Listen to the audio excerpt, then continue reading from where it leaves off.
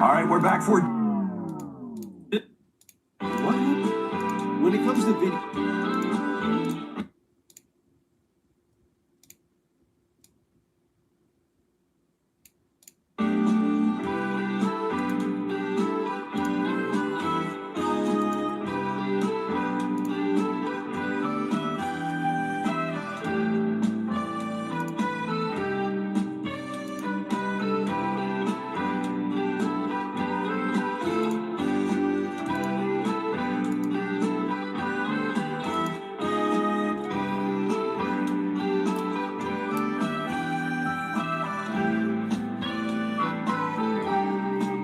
Hey Goof, what's going on?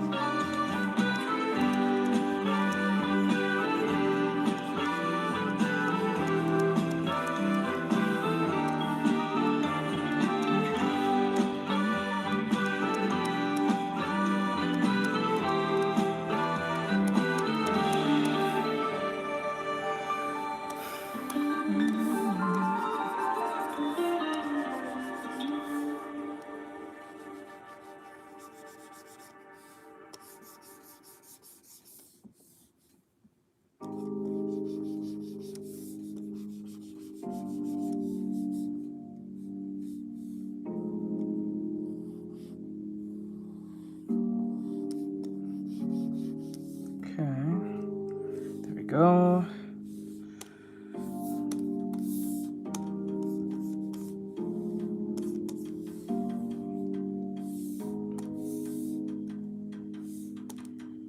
Thank you, I appreciate it. Thank you, thank you.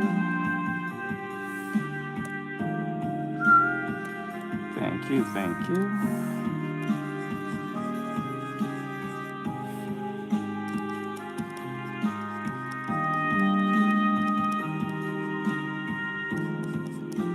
Practice. Alright, thank you for that. Thank you for After. I just practice a lot. Trial and error, that's what we do. Oh, thank you for the gifts. Thank you. I appreciate it, thank you. I'll put this in right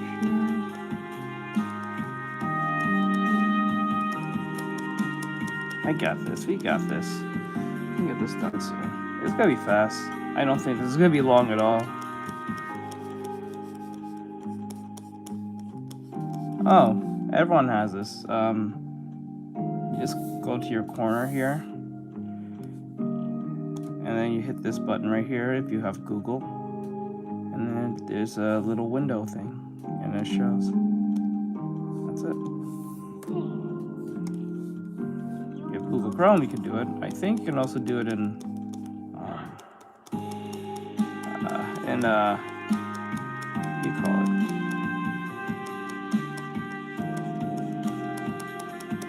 In Windows, or whatever you call it, the Edge, Windows Edge, or whatever the hell it's called.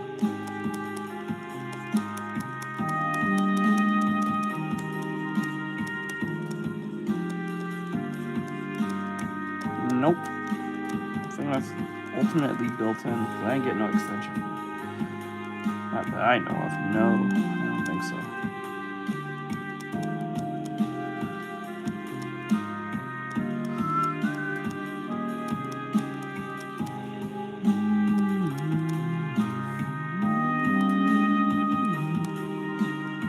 go. Not that I know of.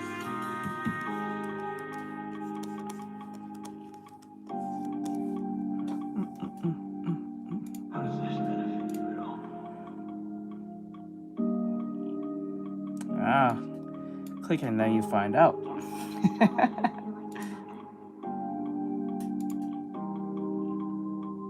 Let me see. Let me see here. What was I doing?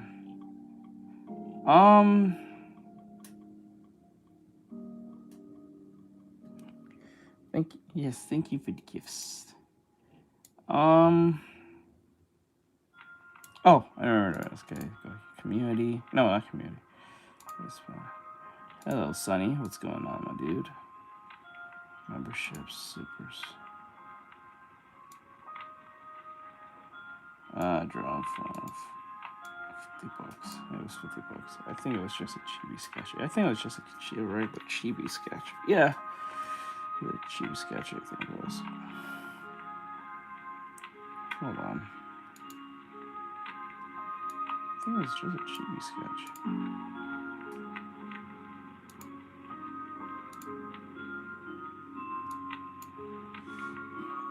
Hello. Hey, Channy. How goes it?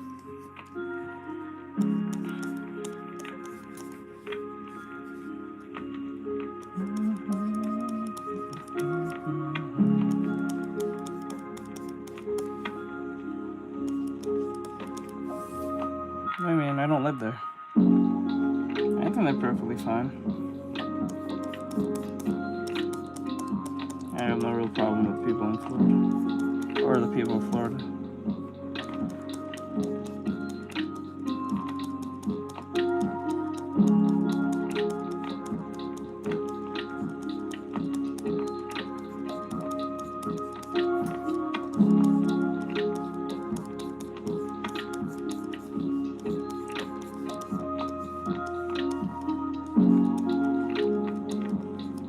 I haven't heard anything crazy happen in Florida in a very long time.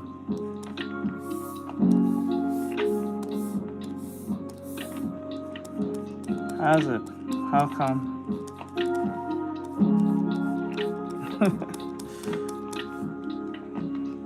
How come? Why do they suck?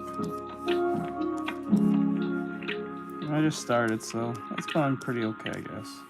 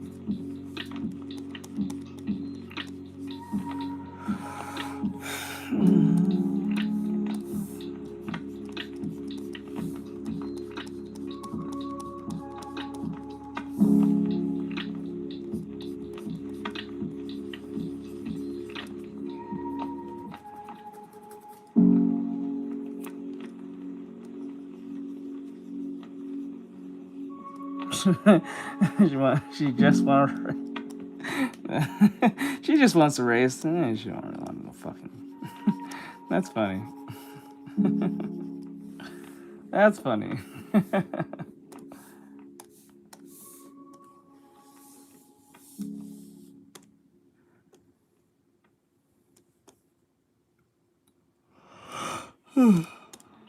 Oh yeah, we'll look at. Control the character. Okay.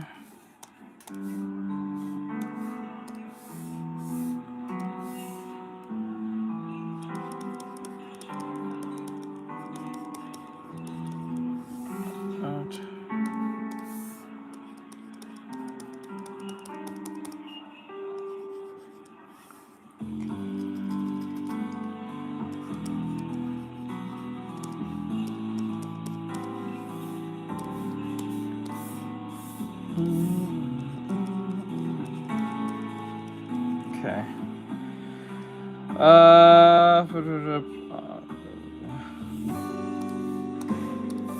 Let me see the fit. You see the fit, bruh? What up, what up, what up?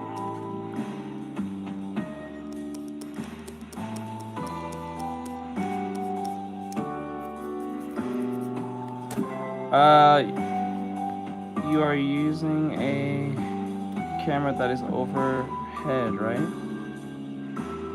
No, I'm using my phone. I'm legitimately using my phone. And it's on a tripod. That's what you're trying to ask.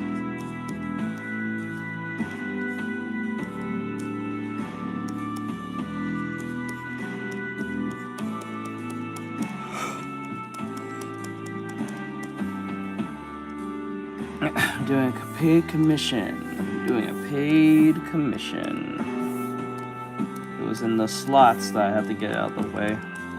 But now, the previous commission is already done, so I just have to do a sketch version. I don't have to color this at all.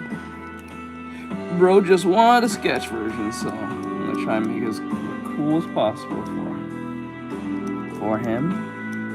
He wanted me to draw Piccolo or farm.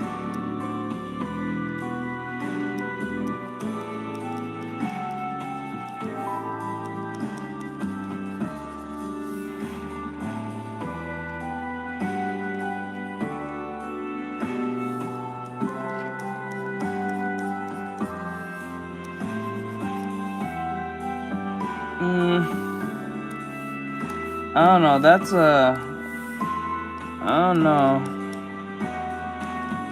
I don't think they'll go that dark. If anyone's gonna die, it's probably Jax. And he'll be remembered as a hero. Or a lost friend. I believe he will abstract or die. He seems like the best prime candidate. Or maybe Kinger. Since his wife is dead, he has no one to go back to. I believe it's gonna be either Jax and or Kinger that's going to die. I know they definitely gotta get rid of Zubul. That's for sure. Because she's somewhat of a protected class based on her metaphorical appearance. They're not gonna let that happen. Not for a fact. Especially Netflix is at the helm of that.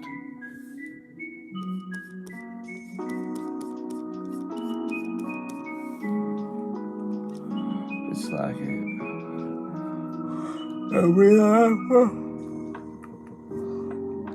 Oh, my eye. Joke. That's a joke. I don't think so. I think the people who are not going to die or get abstracted, if that's what you want to call it, it's going to be Zubul, the one that's always sad.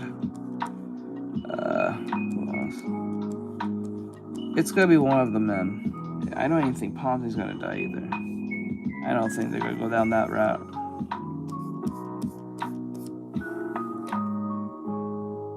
It's just too. It's just nah. Because especially Netflix is at the helm because they somewhat have ownership, not really, not kind of, sorta, which is weird. And knowing how woke and Netflix is, they won't go down that route.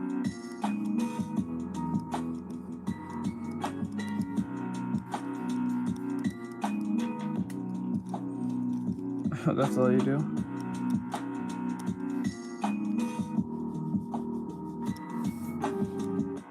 You gotta put something in context. Like, well, who is the owner of the said show? Or who has distribution rights or whatever case. And then, you know, that's gonna be the main factor how that's gonna go down. It has nothing to do with the storytelling at that point. It's just what is more likely to be the acceptable thing to happen.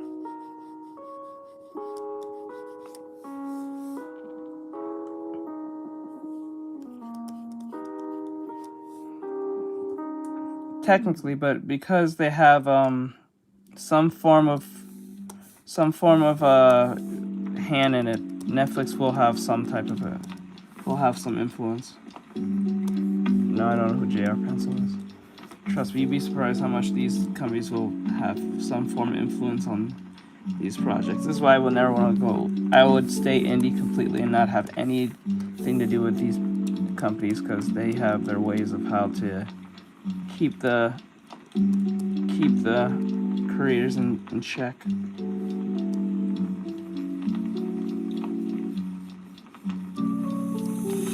We'll see though. I could be absolutely wrong. And you might actually be right.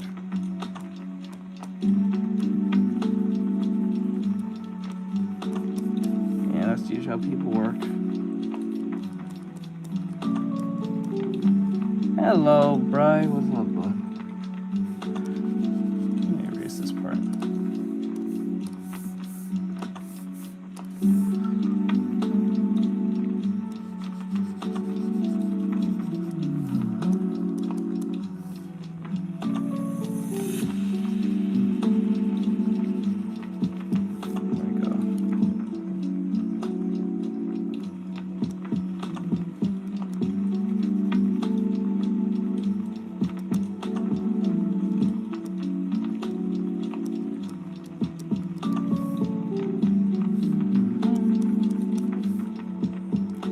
I just don't think it's gonna go on that route.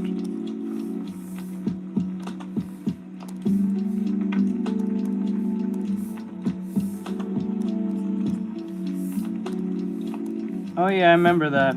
It did have the same color scheme, but that could be just on coincidence.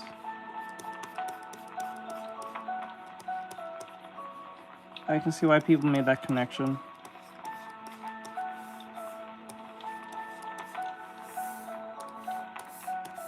I can see how people can make that connection. Because I said the same things. Like, it's very close to her color scheme.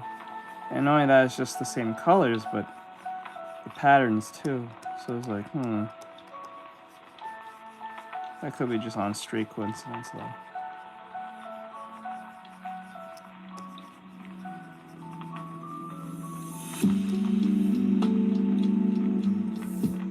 But the thing I hate about theories, specifically, I think sometimes theories are just ultimate cope for something. Like, yeah, you can make a theory and it might be low-key, like, you know, it makes sense and all that stuff, but that doesn't actually make it canon.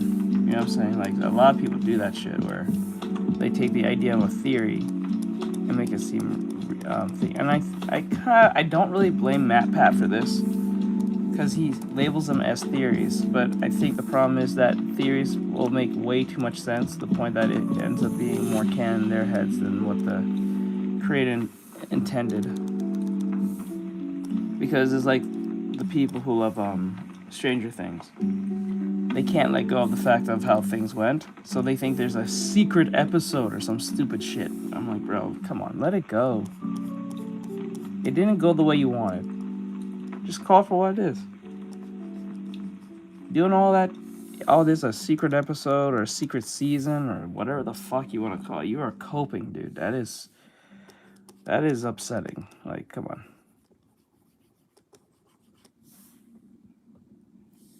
That shit is dumb.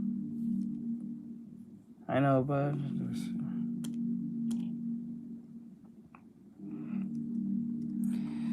it's only considered, well, it's a red herring, yeah, but like, it's insane. It says here, I know, but it had also with the first exit door, she had exit open. Yeah, but all that exit door shit was shit. That's just that's a big hope too. Like, I think that was just straight coincidence.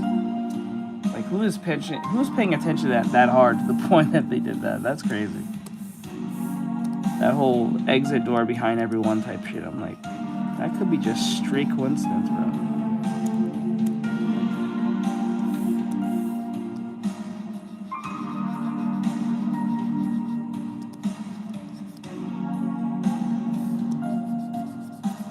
But this is why a lot of people don't like fucking with these type of like fandoms, because it gets to a point where they make the whole fandom all they know, like on all they know. That's it. That's it. Like this is why people don't like fucking with My Hero or Demon Slayer or so. Hey, what's up? What's up?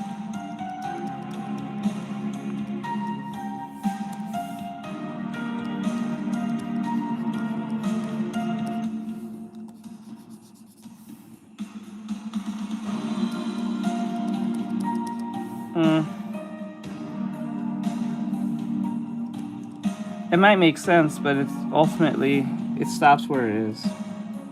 Because even if you write backwards, watch it backwards, it's still gonna be the same at the end. I am drawing or Feynman Piccolo.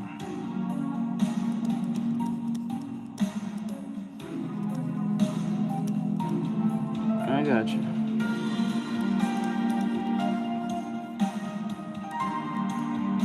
Let's see.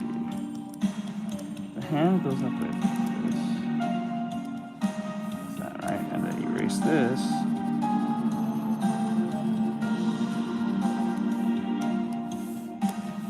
No, I haven't done any bleach art in a very long time. I'm just doing this because I was commissioned to do this, so.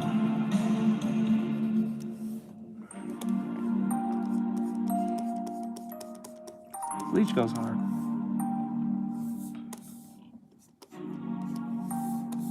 Yeah, looks alright. Looks alright, but it could look better.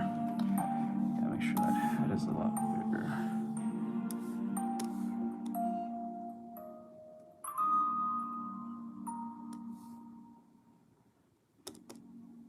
Not really.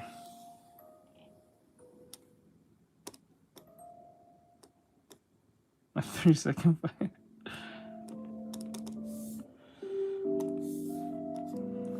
Yep. It's from Dragon Ball. Dragon Ball. Dragon Ball. Okay, curve this here.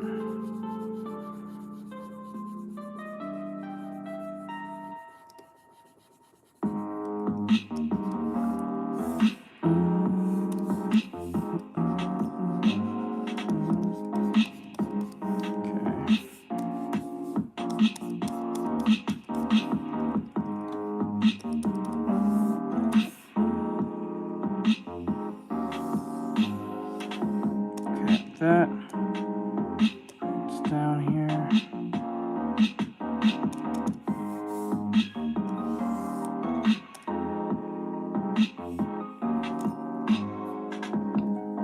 What the fuck is? Why is it always like in a place where I don't like it to be?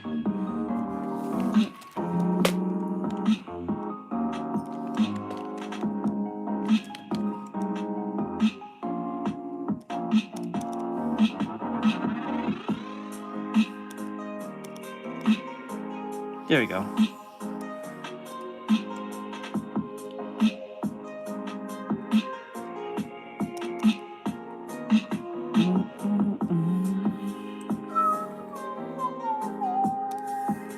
Dun, dun, dun, dun, dun, dun.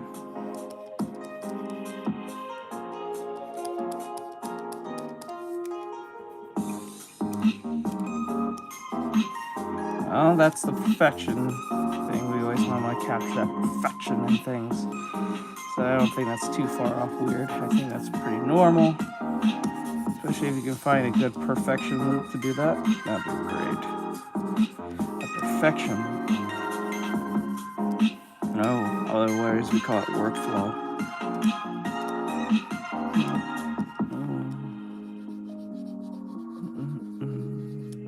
Okay, like that.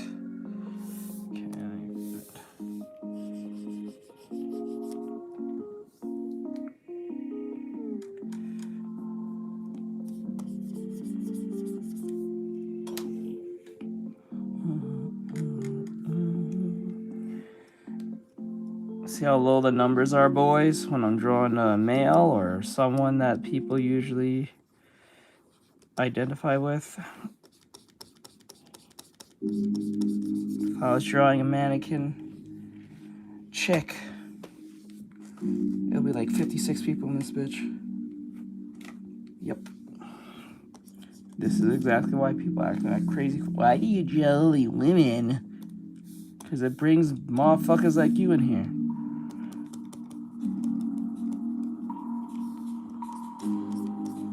Who's gonna stay here and argue? Weird. You don't like this shit, but you're staying here to argue with me. I'm not gonna draw anything less. So you're not changing my mind.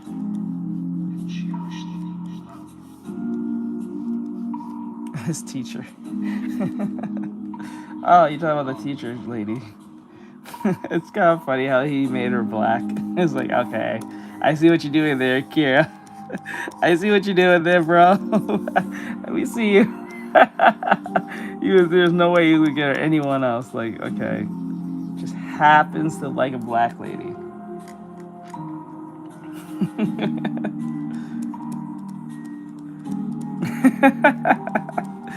Pickles are not being the allegations. Oh, crazy.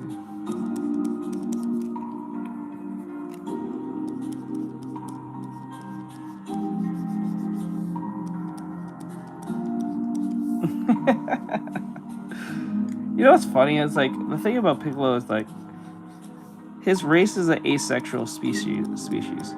So can he even mate with humans? Like, can he do that? It was. It really was. Let me see what this is. That looks.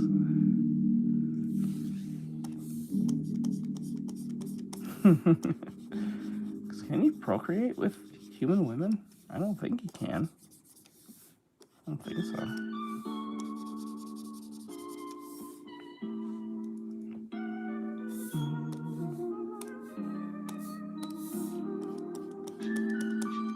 How do you know this?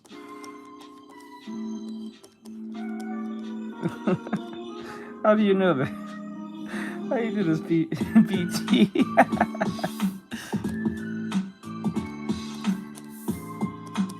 There's some type of Dragon Ball encyclopedia or something. I'm pretty sure there is. Like, there's something.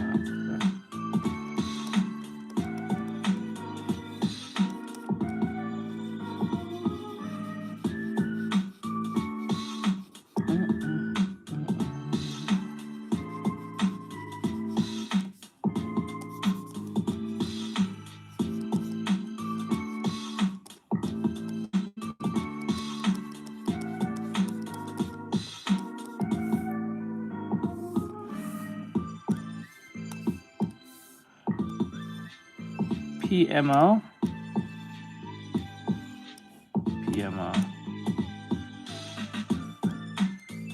Oh shit, for real? Kira said that? I gotta look that up later. Hey, what's up, dude? What's up, bro? Hey, Clank. Ah, okay. I don't really hear people say that much. It did sound familiar, but I just couldn't think of it. Okay, like that.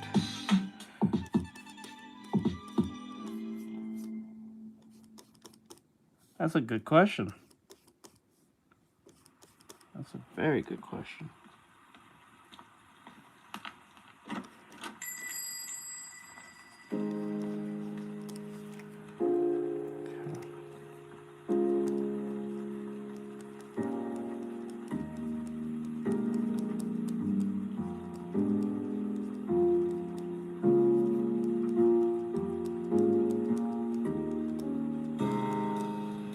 Hello, how goes it?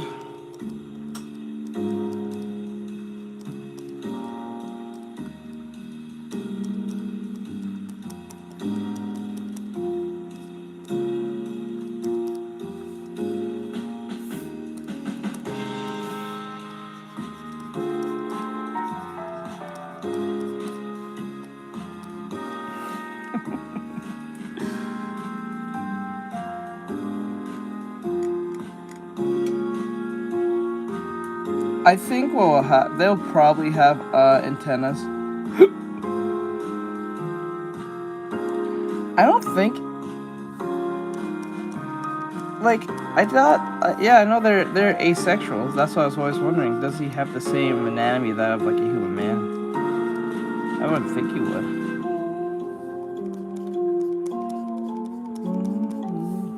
But apparently he does.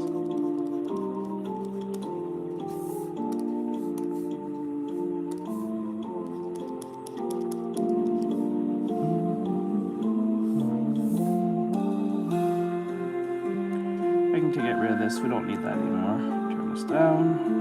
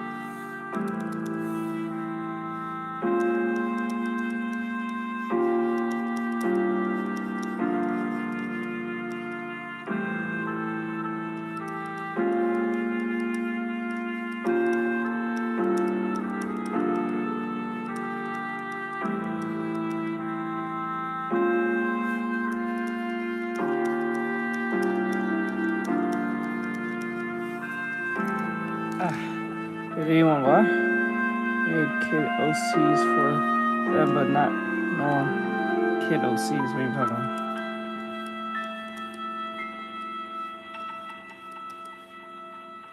I have no idea what that is.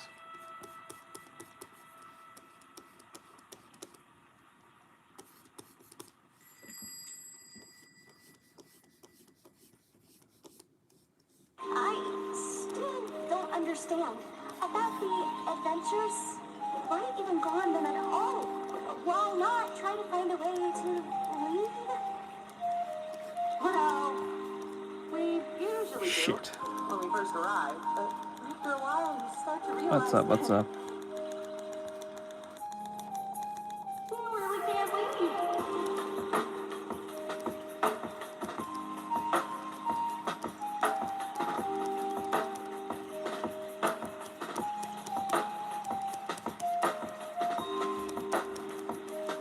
What's up, my dude?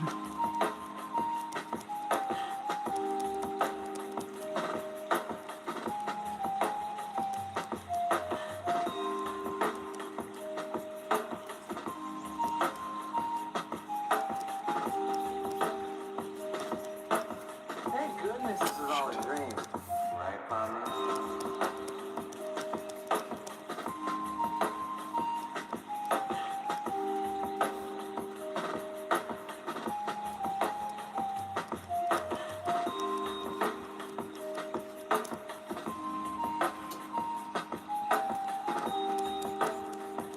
I'm doing okay. Doing okay. Just trying to get this We really done. can't leave. And constantly chasing an unattainable goal will start driving me a bit crazy.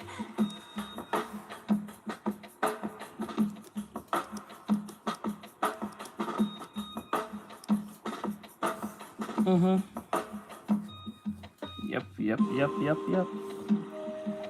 It is Pomni as the lo-fi chick.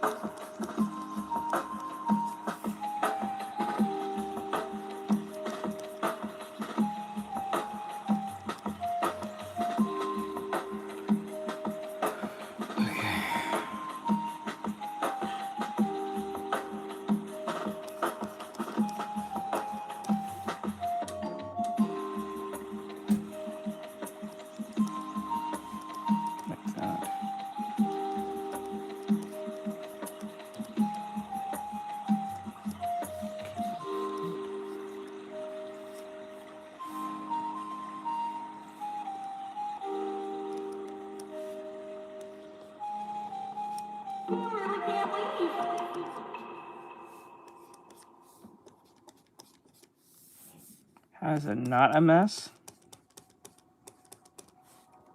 Because they're constructively messy.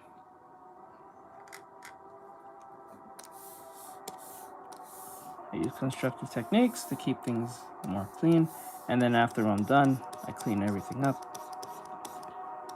First is the concept we need to get done, and stay on that. Let's see here.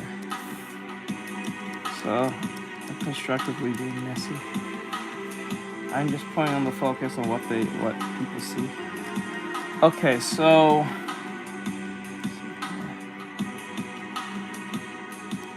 like this. Oh wait, I forgot I was supposed to go like that.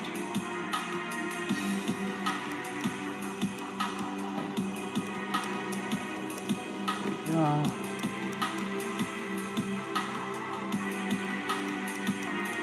Or farming Piccolo as a commission.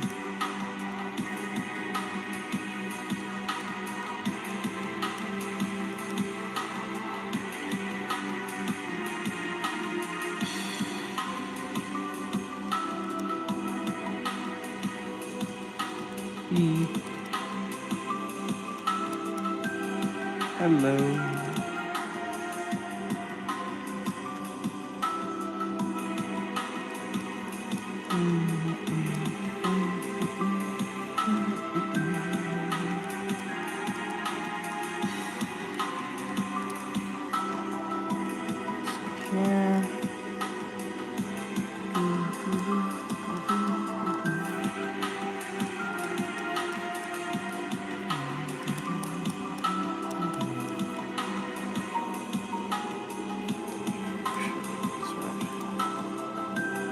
Drawing or farming Piccolo.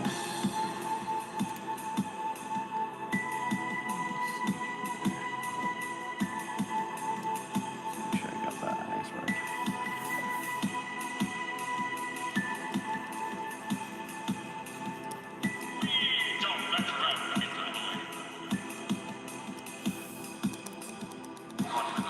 Yeah.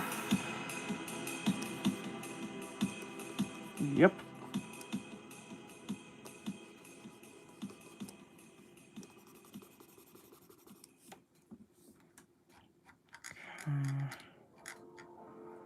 Let's see here.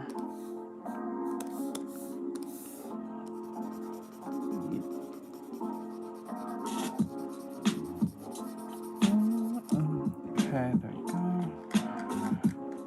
Clean some parts here.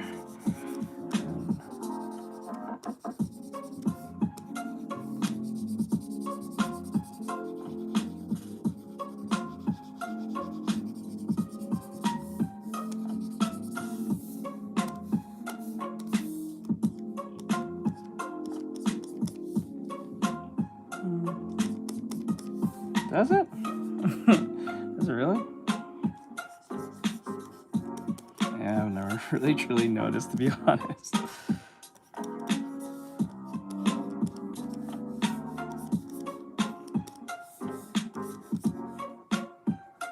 Okay, like this.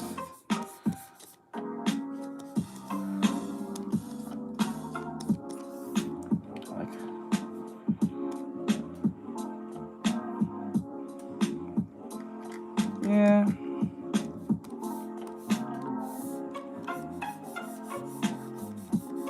I don't think art's gonna go away. It just won't be respected as it should, in all honesty.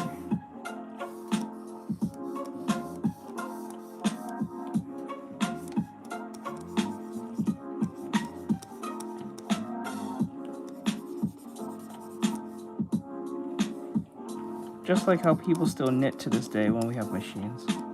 People still knit.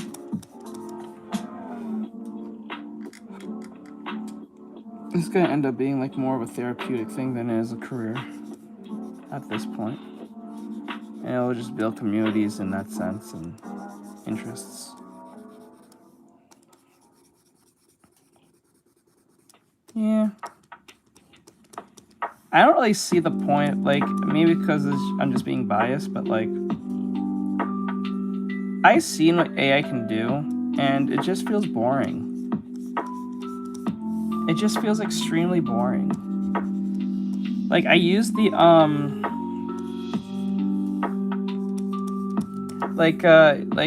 use the, what do you call it? The feature that Twitter has posted, that stupid new feature that they just don't give a shit about doing, about that whole, like, you can just edit anyone's voice. And I see it, and I'm like, this gets boring after a while. Like, how do you, like, do this and not, there's no sense of, like, accomplishment. It just feels boring. Especially when you're not doing absolutely nothing, you're just writing a prompt. You may have to write the prompt like 1 or 2 times, maybe max 3. What's going on?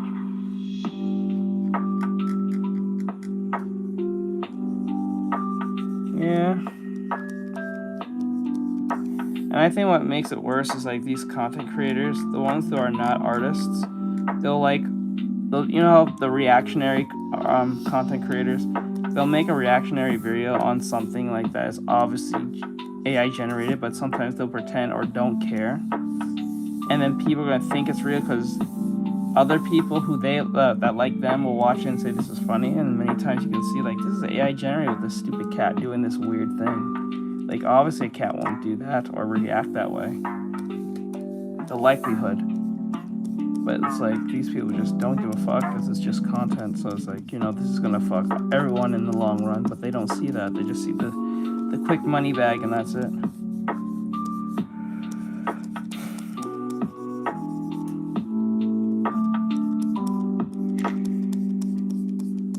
That gets boring.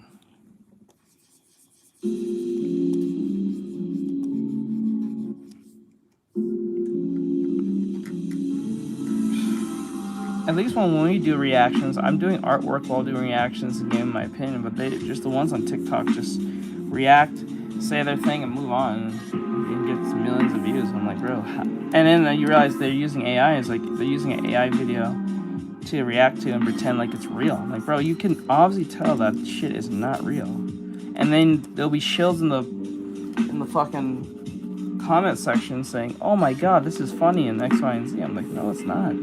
So, especially when you know it's AI, it just gets even less funny. It's not even funny. Yeah, I'm not gonna lie, sometimes they can be quite impressive on how the AI can do shit and almost trick you to believe it's real, but there are moments where you're like, nah, bro. No. Like, this might be a likelihood this could happen, but no.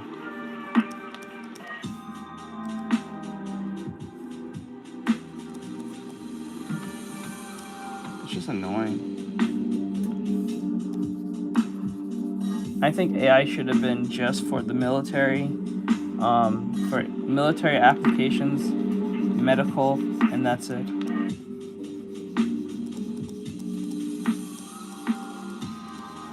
Pin snap, wait. Why does that sound familiar?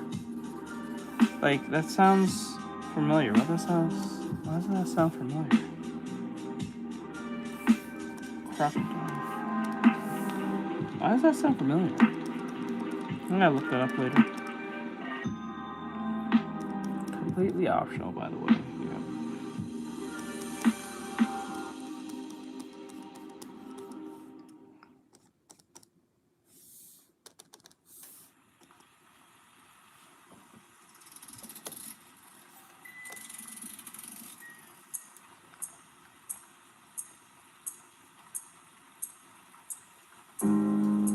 Nah, I don't like this drawing. We're gonna redo it. We're redoing this.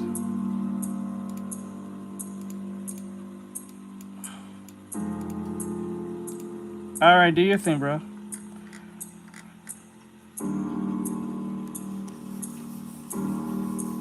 No, not me. That's not for me. I find that show very safe, edgy. I'm not calling it technically bad, I just find it very safe, edgy.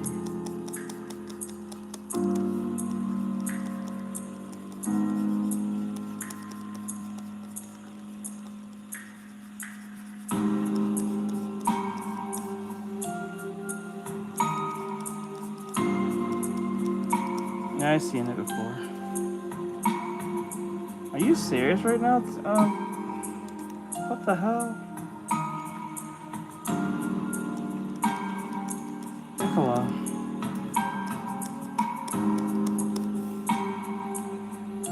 Let me see. I'm gonna redo this. I don't like it. Kind of bugs me.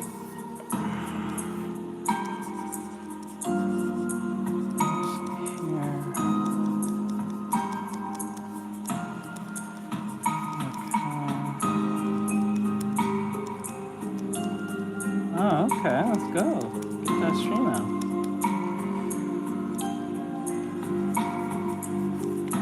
I'd rather go with a more dynamic look of this than that one body that just like, it just looks horrible. It's just all that interesting. And I find that boring to watch something that looks that interesting, like lacking movement.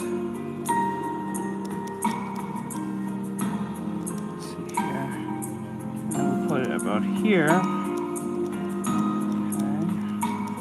I realize his head props on top of it, not in it. Okay. Nope. I don't do free requests.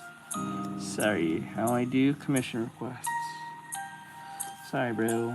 Let's see here. Here, right here. The arms right here.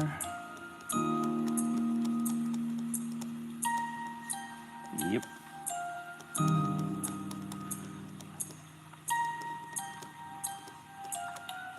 I think I drew on her before. I don't remember. It's been a long time.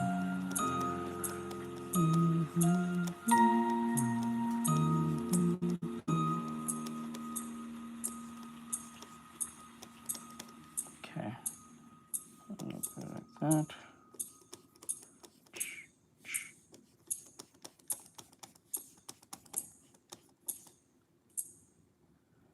Okay, so the arms are there. Okay, and then... Is it done? Okay, we're done. Alright, so what we'll do is get rid of this. Don't need this anymore. So we have some videos that we're going to react to as I work. So we have this video here, and it's from Asmongold. This is 2 minutes long, I believe. It's not those long... form videos of Asmon talking about stuff. So I think this is a representation on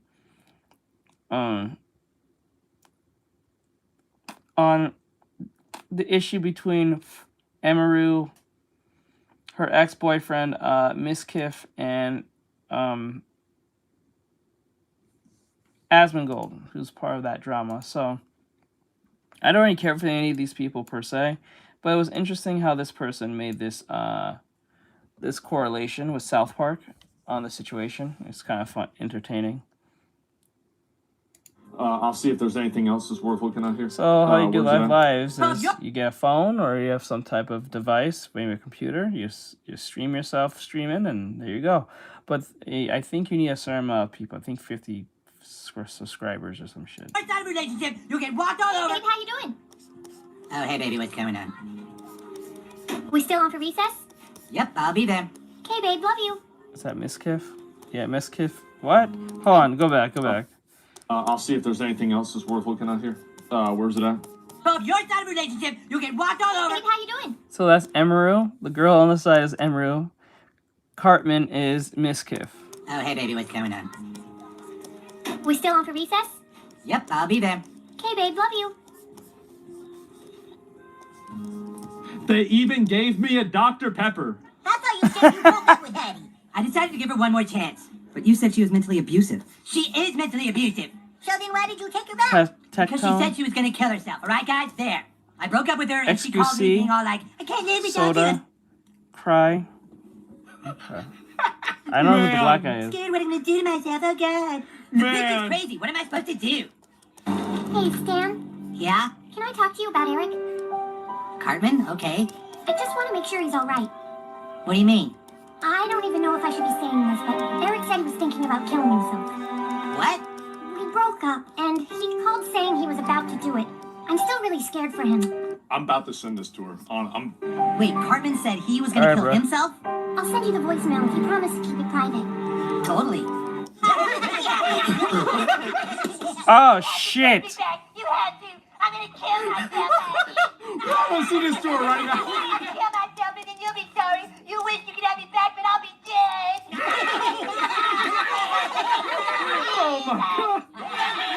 Oh my god. I'm glad you guys think suicide is so funny. Oh god. Was an aggression. I one time did say I was going to kill myself during an art. Wait, Cartman said he Why was would gonna you kill say that? himself? I'll send you the voicemail if you promise to keep it private. Totally. Oh god. That's really something special. Holy shit. Oh my god. Oh my god, that's horrible. Okay. Alright, let's on to the next one. What's the next video? What is this? This is more of a song, I don't think.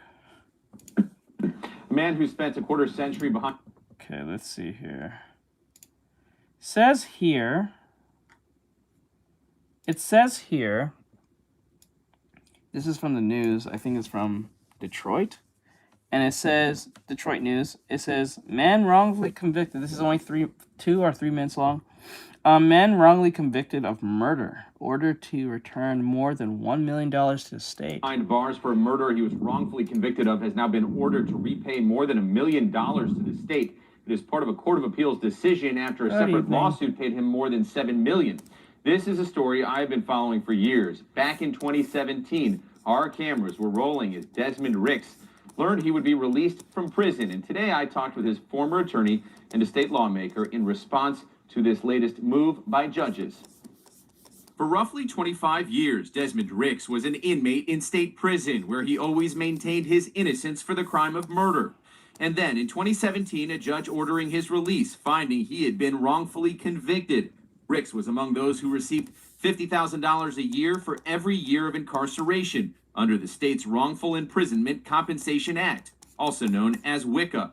For Ricks, it amounted to $1.25 million from the state. Desmond Ricks endured the worst kind of harm and suffering you can imagine. One of his attorneys at the time was Wolf Mueller. 25 years in a cage for a crime he did not commit. The compensation under the state, which was $1.25 million, doesn't come close to the harm that he suffered. Ricks then won over $7.5 million in a lawsuit against the city of Detroit. Obviously, Accused you're the going to say defendants that. on his case of corruption.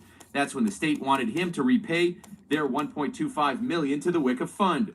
The law requires that payback is done if a third party issues compensation. In the case of Ricks, it was the city of Detroit. Ricks sued to keep the WICA money, but the state court said he could not keep it. This was a bipartisan What? bill. State Senator Joe Bellino from Monroe says the matter is more involved than simply paying out WICA funds to those wrongfully convicted and moving on. To be specific, after the state's fund ran low years ago, he says it's been even more critical to get money returned in the event Ricks and others also wrongfully convicted file suits against municipalities and police agencies and win. There's no way in the world I would vote to let someone get that money and then get $7.5 million or whatever this person got in a law settlement. The state is not a huge bucket where people should be able to double dip every time there's a mistake made. In this case, Rick's lawsuit was against the city of Detroit and You two wouldn't say officers that if and you was accused them wrongly of convicted. falsifying evidence involving bullets back in '92. With dozens of similar cases, Mueller says it's time for WICA rules to be amended to allow former inmates to keep that money and any else they receive in a lawsuit. No amount of money can make up for the harm of a quarter century and your entire adult life lost. So to say that the state paid you $50,000 per year, that's peanuts compared to the harm. Also, Ricks previously pointed out that he not only lost years of his life, but the chance to watch his two daughters grow up. At this point, efforts to amend the law have not succeeded, but they remain underway. I also reached out to another attorney for Ricks for an interview, Interesting. and I'm still awaiting a response. Interesting. That sucks. What is this game? So, erosion. So this is this game here from IGN that's showing this one trailer called Erosion. Don't know what it is. We're about to see gameplay. It's only a minute long. As a Oh, we've parent, seen this before. You've got one job. Protect your family. Whatever happens, you do it or die trying.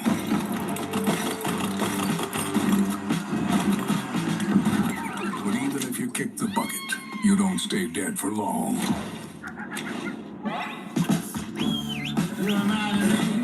Come back.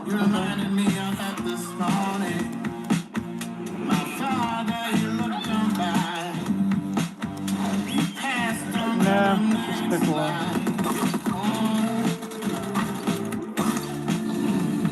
I gotta fix some things about this. I'll get it.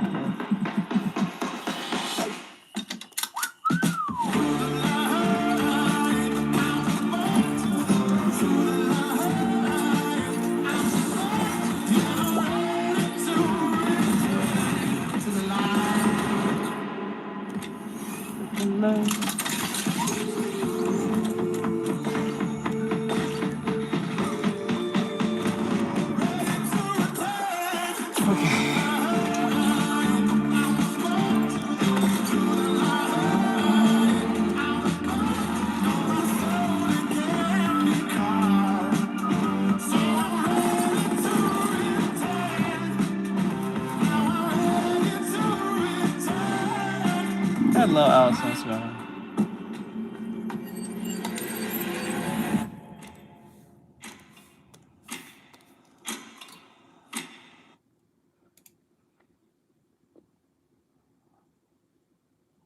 Okay. Sorry about that, I think. Yeah.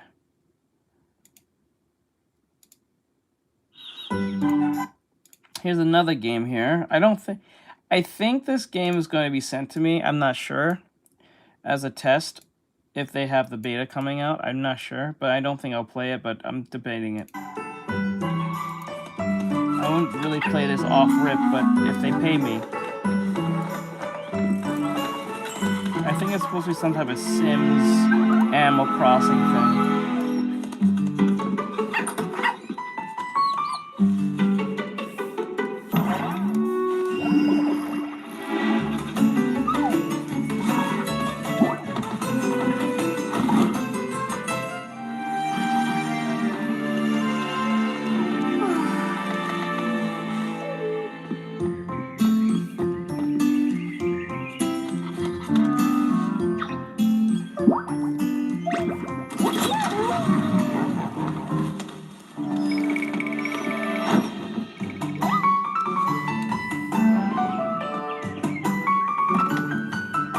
I think this game is... Ain't this on TikTok? Now I think of it now, I think this game's already out. Heartopia. I think this is already out. I think TikTok has like some type of collaboration. With the Steam Machine coming up and... Alright, so this one is another video from IGN, and it says... what the future of handhelds and mini gaming PCs will be in 2026 from the CES show. We're gonna watch day 2 on that soon. Yeah. And gaming handhelds basically everywhere. We want to see what the future holds with mini PCs and other handhelds. And we have a small handful here at CES, so let's check it out. It does look like an annoying photo. One of the standout mini PCs here at CES is the Thunder Robot Mix Gaming 2. Now, the reason why this is standout, it is technically the smallest mini PC to fit a discrete RTX 50 series graphics card in it. Okay. This one is packed with a 5070 Ti, but it also has an Intel Core Ultra 9 CPU with it, 32 gigs of RAM, and a 1TB SSD. Now, Thunder Robot did say that while this is available in China, they are exploring expanding to North America and other regions. But the problem is the RAM shortage and RAM prices, and they're trying to find a good timing for bringing this over to the States and other regions. So that is kind of a microcosm of how the RAM shortage and the RAM prices spiking have affected other manufacturers in putting out their products. And this has 32 gigs of RAM, and that's not going to come cheap. If anyone knows what it's like to build a PC or the current market when you're looking for pre-built PCs, that's what's spiking the prices. And so Thunder Robot is kind of waiting in the wings for global market conditions to kind of settle before they explore putting this out. So they are aiming for sometime this year, but again, it's kind of unpredictable times for PC manufacturers and anyone who puts RAM in their products. Of course, with the advent of the Steam Machine looming, mini PCs are kind of getting a lot more traction. Of course, this looks different from the Steam Machine. It's a lot taller, it's more of a tower. But when it comes to volume and size, it does kind of match up with that, just vertically. And but this is going to be a lot more powerful than a Steam Machine by virtue of it having a discrete RTX 50 series card. But again, like I said, we're not even sure if it's going to come out or when it's going to come out stateside, so stay tuned for that. So why even bring it up? Seems pointless to bring it up if you actually, why even showcase it? Here at the 1X Player booth, we have the 1X Fly Apex, which is a pretty high-end gaming handheld. And, you know, we've seen so many gaming handhelds now from ASUS. We have the Steam Deck, of course the Switch 2, but this is a PC running on Windows as if it was an ASUS ROG Ally. Very similar to that in terms of setup, but this is an 8-inch screen running an AMD AI 395 plus CPU, and with a 120 hertz refresh rate screen. I was playing Cyberpunk 2077 on it, and it's kind of the standard benchmark for a lot of handhelds. I ran the benchmark at 1200p resolution as well, with high settings, and it was getting around 50 to 60 FPS, so the performance is definitely there. When it comes to the ergonomics, it's a bit bulky because it is also using an 8-inch screen, but it does look good and it runs really well. And another thing too is that they have a proprietary port in the back, so if you want to add a battery charging pack to the back, you can get higher wattage, better performance. It does run a little hot, but this is one model that they have available. Ooh, There's like another that. model that they have available on Indiegogo and on their website that has water cooling, and you would have to get their separate No, Frostbite fuck you, water I ain't cooler doing if that. you want to do that. That'll get you higher wattage, better cooling, which means No. you can pump out better performance from the processor. No, fuck but you. that does kind of defeat the purpose Yes. of a gaming handheld. Yes. right? What? No, fuck you. As soon as he said that, I was like, As soon as he said it, off rip, he already said, if you purchase this thing and you get this thing's gonna be hot in your hand. Fuck no. Not picking up this microwave to play this. Are you serious? Hell no. Imagine you started with your first product and you said, nah, when you touch this bitch, it's going to be hot as hell in your hands. Well, to help that problem, buy the separate thingy that goes with it. No, we're not doing that. You can go fuck yourself on that one. Like, shit. I can understand if that was like a warranty type thing where it takes like, you had it for like 6 years, 7 years, and it started getting a little warm. I get that. But when you tell me off rip, I purchased this bitch and it already going off overheating? Nah, we ain't doing none of that. Go fuck yourself. Of course, we're not able to test battery life, and that's a huge thing, which is why that battery pack is kind of important to this whole thing. It is kind of a selling point for the handheld. Nah, fuck the battery pack. Fuck the battery life. It's the fact that this thing can already get hot in my hand off rip. That tells me that fuck the battery life. This thing can cause a fire. Nah. But again, that adds weight. In terms of ergonomics, Or any acid the buttons that feel good. drips They're out a of little it. small, Nah. but I was able to get around in Cyberpunk. I was playing it myself, so the performance is there.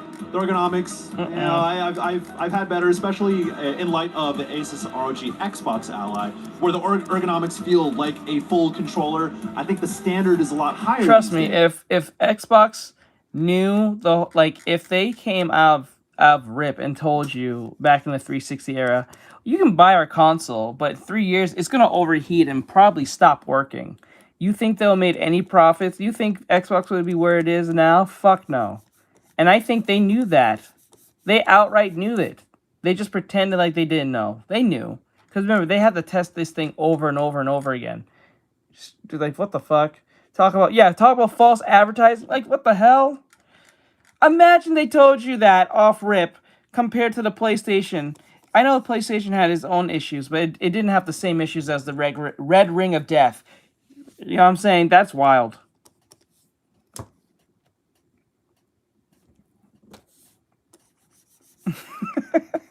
Right? That's evil. That is evil. What the fuck? So you're gonna see a lot of these at CES, Hey, what's up, and bro? a lot of people putting out their own handhelds using AMD's AI Max 395 Plus processor. So high performance isn't really the key thing anymore. We know we can get performance out of games now. Now it's all about how convenient is it to use. Is it running Windows? Is it running SteamOS? Are you able to configure things the way you like with Linux and all that? I think what he's actually saying to the gamer is it's not that we care about high performance. He's saying that AAA is not really doubling down as they used to because they're woke or stupid or they just make very shitty decisions. So what's really the future of video gaming is specifically the indies. Indies is where it's at. Because with indies, it's more diverse. And it's usually, there's no actual trend.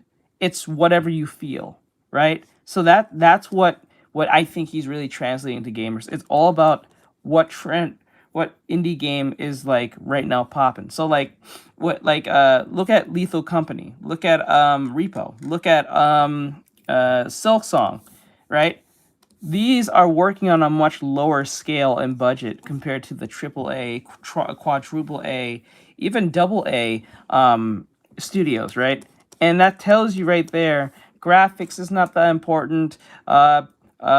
Realism is not that important anymore. Shit, it doesn't even matter about the whole like messaging, the message that's pushed towards us. Nah, we just want to have fun. Yep. Team Cherry's good. Like look at Silksong and look at the slop that Microsoft and all these different studios be posting up, and no one's buying their shit. Right? Look at the Concords. Look at that high-end game that came out. Not high-end. I think it's called Highland. It's that game that what's his name? Jeff Keighley was sucking off at his game show at the far end. No one cares about that shit. They'll play a Silksong before they play that shit. They don't want that shit no more. Halo fell off, yeah, and Team Cherry broke the market. Yep. And then what's wild is like Team Cherry not only just broke the market because of gameplay, storytelling, and caring about their fans, but they also made this so-called, because if you really look at something like Silksong is I would say $60 game. It's a solid 60, a little pushing over a bit of the 70 mark, but I'll say it's a $60 game that's priced at $20. That is insane, right? Because the scope and scale of that game is pretty big, and I mean big for an indie game, especially a Metroid type game. It's pretty big, right, compared to the last game. And it's very intuitive in how they write their stories and how characters is and the gameplay loop and all that stuff. The gameplay loop. The gameplay itself. So like that tells you a lot right there. That's why a lot of people was pissed off at Team Cherry for pricing it, because that tells them that they care about their customer more than they care about profits, right? And that's going to help them in the long run, right? So when they pull out their next game, people instantly buy it instantly because they already know that they care about their customers.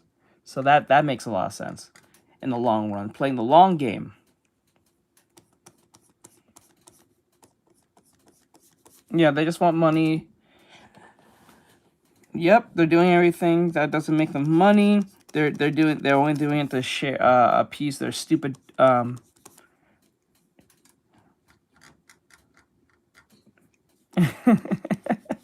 You're not wrong. Yes, the ending, 4 endings for Hollow Knight, and then like the ending for Halo is like meh, it's just quick and stupid. So yeah, it's like that. It's sad. These companies lost their way a long time ago. That's all configurable if you know how to do that. But it does come packed with Windows, so you do have to kind of work around the headaches of using Windows platform. So for the One X Fly Apex, there's a lot of different models that you can get depending on what you want in terms of RAM or storage. Clips to your paint, and I'm also using XPPen E22. The starting model it's is in the around $1,500 and goes upwards of $2,000. And if you want the liquid coolant version, that is going to be a little bit more expensive, about $100 to $150 up per model, depending on the specs that you want to get.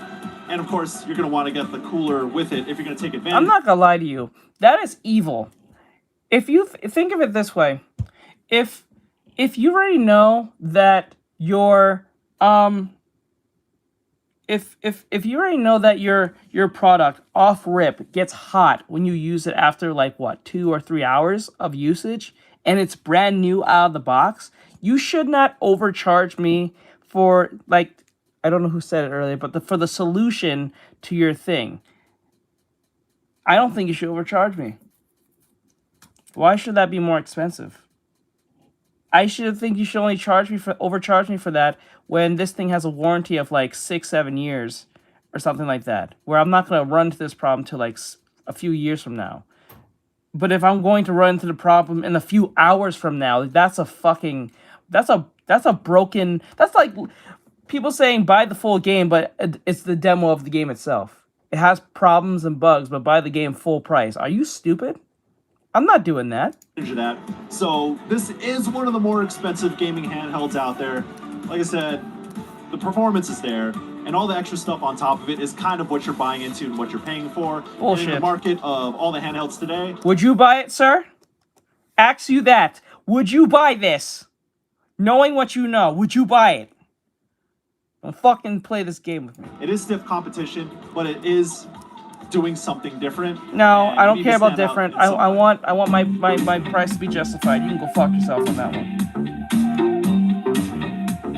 But yes, it's Clip Studio Paint and XPPen E22. I mean, 22 Pro. Sorry. One of the other new mini PCs we're seeing here at CES is the Minisforum G7 Pro. Now, Minisforum has been making mini PCs for a while, but this is a new model that is due out next month. And it has a sleek, tall, slim build. So it's a little different from what you've seen from maybe some other mini PCs they built or across the board. And definitely different from the Steam machine. This runs Windows also, and it has an RTX 5070 laptop card and an Intel Core i9-14 series CPU. The problem is, with a lot of these pre-built PCs, is the RAM shortage, and RAM pricing has impacted how much it's going to be. Minisforum is not talking about pricing quite yet, even though it's out soon, but that is also due in part to the RAM spikes. But I was playing Black Myth Wukong at 1080p high settings and getting upwards of 90 to 100 frames per second, and that's kind of what you expect from a high-end laptop running a 5070 graphics card. But if you are interested in mini PCs, I will never buy a fucking laptop to play a game. I'm sorry. Even if the laptop was built for gaming, I'm not buying that shit. I'm not buying that shit. I'm sorry. Like, I know some of you probably do this, and I'm not making fun of you for it. If whatever's your choice, your purchase. I'm not attacking you, but I just can't do it. I just can't do it. The G7 Pro is one of their nicest builds. I'd rather just get a console and call it a day.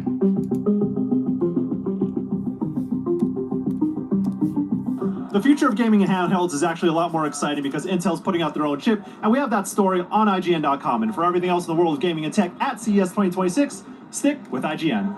AI.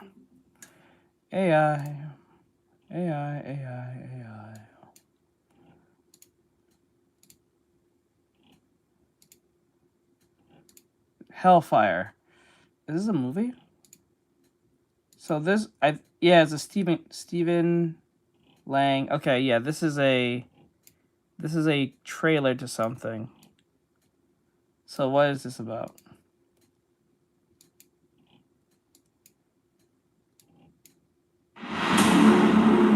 Hello, old friend. I'm in a town called Rhonda, and a world of pain is about to hit this town.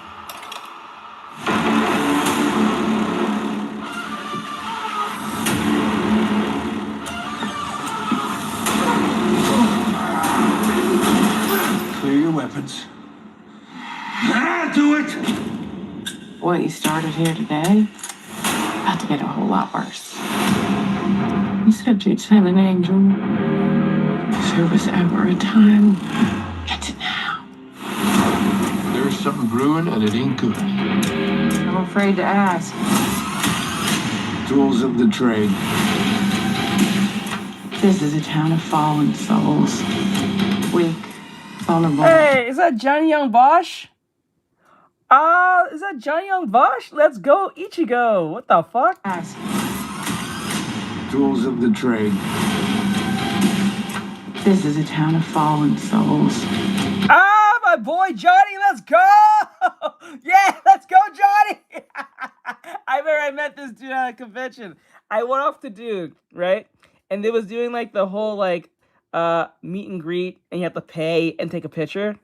I tried to pull some bullshit. I took my phone, and I was doing like a whole thing like I was talking to him, but I had the phone in my chest, and he caught it what I was doing, and he said, "Bro, I can see what you're doing there." He was like, "I can see that you're trying to get a video of me and stuff like that." And he looked at his agent. It was a black lady, right? Let me see. I feel like on most movies they say I'm gonna rip it off from franchise. Not all, of course. Yeah, that's how Hollywood works. They kind of just they rip off from each other most of the time. That's how they usually get things. They usually they rip off all the time. And he realized what I was doing. He didn't get mad. He actually looked at his agent. It was some black lady. She was on the phone. I just happened to come in the right time near him to have my phone because the line was like dispersing because he was about to leave.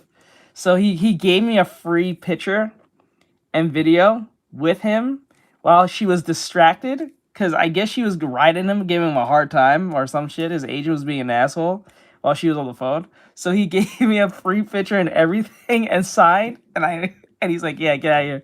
He's like, "I seen your art. Like, I like your art and stuff like that." I was like, "Yeah, let's go, Johnny. Yeah, let's go, Ichigo. Let's go." He was based for that. I was like, "Yo, bro." Johnny's cool as fuck. He's funny as hell. Penance is coming. Yes, I don't know what's the issue, but I guess his agent was being a nag towards him or something. And this is his way to get back at her. So he gave me like a free picture, he gave me a sign, and everything. Everything was free. Well, that was $500, bro. Like that whole signing, picture, and video, $500 off rip. He gave that shit for me for free. He was about to leave anyway, so he's like, "Give it to you for free. Why not?" Just don't tell nobody. I was like, "Yeah, all right, let's go." I was like, I love you, Johnny. That was awesome. Like, I love his voice acting from like being Ichigo and that one character from Durarara. I keep forgetting his name. And then I think he also played Yu-Gi-Oh. It was Yu-Gi-Oh from what do you call it? Blue Exorcist. Do you understand me?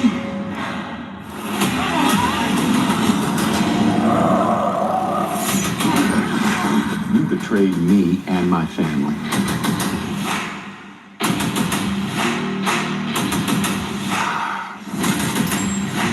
If this is your answer to my prayer, just what kind of angel did you send? I think what's happening is that Hollywood realized they can't do the gay shit anymore. They can't rely on the whole like gay shit anymore, or like the message and all that shit. So they're pivoting back to profit by doing more of these action movies and stuff like that. And what's happening is that instead of focusing on those things, they're writing men to seem competent in what they're doing. So I think what's going to happen, we're going to see a lot of John Wick likes in the future than seeing those typical shows where a man is usually like an idiot, or they don't know what they're doing, or he's not going to get sidelined in his own show, depending if it's like a franchise per se. I think we're going to see a lot of John Wick lights in the future. I think that's what's happening now. And I think we're going to see less girl boss shit too. I think what we're going to see more is like, if we're going to see more girl boss shit, it's going to be in horror. Like if this is a chick, it's going to be more in horror. I think women do a way better job in horror movies when it comes to like being the main character compared to like action movies.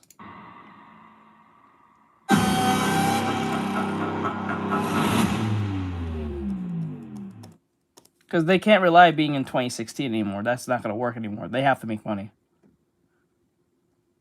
And then the rise of AI doesn't help with that either.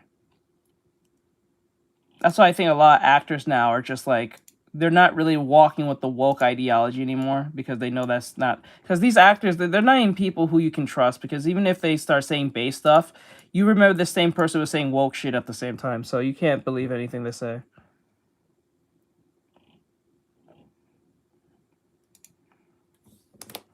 Yeah.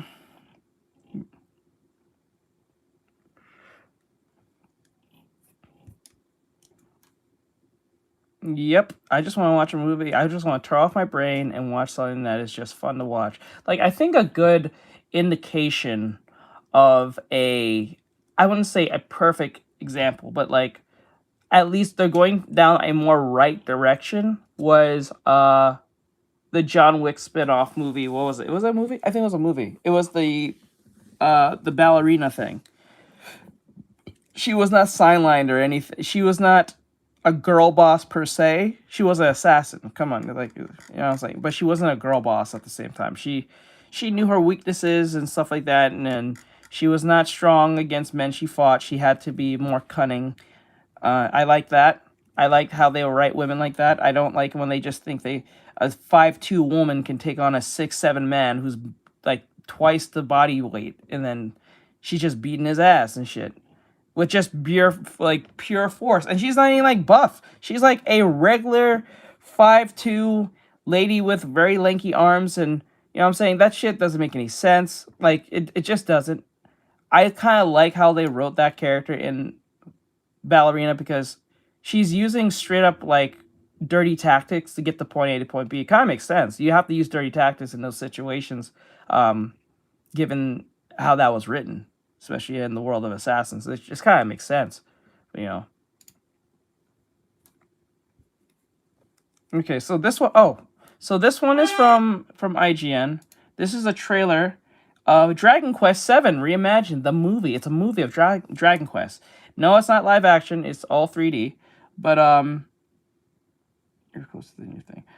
But we're going to see how that goes.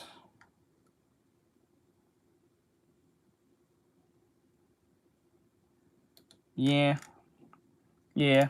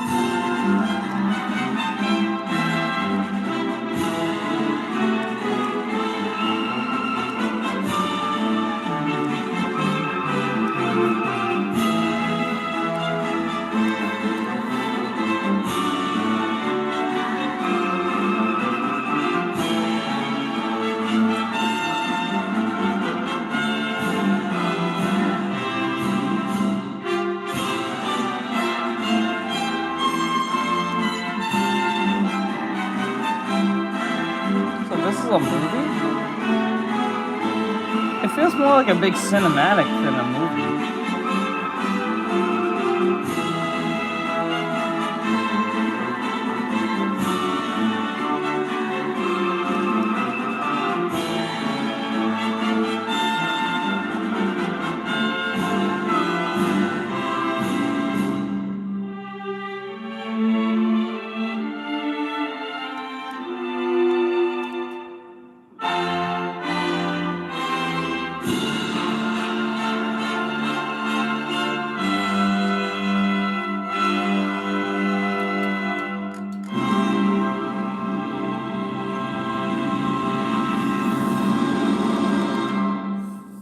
Is this a movie? It's a movie. Or is it a game? Demo. It's a game. Why do you guys put movie? Opening movie. Official opening movie. Play the demo for free. Don't care. How can you Okay, the chat. No, I don't care for that one. How do you make your camera move in 3D? What is this? No. Okay, so it says here. I haven't watched some Clownfish in a long time. I might think of it now. It says here from Clownfish TV. The title's called Elon Musk is in deep shit. Oh, where is it? Yeah, Elon Musk is in deep shit over Grok AI lewds.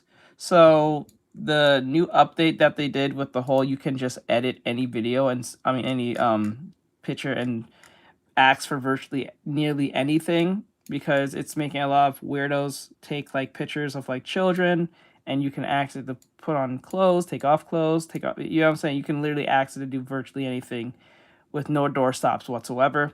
So that's not good. Like I said, I don't know why Elon Musk just let that just be like giving a bunch of monkeys a bunch of guns. I think what they should have did is, if you're going to do this, let everyone who don't want their shit to be like, I don't know, AI fucked with, let them opt out of it. So when they post, they can't like literally do it off rip on their thing. Or they can't save the pictures. They can't like, you know, side save and then, you know, or they can't download the pictures or even be able to edit them from their AI thing. Give them the option, but you didn't. So that's was stupid on that behalf. I don't know why you thought that was a good idea, but I saw it trending actually on X yesterday that Grok AI is being used to generate thousands of nude images per hour. Okay, are we surprised? Like anytime there's anything that people are going to use it for some kind of porn or sex something. We're talking about the biggest things, you know, the most random things shoved those butts in the last year.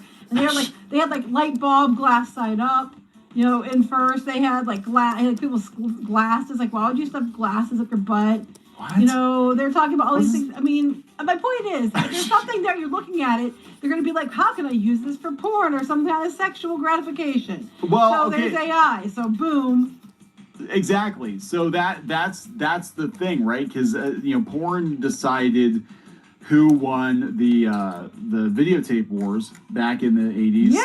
It was, you know, Beta lost because VHS had porn, right? And the internet is powered by porn, and now the AI industry is going to be powered by porn, and whoever does the best dirty stuff is probably going to win. But apparently Grok has been used for some dirty images, and they have its image manipulation. I know some artists were not happy because if you post your art on X... Some?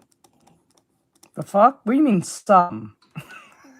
What the fuck? What do you mean by some, Neon? Some? What? You mean majority, all like 98%? Like said, fuck no. Especially those people who like to do that thing where they like to, oh, I fixed your art for you bullshit. Because you didn't like that the color of the skin was a little too light. Or you want the character to be exactly this, or whatever the case may be. Them people are fucking annoying. It basically can be manipulated by Grok into something else, you know, that you did not intend. I'm just saying, people are going to look at anything and be like, how can I use this for nefarious purposes? Dirty things. Yeah, so this is the strange new world that we live in here. So let's talk about this. Before we get into it any further, please subscribe for more pop culture news, views, and rants, guys. You'll get woohoo if you do. Woohoo! Go out to more.clownfishtv.com. That's more.clownfishtv.com for more Clownfish TV, if you would like that. There are no nudes, not even tasteful nudes, so don't get too excited. Anyway, yeah, Grok AI generated thousands of undressed images per hour. It wasn't even like, oh, there were thousands of images. It's per hour. It's come from Bloomberg. Now, to be fair, the media is looking for every reason to take Elon Musk down, right? Mm-hmm. But that being said, you know, you don't want your platform having a reputation for this sort of thing, right? I'm sure there's Grok images of Elon Musk being taken down in other ways. Elon Musk going down. So, yeah, they make sure Elon Musk's X has become a top site for images of people that have been non-consensually undressed by AI, according to a third-party analysis, with thousands of instances each hour over a day earlier this week. Since late December, X users have increasingly prompted Grok, the chatbot tied to the social network, to alter pictures of people's posts of themselves. During a 24-hour you know what's crazy? analysis. This is the craziest part. This is the craziest part. You can go to Grok right now. Or like you can go to the feature right now. Go to an image and change the whole image completely. And I'm not talking about changing the color, changing or like you can literally change everything So if I take this photo here, let me find a photo. Let's see if I can find a decent enough photo.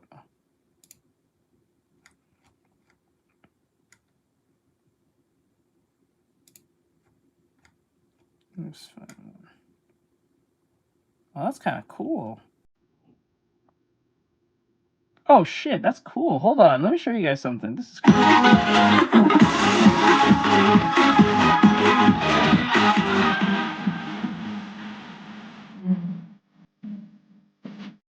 They made a mod of Chainsaw Man.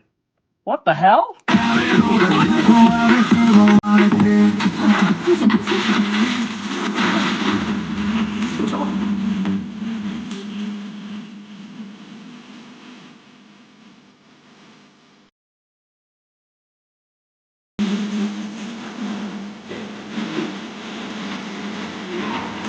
Oh my god, this looks cool. I'm not gonna lie.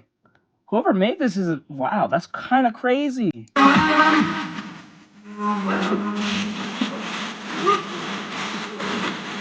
Lighter and Ellen.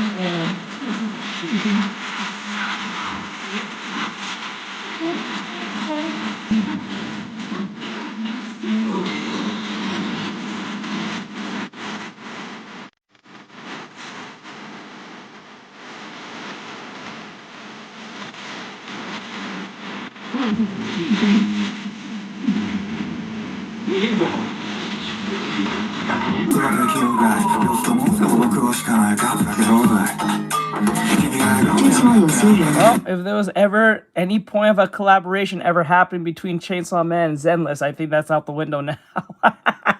Like, why would I go? Why?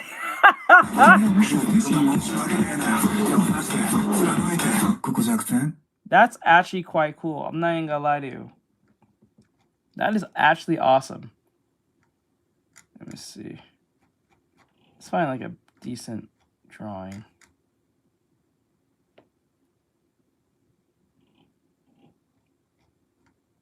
Let's find a decent. Okay, let's.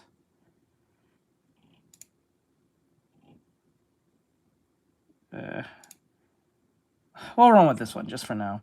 So I can take this photo here on X and not only just change everything, I can change the pose. Like if I type in, let me type something decent.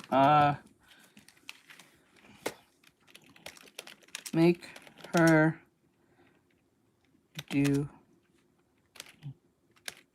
jumping jacks in a sweater and leggings.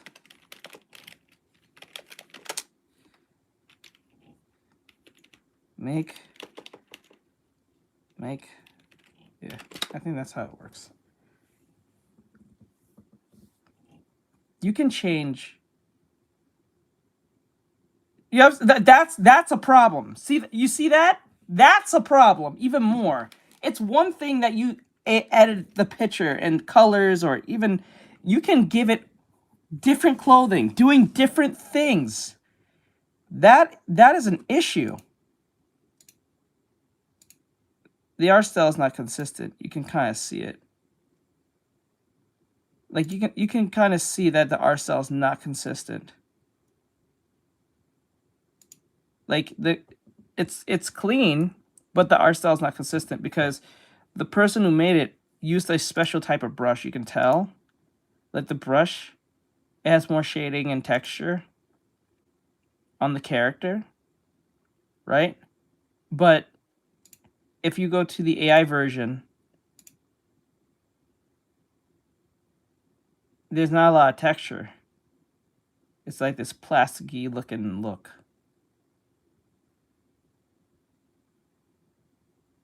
That's fucking crazy. That's fucking crazy. Oh no, this is not good. This is not good. I don't know. This is not good. Oh my god. I don't think this is a good thing. I don't think this is this is giving a monkey a gun.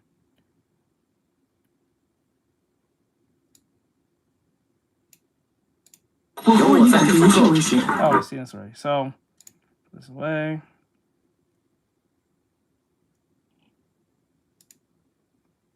But yeah, I don't think that was a good idea on Elon Musk to make this just anyone can hold it.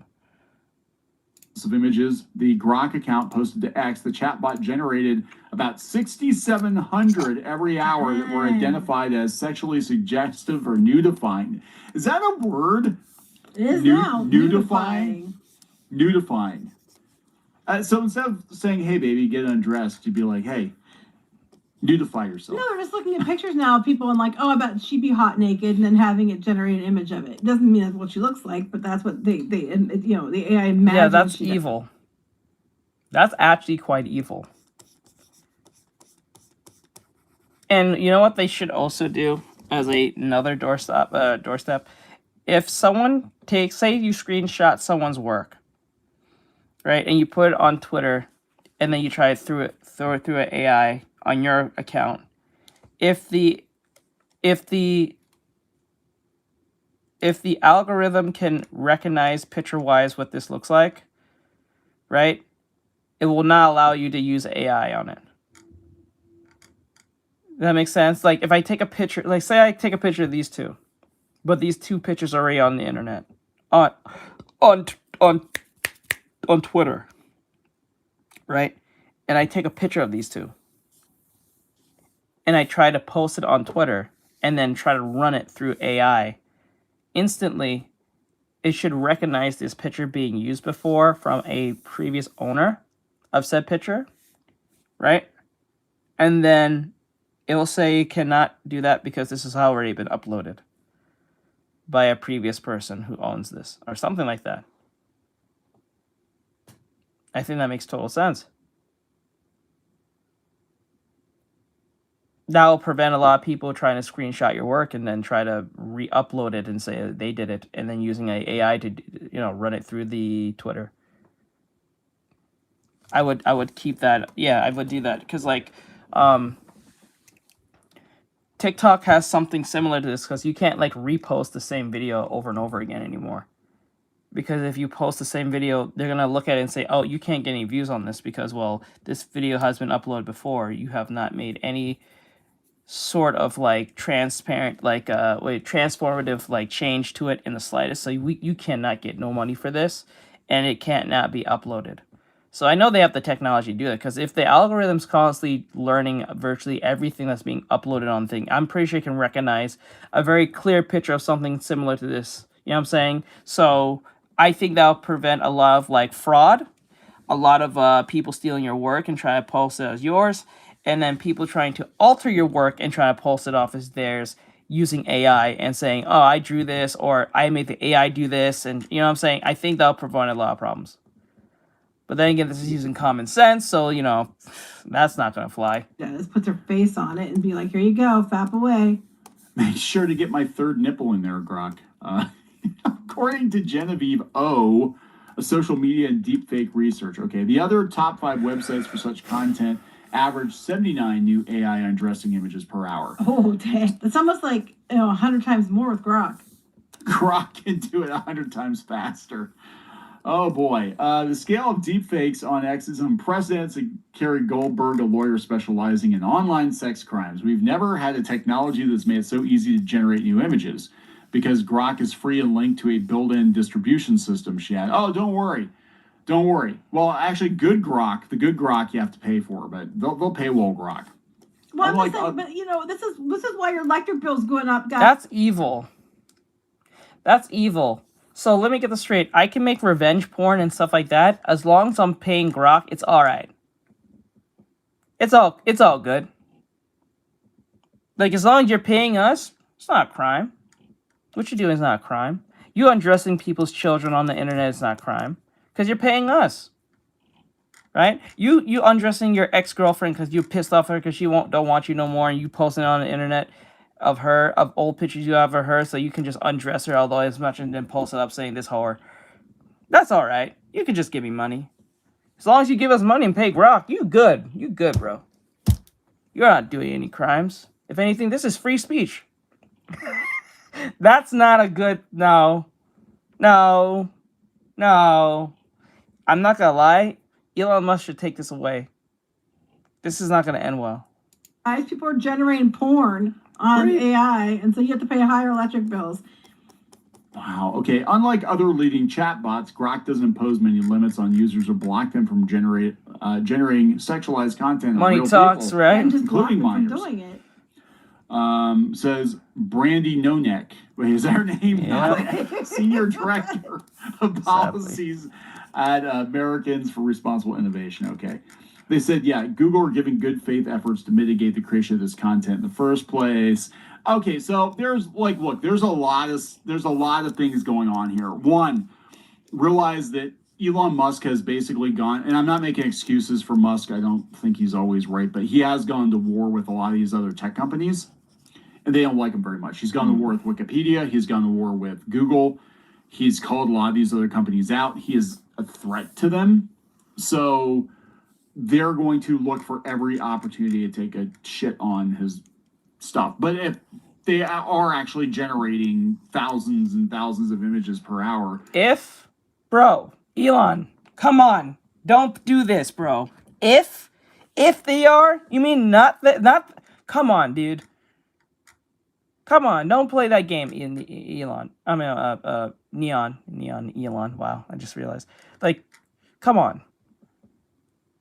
You honestly think people who can't draw, or people who just want to like get off being devious, you don't think they're gonna use this or try to just experiment? Like I said, like that one dude who's pissed off at his girlfriend because she cheated on him, or she don't want him no more, or in case it be, and he can't handle the fact that she's with someone else and don't want to be with him no more. So he'll make revenge porn of her by posting it in on Twitter, showing how much of a whatever type of horrible person she is. And then remember, he can make her do anything in those images.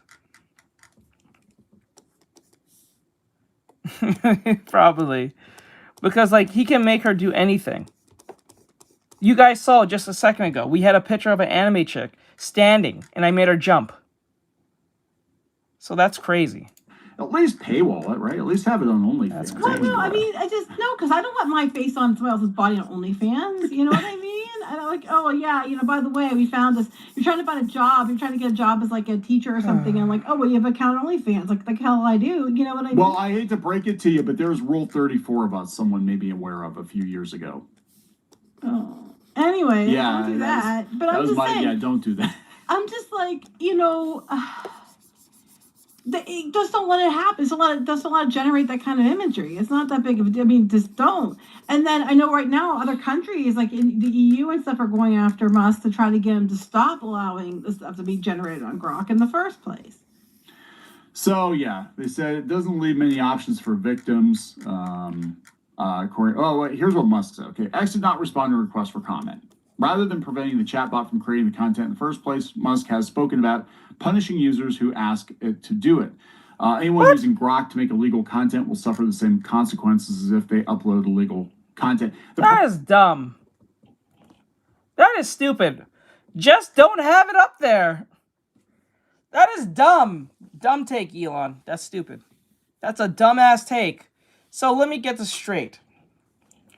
What if some stupid kid who thinks they're edgy, who don't read your term of service, goes in there, has a picture of a girl he likes, just because he's devious as shit, because his frontal lobe is not 100% up there. He's like 10 years old, or 11, probably 13, 14, and he posts a video or a picture of a girl that he seems to like but can't talk to, but love to see her naked. Write her in a bikini or something much worse.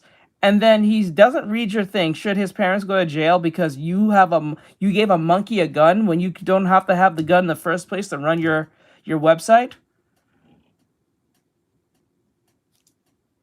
Like, think that to yourself. You're gonna punish people for that? How about not have the feature?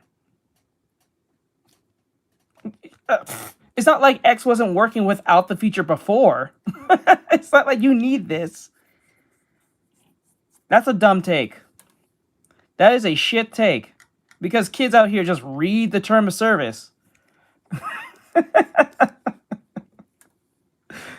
Kids literally just generating CP at that point. But, like, he doesn't see that because he's a kid. You know what I'm saying?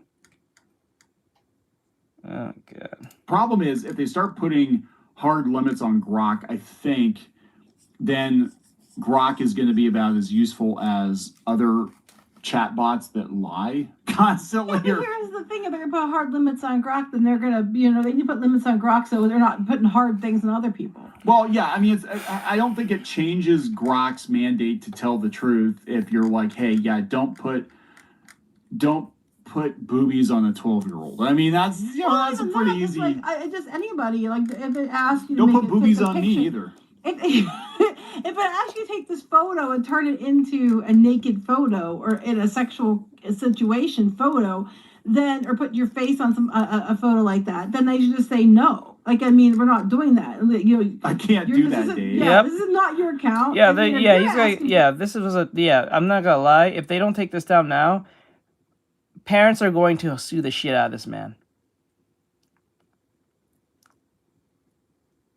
See, the difference between Midjourney and all these other, I don't know if Midjourney does anything similar, but with Midjourney and them, if I remember right, Midjourney, if you try to put anything sexual, I don't think it works. Well, no, that's a lie. I think they're all the same. I think they're all the same. You can still make people take off their clothes, I believe, in Midjourney. For it to do it with your own picture, I mean, that's different, but I don't think many people are going out there saying, hey, please put my face on this, body, or see what I was naked and put me, sleeping with so-and-so. Well, I said, yeah, it doesn't leave options for the victims. Maddie, who said she's a 23-year-old pre-med student, woke up on New Year's Day to an image that horrified her on X. I appreciate Green. She previously published a picture of herself with her boyfriend at a local bar, which two strangers altered using Grok. One asked Grok to remove her boyfriend and put her in a bikini. The next asked Grok to replace the bikini with dental floss. Bloomberg reviewed the images closely. You see what I'm saying? That's crazy. Hello. But hello, Green. Yeah, you see that's where this is, you're giving a bunch of monkeys who don't have any form of self-control or moral standing to not do it. Just take it away. Take it away. Take it away. You don't need it. Or if you're going to want to use it, give everyone the option to opt out of it, so when they post shit, people can't use it, use the generative, image thing, or if they post their image originally, they need to get permission from the person who took their picture of a similar quality and say yes or no to it. So, like, if I'm making this drawing, I post it, and I was the original person to post it first, based on how it looks, like, it's crazy. Yes, that's crazy. This is dangerous.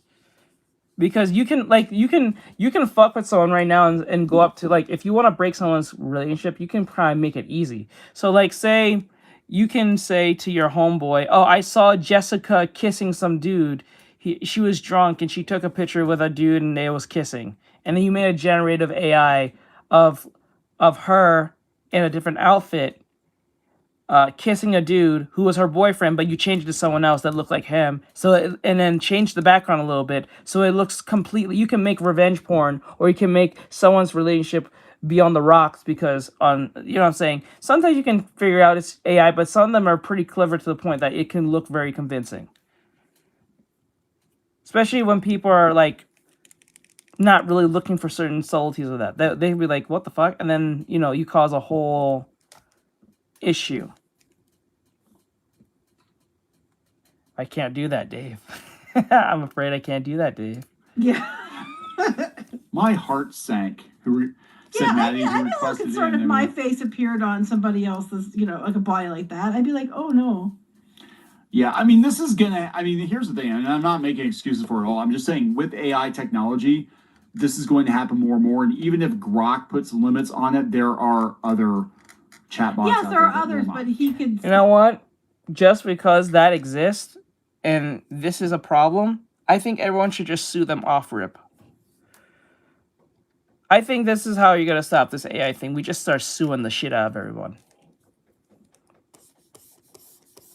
That's the way this is gonna stop. Lawsuits up the bum. A bunch of parents should look at this and be like, I don't like the fact that Elon Musk and his fucking platform can just have my kid up. Someone, remember, you don't have to upload the picture. Some weird sicko can be taking pictures of your kid at the playground and upload this shit to Grok and be just taking their clothes off.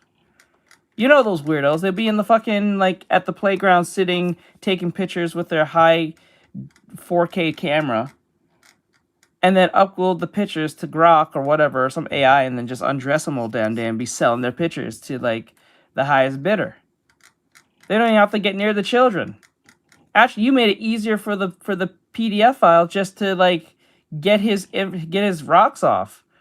You know what I'm saying? You just made it easy. You don't have to even engage with the children. Shit. Stop, you know, that's Grok disgusting. From, doing it, put limits on it. And now, like I said, other countries are asking him and trying to do things to stop him. Several other countries are with it. They're like demanding that he stop it from doing it. But here's the thing: is part of the selling point. I'm gonna be honest. Part of the marketing with Grok, especially with its anime avatars and stuff, has been the spiciness of it. It's who wrote this? Let me see. You're telling me to shut the fuck up, but you don't know what we're talking about. Yeah, you're from Roblox. You are definitely a child. I hope they take a picture of you, put it on thing, and then fuck with you all day on the AI too. Dude is dumb. What the fuck? Such a child. Right? Yeah, but I don't really fucking care. Like, if somebody is like for example, if there's somebody who has got like they're like really religious, so they have like they're from a faith that requires Girl told me to to shut the fuck up. and then someone what uses did their he even face do? and puts it on If a you body heard what I was talking about, you probably know. Harassed, I have no problem with Elon Musk. I just have a problem with this specific thing that he has on his platform. Other than that, I don't really have no issue with the man.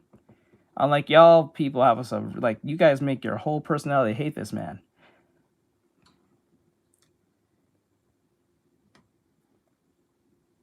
Oh, thank you. Letting me know that. Retard children. Your daddy didn't raise you right, you dumbass.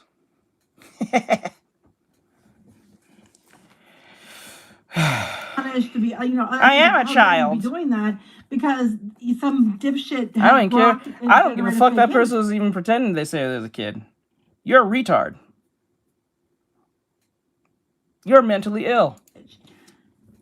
Or you could use it as an excuse and be like, yeah, that totally wasn't me in that porno when I was 19. You know? Bro really came in here to defend a billionaire. That was stupid. Why would you do that? You don't know the crux of the conversation. Got mad, told me to shut the fuck up, and don't even know what we're talking about. That's how you operate in life? And then proceeds to say I'm a child. Yeah, your daddy didn't raise you right. You have shit parents. It's okay, Gen Alpha. Grok did it. I know it was 2007, but it was Grok. Grok can time travel now, and that's why we have all that AI art from 2015, because Grok can time travel. Didn't you know that? I'm just like, you think about, like, would you want someone taking your kids' pictures and putting them on that? Yeah, exactly. You're all like defending Grok, but I'm not defending Grok. I'm trying to be funny. I'm saying, look, here's the thing. Grok, stop being perverted. Stop being naughty, Grok. No, what happened was they basically set the tone. Grok doesn't strip people. People strip people. That's exactly it. No, that's what he's saying. Yes, basically. That's what it is. It's literally giving a monkey a gun. You gave a monkey a gun. Guns don't kill people. They don't. People with guns kill people. It's true. The AI is not a threat. It's who's using the AI is the threat. If anything, I think the generated AI should not be taken away. I think it should be at least given the option not for everyone to use. I don't want my shit being AI generated. I think that's a very normal take. I like to opt out of this, please. Some people may want their thing AI generated for whatever the fuck reason. That's perfectly fine. But then again, it's like, I don't think that should have been like a default thing on everyone. Shit makes no sense. But they set the tone right out of the gate, right? So with Grok, it was like, okay, it's got to tell the truth. Sometimes the truth is very, very blunt. And also, we're going to sell you this anime waifu chatbot. So they're setting the tone with it, right? Use it for sex, please. It's got to tell the truth. So generate a fake image of someone being naked. Doesn't that kind of counter? Isn't that kind of opposite? Yeah, but what I'm saying is, they kind of picked the target audience for Grok right out of the gate, didn't they? They're like, Grok is about tits and boobies, and tits and boobies. I guess they're. And now everybody's going to flock there because they know they can do it. Flock to Grok if you like cock. That's the new Elon. That is, give me like $100 million for that. Flock to Grok if you like cock. That is just flock to Grok, but it goes along with Twitter too with the bird flock to Grok. Wow. Anyway, I'm just saying, like, look, if you like bird, you'll flock to Grok. If you like bird. It's just a very concerning thing because what's going on is it's happening 100 times more. Now that it's in the news, it's going to be like 1,000 times more, 10,000 times more. Well, because everybody's going to rush over there to start doing it. Yeah, so now people are, and I don't know if this is, legit or not, but people are saying, hey, Grok, don't use any of my images for AI and do not generate images under my posts. So, yeah. But this is how they set the tone for Grok, right? That's true. And I agree. But I'm just also like, if Grok's supposed to not lie and only tell the truth, then why is Grok, like lying at people's images? Yeah. Yeah. But it is what it is. Trust me, there's enough women on there deliberately posting pictures of themselves like that you don't need Grok. Well, it's good. The question is, what was the incentive of doing this? What was the smart? He's a billionaire who people claim is smart and stuff. Why would he think this was a good idea just to give a bunch of idiots a gun like that? Where was the is this the? Well, this is just the testing phase for all we know. But I don't know. It's gonna be really interesting to see what happens to that particular industry in the next. Oh my God, we're being invaded by boats and flying saucers. When did this happen? But no, it's gonna be interesting to see what happens in the next 5 to 10 years, because I guarantee you, and this sounds ridiculous, but I guarantee you, we're going to have OnlyFans models and porn stars complaining about the lack of work thanks to AI. No, that's not true. AI is being used strongly in those fields to generate fake things. And, and of course, like I said, everything has to be like, oh, something big and cool. Of course, we're going to use it for porn. And that's what they're going to do. But the difference is like, if they take those images and make them and they paywall them, okay, that's one thing. But they're just generating free images and nudes of people. Yeah. Lots of they're putting people in bikinis, and I don't know what I can show. I can't show on here, but okay, it's still shit. But yeah, okay, whatever. But we're not. But when they're straight, dental floss or nude, that's when there's a problem. Well, yeah, and they're not even tasteful nudes. If they were tasteful, they're not. And then other countries, I know the EU, and where else they say in the article, there's about. What's a tasteful nude? When we said we want AI generally, these AI companies decided that it would be a good idea to use it on art, on warfare. Two big things we never asked for. What happened to Piccolo? It's not done. Just wait till it's done. Then you'll understand. Bunch of places they were saying but I understand what you're talking that were going after. Yeah. Going after X over it. Yeah, they had to hear about what I saw. Well, the UK, Sweden, which is kind of weird because Sweden's they used to be. I don't know if they still are Porn Central, but they Brussels. Yeah, they used to be Porn Central. You're Swedish, aren't you? I am a quarter Swedish. There you go. And experiment the system. He likes to gamble with company decisions and somehow still makes money. Right off the boat. No, because he knows the target audience. like, he's kind of ahead of the curve what Twitch was trying to do. Remember when Twitch took the lid off and said you can do virtually anything, and within 24 hours they pulled that back. A bunch of people started showing themselves naked and shit. Especially the anime VTubing community, they started showing their naked models. And then was getting thousands of views within the time. Remember that? He just was a little bit ahead of the curve because he owns it, but he made his AIs like Rock into a chick that looks like an anime chick that looks attractive. So he knew exactly who was going to support this company. Yeah, I don't know. I'm not even mad at him because I probably would do the damn same to a degree, but not the same decisions. Like, I already know who's going to support this company. It's just that I had to do it. If you did it more tastefully, that's one thing. But the fact that you gave everyone a gun was wild. So, yeah, this dumb. came from Reuters. It said tools like Grok now risk bringing sexual AI imagery of kids in the mainstream. Grok, I don't think, could do that. But here's the thing. There are models out there that can do pretty much any disgusting, perverted thing you can think of, and they're not all going to have limits. But the problem with Grok, I guess, is that it is available to everybody, and it's very easily accessible. These other ones, you got to go like the darker corners of the internet, I think, to find.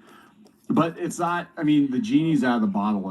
It's not going to stop. I don't know what the concerned solution about is when they're already putting all these laws in place about anime and different things. About if it looks like an underage person, you can't use it.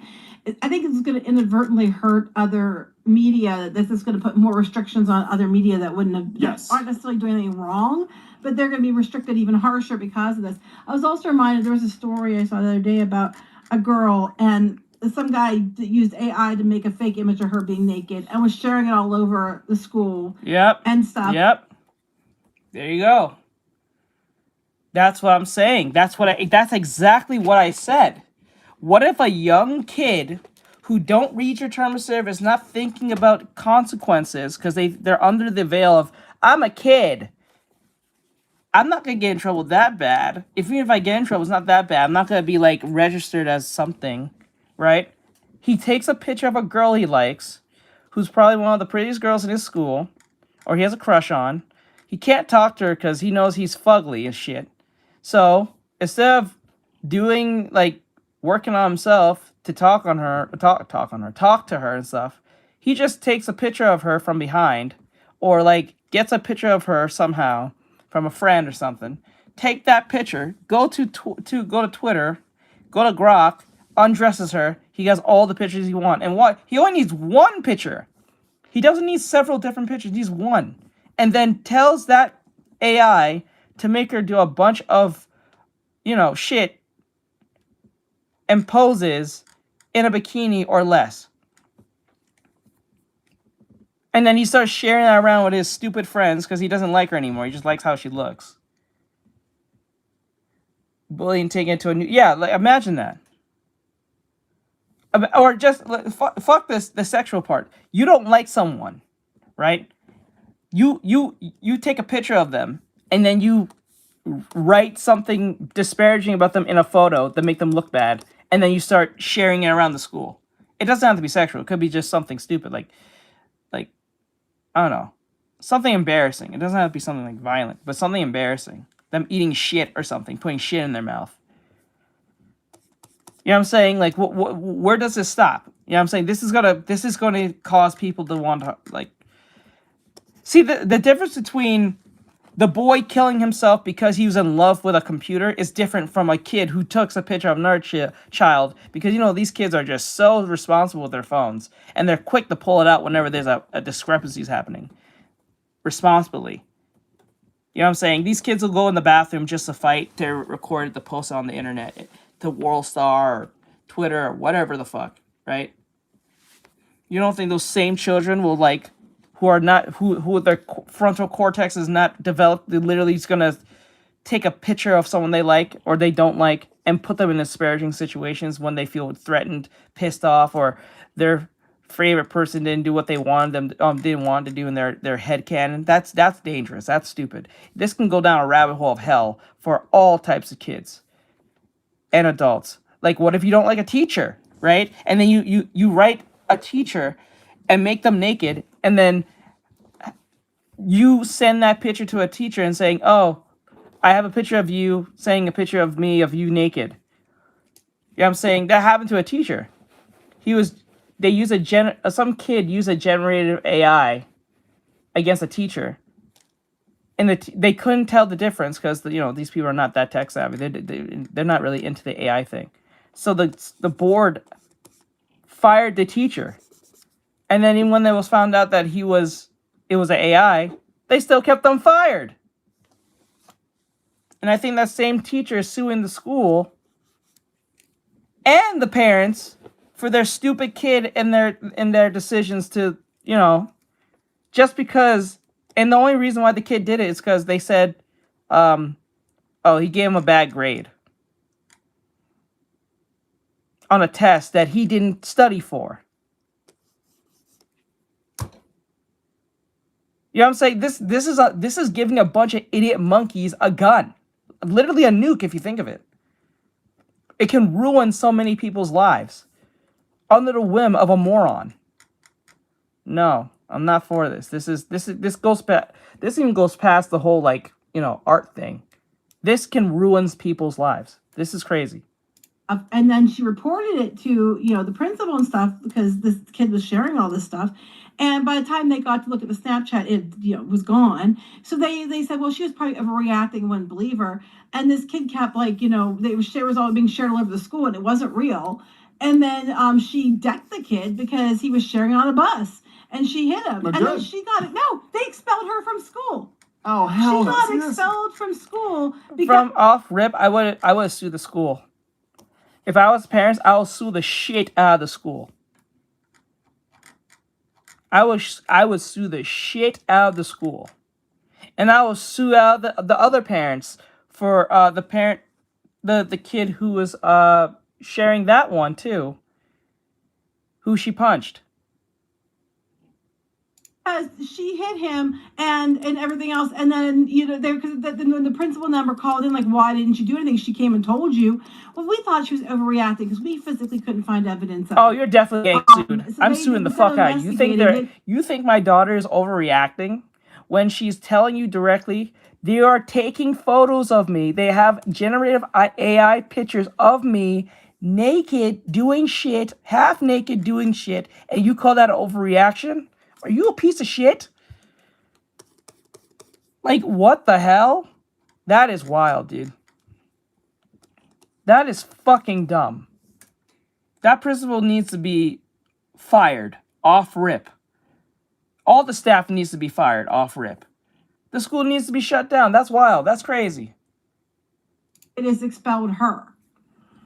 Yeah, I mean, we talked about this. That's what I'm getting so mad about. Like, there's way more problems than just on the surface of this. It goes much further. And, I would hate that happened to me or my kids or my, friends or family. And I think that's what's going on here. And I get people are going to do it, and then they might just be going as a joke or something. But it's like, why would you look at a picture of somebody and be like, well, I want to see them naked now? I mean, don't answer that question. I'm sure people don't. But you know what I mean. And it's like, trust me, you do not want to see me naked, so don't even think about it. But it's just, well, okay, you are allowed, but like, was that really necessary? Oh, was that really necessary, Neon? I know it's such a dad husband take, but it was like, was that really necessary? I think about it.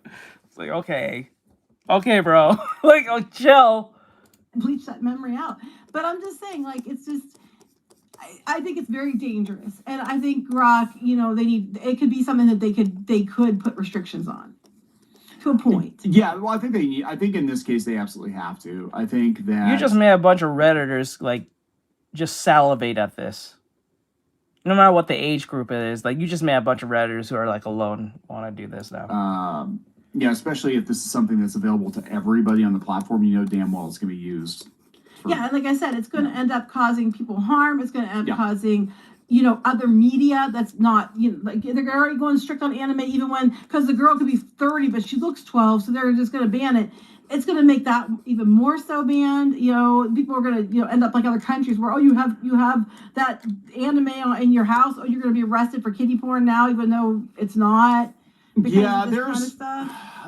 I mean, this is where it gets really complicated, because it was like Patreon. They were overcorrecting, and they were actually going into people's Google Drives, trying to look for, kiddie stuff or what they thought was kiddie stuff, and they told them they had to delete, certain content, even though it wasn't kiddie stuff. So I mean, it really is where do you draw the line on? But what I'm saying is, like, it's not going to stop. I mean, really, it's not going to stop.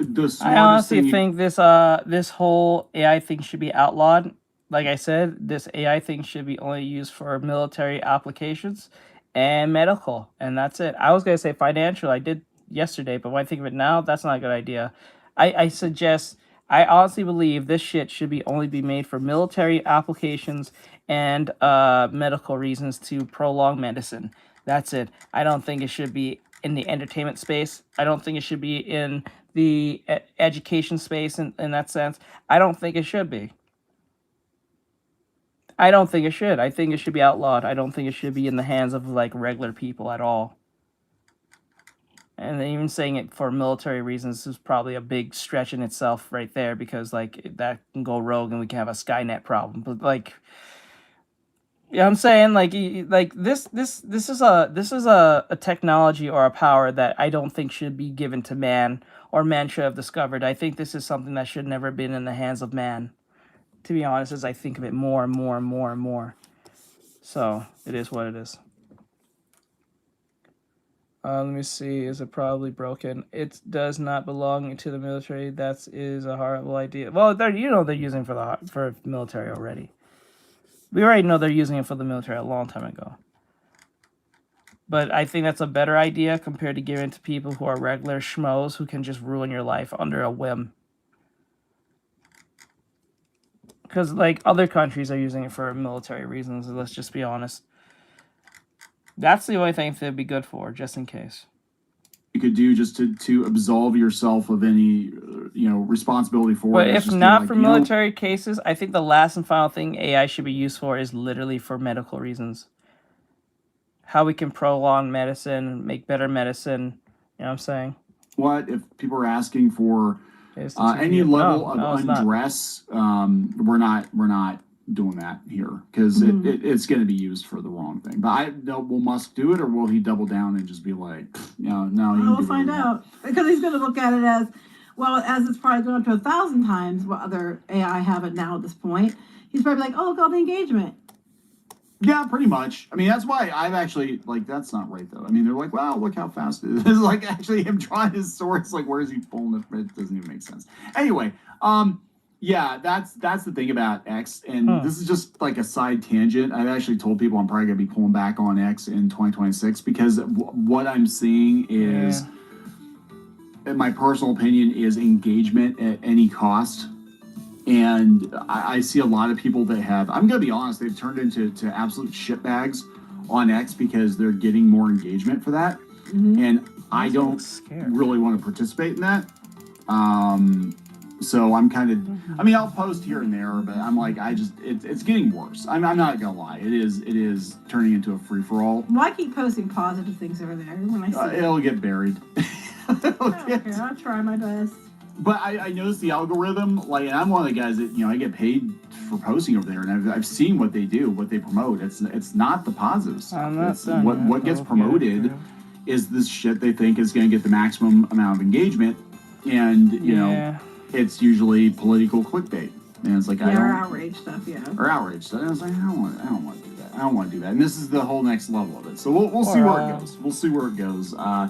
I don't really. I mean, I think Grok is a good engine. I like it. Thank you, but it's far from being done. I gotta fix it. Make some for sure. So we're gonna wrap it up. Changes. Please subscribe for more pop culture news and rants. We'll talk later. To a degree. All right, that's the end of that. Okay. Well, get ready for more Betty Boop, Pluto. Oh yeah, so Betty Boop is now public domain. The Dog and Nancy Drew. Thousands of copyrighted works dating back to 1930 officially became public domain at the start of this year. CBS News correspondent Bradley Blackburn explains what that really means and how those beloved characters can now be used. The film All Quiet on the Western Front entered new territory in 2026. The 1930 Best Picture winner is now in the public domain, meaning it's no longer protected by copyright. There are other works available too, from songs like Georgia on My Mind, Georgia, to comic strips like Blondie, and original versions of some characters. Mickey's dog Pluto was initially called Rover.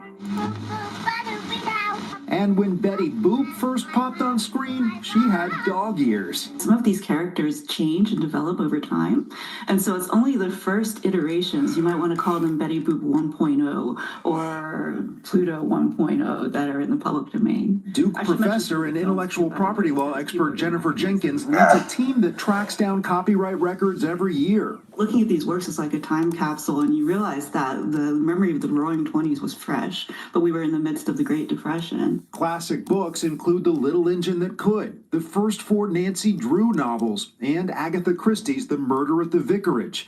Even the original FIFA World Cup trophy is now fair game. What can artists and creators do with these works now that they're in the public domain? Oh, generative AI. Artists and creators can use these works in their own creations without having an army of lawyers, without having to worry about a lawsuit, without having to track down the original copyright owners. Or you can just do the smart thing and just make your own goddamn character. You know, that's an option, but you know, that's a little too much common sense there, Jace. Jenkins says Access helps push art forward and generate big new ideas like Wicked, based on public domain characters from the Wizard of Oz book. You can see the public domain all around you. It's a wellspring of creativity. A fresh start for some classic works. Bradley Blackburn, CBS News, New York. Yeah, it is what it is. A rare and mysterious thunderstorm. So yeah, something's been going on with this weird thing that's been going around on the internet right now. Some type of glowing light. I don't know if you guys can see it. It's like this little light thing here, and it's been popping up around in this area. Phenomenon occurred in Rich Valley, Alberta last week, and it was captured on camera by Global News watchers Ed and Melinda Party. This glowing blue ball of light is called ball lightning, and it appeared behind their home just moments after a very intense lightning strike occurred. It lasted for about 23 seconds before they heard a pop sound, and then the light quickly disappeared. Now, although ball lightning is very rare, there actually have been over 10,000 reports of these from around the world, dating all the way back to the 12th century. Reports from pilots, sailors, scientists, and everyday people. But only a handful of them have actually been documented in a video this well. Ball lightning can range from size from grapefruit to basketball, sometimes even meters wide, and the light can vary from red to blue to orange or yellow. They are typically found sort of just above the ground, and they sort of float or hover right above where the lightning strike actually occurred. However, there have been reports of these balls actually moving, and sometimes even moving through windows and moving indoors. Ball lightning is not an optical phenomenon. It is a real thing, and it's caused by intense thunderstorms, but scientists are still trying to figure out the exact cause. Now, there are several theories, and one of the most widely accepted theories is that the lightning strike actually vaporizes silicone in the ground, which is found in some soils. And then the silicone reacts with oxygen in the air, creating a glowing plasma ball just above the ground. There's another theory that suggests that the lightning ionizes particles in the air, like gases or water vapor, and then it creates this clump of ionized plasma, which glows and sort of hovers just above the ground. Now, although ball lightning has been partially replicated in laboratories, none of these recreations have actually matched all the properties that have been described by observers, like the ball moving or able to pass through windows. So Ed and Melinda are very lucky indeed to have been able to capture such a unique phenomenon in their backyard. Interesting. Interesting. Interesting. Many of you. Pretty good, pretty good, pretty good. So it says here, we're just doing our thing, just finishing up the sketch. I need to clean it up a little bit more and then look a little better. Piccolo looks concerned, then him or farming. He looks like he saw something he shouldn't. Probably the AI generated shit that's going on X. I fight for everyone! But still, I also can't pretend I didn't see you crying in there! That sounds kind of funny out of context. That sounds funny out of context. I'm not even gonna lie to you. Don't you think I didn't see you crying over there, bitch? That's funny. So this is a trailer from PlayStation saying all My Hero Academia's All Justice, the battle system trailer for PS5. I don't know if this is exclusive to PS5 or eventually might come to PC or whatever, but let's go. With the greatest roster of heroes and villains to ever clash, are you ready for one last smash? To protect everyone! I can do it now! Okay, let's go. Let's go all out! Into the fray in teams of 3. Victory is achieved when you eliminate all 3 members of the opposing team. Freely switch between characters. Strategic character switching can counter your opponents and create new opportunities for you. Time your switch commands correctly during attack combos to seamlessly swap characters and continue the assault. Switching characters while guarding can be a... I'm pretty sure that's the Cinderblock guy in the show who does Cinderblock stuff. When I think of it now, if that's him, he sounds like Kane from Digital Circus. Highly effective tactic to turn defense into offense. With normal controls, even beginners can pull off impressive combos with simplified controls.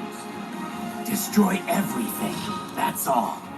Master the 4 core actions: target combo, counterattack, guard, and unblockable attack to dominate the battlefield. Combat is a battle of wits, quirks, and timing. Outsmart your opponent and target openings to unleash devastating combos. If your opponent gets the upper hand, use evade action or counter crash to escape from danger. Burn down to the very bones! You can't stop this! Experience a diverse range of quirk skills only possible in My Hero Academia. Mix and match your team's 3 quirks to find synergies and add depth to your tactics and strategies. Unleash the devastating power of Plus Ultra moves. If you coordinate your abilities, you can unleash a collaborative Plus Ultra combo with all 3 characters. Forge a devastating technique where quirks collide, guaranteeing massive damage. We'll blast through to your main body! Come on, guys! Fill your gauge to activate a character enhancement, rising during battle. While active, your attack power, movement speed, and recovery speed are all enhanced for you to gain momentum. Plus, if you're down to your last character, you'll automatically start in rising state. It's the ultimate card for turning the tables when you're cornered, allowing you to snatch victory from the brink of defeat. All the power you've built up, all the justice you hold, everything is finally here. Experience the true potential of each character's quirk in its final form. You're not going anywhere. I'll fill you full of holes! Whatever it takes! I won't let anyone be hurt again! Smash! My Hero Academia, All's Justice. Wishlist now.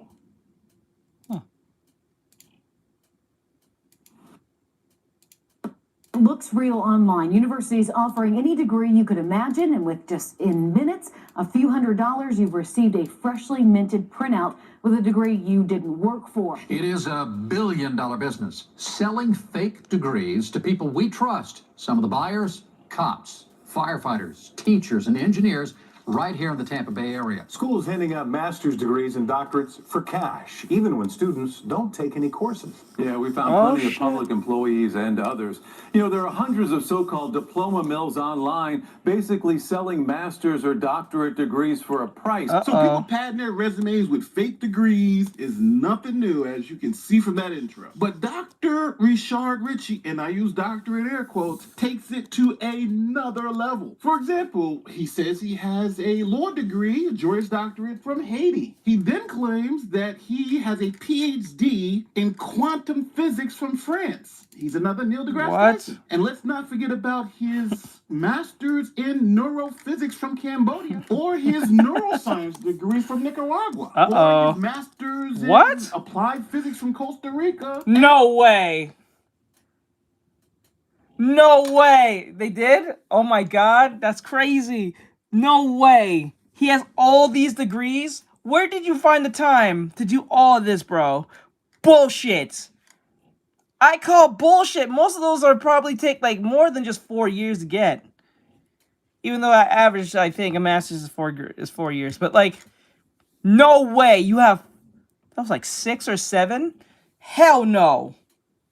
But you're just a YouTuber who talks about the news? Fuck out of here with that. I always knew that man was slimy anyway. He has 14 degrees. Bro has 14 degrees, guys. But he's just a YouTuber on YouTube talking about the news. Talking about racism all day. No. No. I call bullshit. I always thought that dude was kind of off anyway. So, Jesus Christ. And the list goes on and on and on. And if you're thinking that it seems like a lot of these degrees are BS they are nonsense, you're right. Let's expose the fraud, which is Richard Ritchie. I got the... I'm not... yeah, why would they ground you? Here's a quick message from this... that doesn't want to make any sense. Like, if I was a dad, I would not ground you. Why would I ground you? You didn't do it on purpose. That's 1. 2, it's not like you're... Like you said, your brothers do it all the time, so you're going to get more of a pass. Like, I would not ground the shit out. That makes no sense. That would be dumb. Pretty good. Pretty good. We finished the commission. I'm doing the other one right now. Nah, I understand. When you're a kid, I get it. I'm an adult, so I'm thinking like an adult. Like if I was thinking like legitimate like adult. I'm an adult, so I have to think like an adult and think it through instead of just reacting. Because especially since I want kids, I wouldn't do that to my kids. But then again, not everyone's the same, so you know. Video sponsor, ZocDoc. Okay, raise your hand if you've been putting off doctor's appointments. Dental should you. Stop putting off this firm. Get to the point. ZocDoc for sponsoring this message. Now, back to the video. This is Dr. Richard Ritchie from the Young Turk. Ah, there it is. Also works all right, I forgot he was associated with them. Straight Arrow News, and has once had its own law firm. Here it is, the Fairness Firm. Dr. Richard Ritchie, JD, PhD, LLM, and MBA. Now, when you scroll down to the education section, you'll see a lot, if not most of these degrees, are from schools outside of the United States. For instance, here's the education section, and he has here, for instance, Masters of Laws, LLM, University de la Renaissance, Haiti. But that school doesn't even offer this type of degree. And he does multiple times. For instance, his Juris Doctorate from Renaissance University is a school that doesn't issue Juris Doctorate. And then when he was called out on that, he then said it's for another school, but then that other school doesn't issue Juris Doctorates either. So this is the type of nonsense that we're going to untangle today. Now, to understand why Ritchie's degrees are essentially bogus, I got to explain to you what degree mills are. What it is. It certainly isn't. Everyone you're going to see in our story tonight, Keith, bought a bogus degree from the world's biggest diploma mill based in Pakistan, of all places. Now, there are probably 1,000 so-called graduates living and working in our community. Oh, God. It takes time, money, and hard work to earn a diploma, unless, of course, you take the same shortcut former Tarpon Springs Fire Chief Rick Butcher did. You've got a degree from Alameda University. Well, I have a piece of paper from Alameda, yes. It turns out Butcher bought his Alameda University degree online from a big corporation based in Pakistan. Our database of 5,600 degree mill graduates across Florida also led us to Larry Flutie. You're on that list. Holy smokes. How did that happen?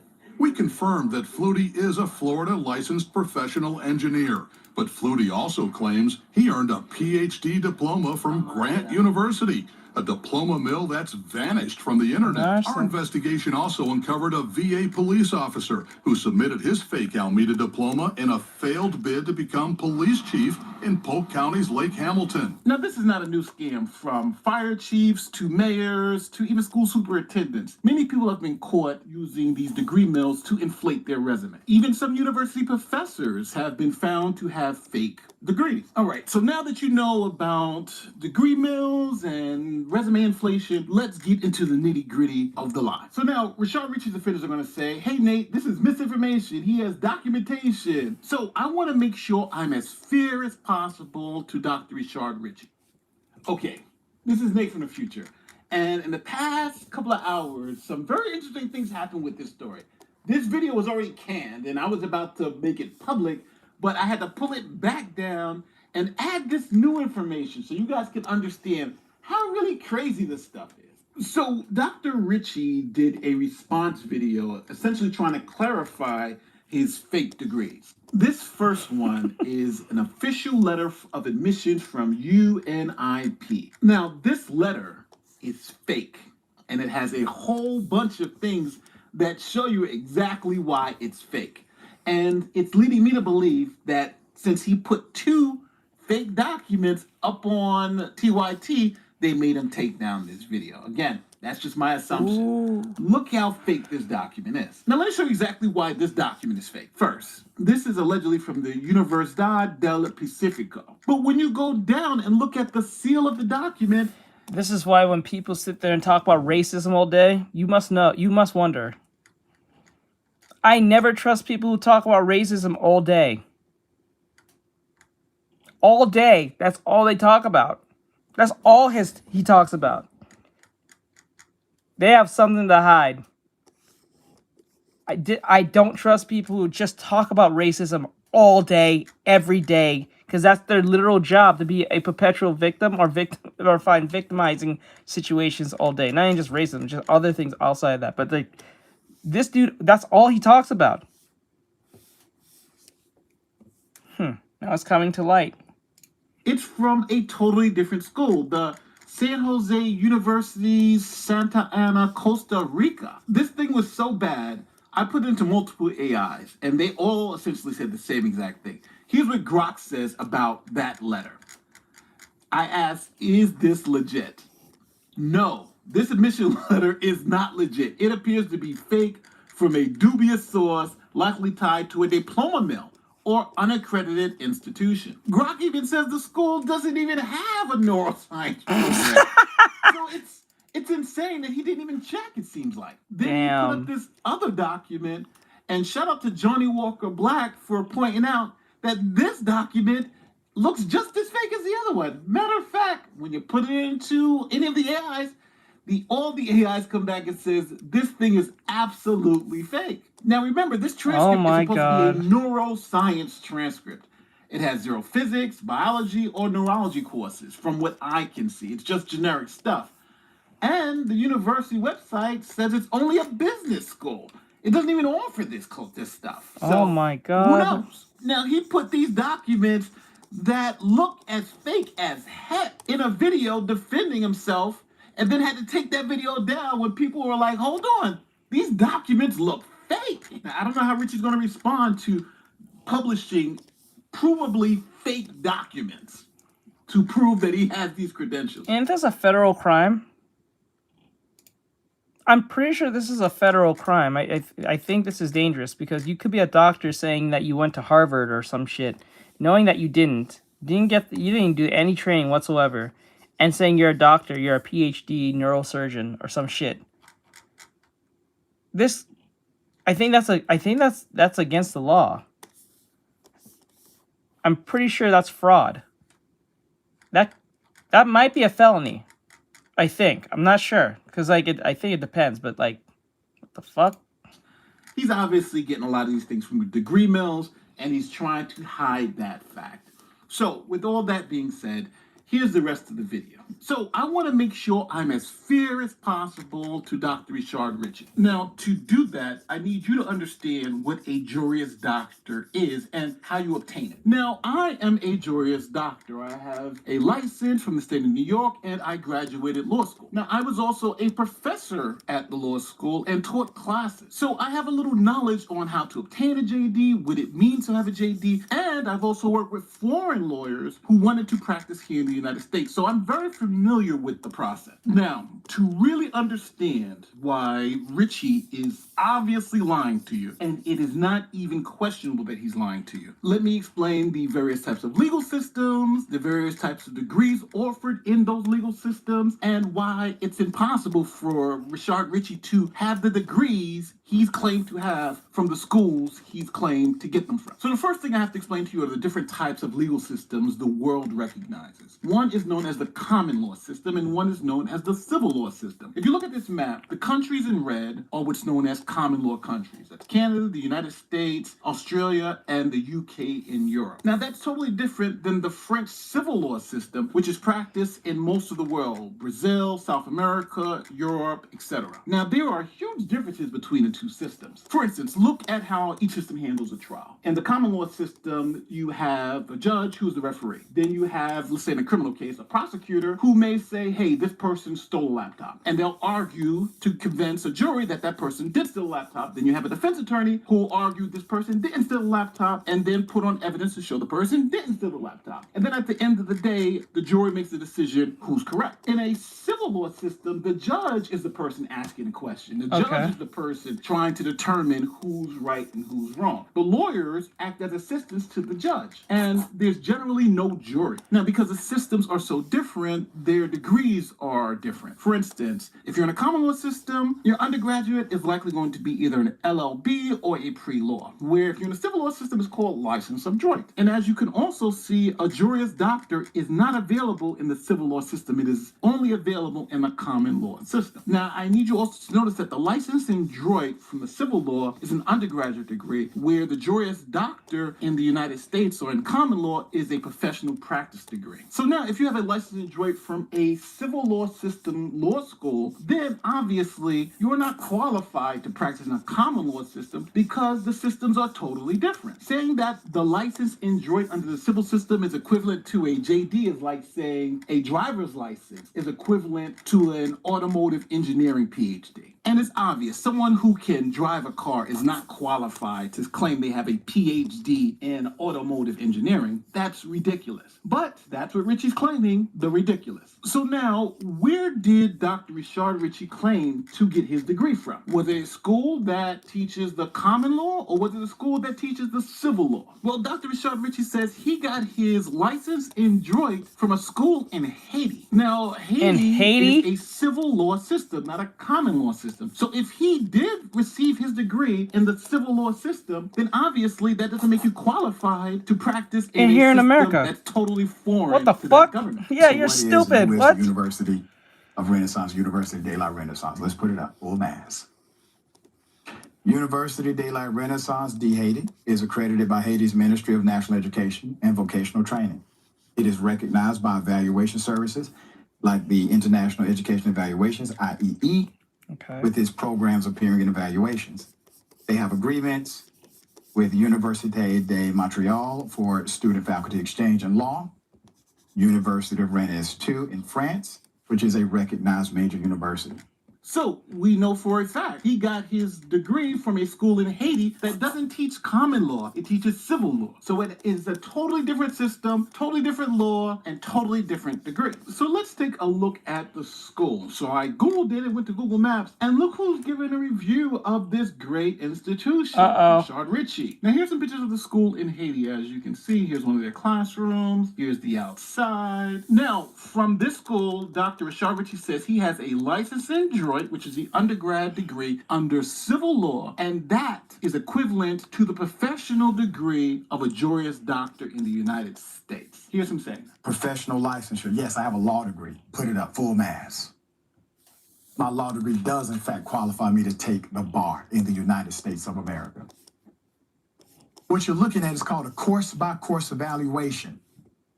You see, the law degree journey was a long journey for me because I was in a PhD in quantum physics program at the same time I was in law school. What?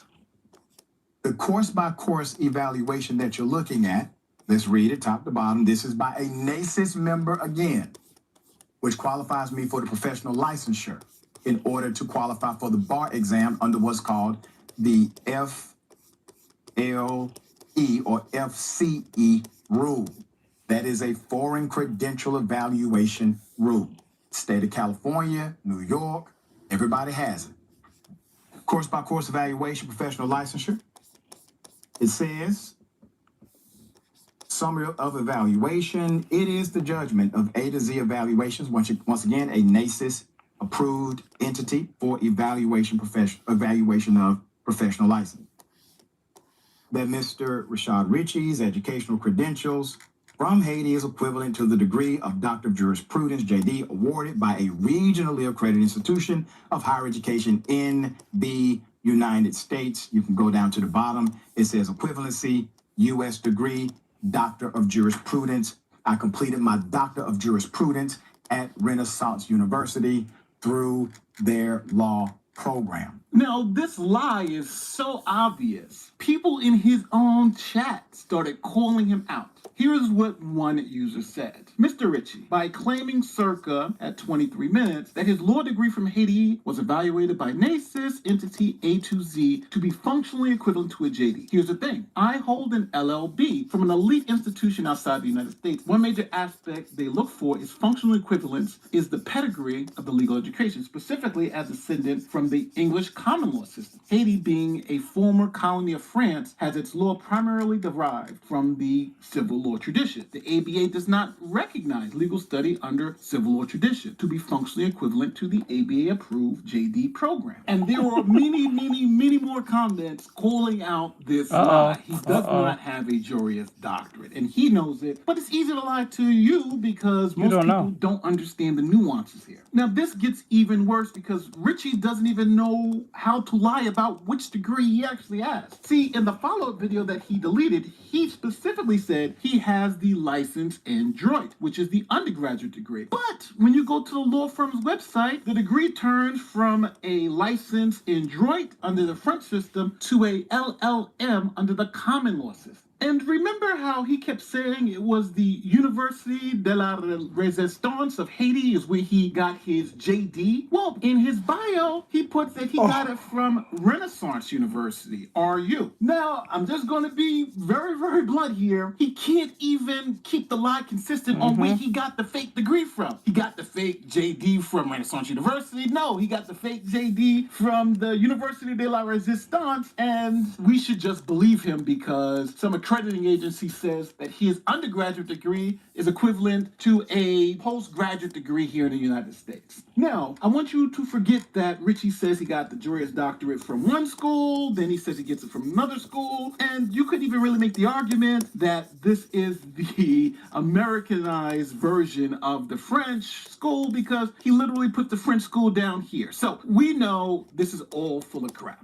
So the next question is, does having the undergraduate civil law degree of license in droit allow you to take the bar exam here in the United States? On that alone, on just having that license. Because Ritchie's argument is license in droit equals JD equals I can now take the bar exam. Here is his argument. JD credentials from UR for his bar eligibility, confirming that his law degree makes him eligible to take the bar under the FLE rule of the American Bar Association. Now, I got to stop him right here because another lie alert. American Bar Association doesn't determine who can take the bar in individual state. The states determine who takes the bar in that state. For instance, you don't have to deal with the ABA at all to take the bar exam in California, just like Kim Kardashian. Kim Kardashian didn't go to law school. She went under another attorney, did the apprentice route, and after a couple of years of being an apprentice to an attorney, you can then take the bar exam because of that experience. So just to be clear, the ABA does not determine who is eligible to take the bar in any particular state. What the ABA does is accredit schools so the various states can say, hey, if this school is accredited by the ABA, we'll allow them to take the bar in our particular state. But a state can also say, we don't care about the ABA rule and we're going to do our own thing. So I just want to make that very clear. So when he says there's this rule from the ABA that allows him to take the bar exam in any individual state, that is just straight up not true. So here's an example. This is the Supreme Court of Georgia Office of Bar Admissions, and this is their instructions for foreign educated applicants. And here it says if you've graduated from a foreign law school, then you can sit for the bar in Georgia, but here are the conditions. That number one, you graduated from a foreign law school outside the United States, and one is government sanctioned or recognized, its appropriate authority is recognized and approved by an evaluation body pursuant to applicable law, which Richie says he has, and then is chartered to award the first professional degree in law, which Richie says he has, the license in Detroit. Number two, you are authorized to practice law in the foreign jurisdiction,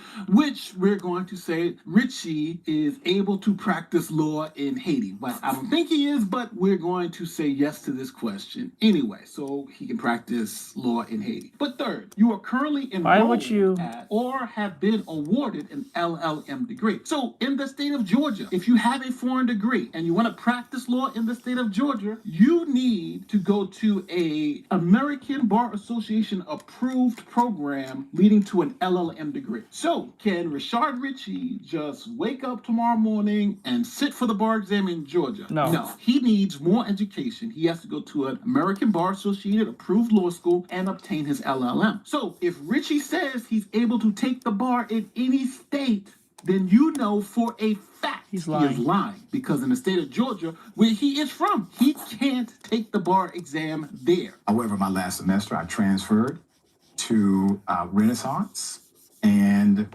was able to obtain my Doctor of Jurisprudence there, which qualifies me to take the bar in pretty much any state I choose to under the FLE licensing program per the ABA. So, bottom line is, Dr. Ritchie does not have a JD, a Juris Doctorate. He is lying when he presents himself as having one. Now, let's zoom out because his claim of having a JD doesn't exist alone. It's part of what I call the degree multiverse. For instance, here is Dr. Rashard Ritchie's TYT bio. Hey, Larry, what's going on? Scroll down here, you see Schofield Graduate School, where his quantitative research focused on the global effects of Western religion and politics, policy, and government. And he's claiming he has a PhD from Schofield. But as you're going to see from Johnny Walker Dredd, who's looked into it already, this school is BS. Get ready to be shocked. I searched, and this is the closest I could get. It says here, Schofield Graduate School and Theological Seminary, California, and Trinity Graduate School, India. Okay. Now, I looked through this. It's kind of hard to tell what's going on here. So I figured, okay, one way to find out what a school really is about is to go to the actual address. And hearing this dude who's a liar. Scroll down here. Try to contact us. Bullshit. And here is the actual address. 1483 Mabel Avenue in Modesto. That's interesting. Okay, let's go ahead and take a look at what 1483 Mabel Avenue, Modesto looks like. And there it is. There is a PhD granting institution where Rashard Ritchie claims that he got his doctorate. Now you may think, well, wait a minute, maybe it's across the street. No, if you kind of scroll through, look around, this is the neighborhood where this esteemed university is located. And yeah, that's it. Oh my God. There it is. I know, it's insane. And he's holding himself out as a doctor. This is where he's saying he's got his PhD from. This is kind of crazy. I gotcha. And again, this is scratching the surface, You've been studying your artwork, deep right? into it. Matter of fact, I don't even think I'm going to be able to complete this video in one particular video because there's so many deceptions here. Like, for instance, Richie claims multiple PhDs from institutions that, according to their own public materials, either don't offer the PhD program, offer non-US, non-equivalent research credentials, or operate under accreditation frameworks that don't support how their degrees are distributed in any way. And think about it. Several of his credentials have appeared in his LinkedIn page and other bios, then they disappear when challenged or the descriptions change. And for those of you who are his fans who want me to be hyper-technical, I can show you that easily because I've already showed it to you in this video. Remember? He said he got his JD from Renaissance University, RU, but now he's saying he got it actually from the Université de la Renaissance of Haiti, which is not RU, but it's URH. However, my last semester, I transferred to Renaissance and was able to obtain my Doctor of Jurisprudence there. And Richie, in the video he deleted, also admitted that he doesn't have a master's or a master in droid. He only has a license in droid. So we're supposed to believe that Dr. Richard Ritchie has a doctor of education, a doctor of law, a doctor of quantum physics. He's a neurophysicist, a neuroscientist, a legal scholar, a policy expert, and a business academic. And somehow works full-time at TYT. Young T, yeah. And think about it. These were kind of all at once, across multiple countries, overlapping time frames. This is not just unusual. This is statistically absurd. The doctor's programs take years to complete. Yes. Advanced science degrees requires labs, supervision, publication. Law degrees have rigid structures and licensing rules. And he seems to have skipped all of that and jumped to the end to have the actual degree. Now, even though this is part one and we really just focused it on the fake lawyer part of it, I need to give a big shout out to Cam James, who Richie is threatening to sue, Johnny Walker Dredd, who've been following this stuff for years. Johnny Walker Dredd has a full playlist on all this stuff, and he's been exposing Richie for years. Richie never sued him because he didn't really get any traction on his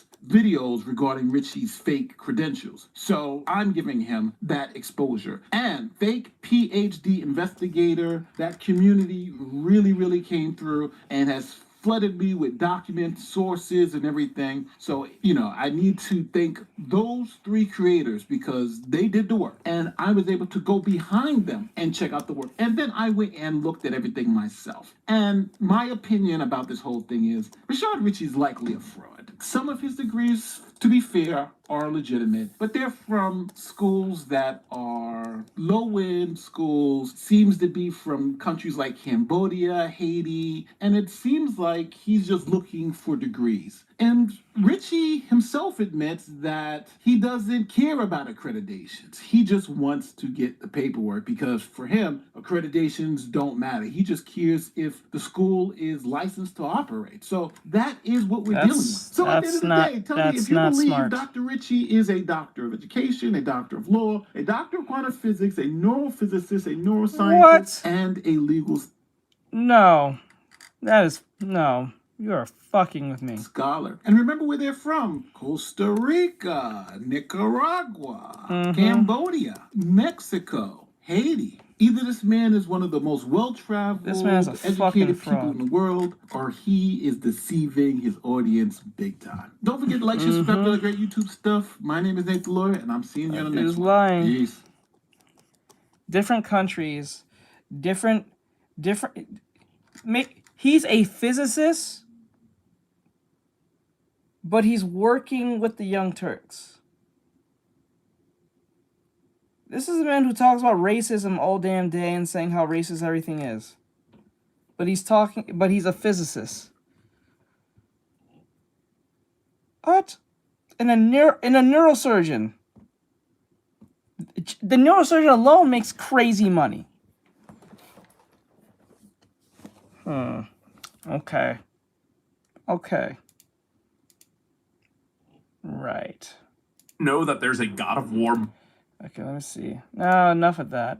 Let me see. So what this is about. All that dude talks about is racism all day. I knew something about him. Always thought about racism was something off. I don't trust people who talk about racism all goddamn day. I don't trust them. Because usually when you're looking back in their past, they're usually a crazy individual or more racist than they claim not to be. He has 14 degrees. From different countries. 14 degrees. And then you're like, one of them is like, and then probably 1 or 2 is probably real. But 14? And they're all fake. The majority of them are all fake. It's a lie. Actually, that's a lie. Proven that this man was lying the entire time. He has a neurosurgeon, he's a physicist, he's some type of lawyer, he's all these different things, but he's a YouTuber that everyone knows on the Young Turks talking about racism all day.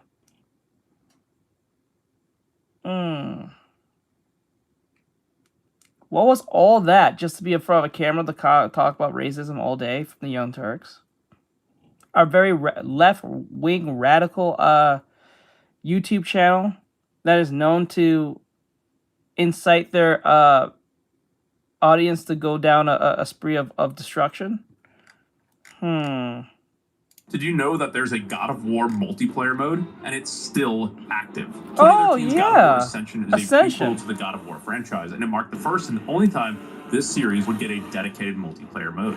In it, players get to create their own gods of war, and with them aligned with one of 4 gods, Ares, Zeus, Hades, or Poseidon, each offering different combat styles and abilities. You can unlock and upgrade weapons, abilities, and even relics to power the character in line with your chosen aligned god. There are 3 different game modes. The team-based Favor of the God, where you fight in teams of 4v4 for Ks and objectives. Match of Champions is just a free-for-all, and then there's Trial of the Gods, a co-op mode where you just fight wave after wave of enemies. It's now 12 years later, and yes, the multiplayer servers are still operational, and while the player base is obviously much smaller, there is still a dedicated group of fans playing and keeping this game going. So you can hop in right now and check it out. But would you have liked to see a multiplayer mode in the new God of War games, or were they right to abandon it and just focus on the single player experience?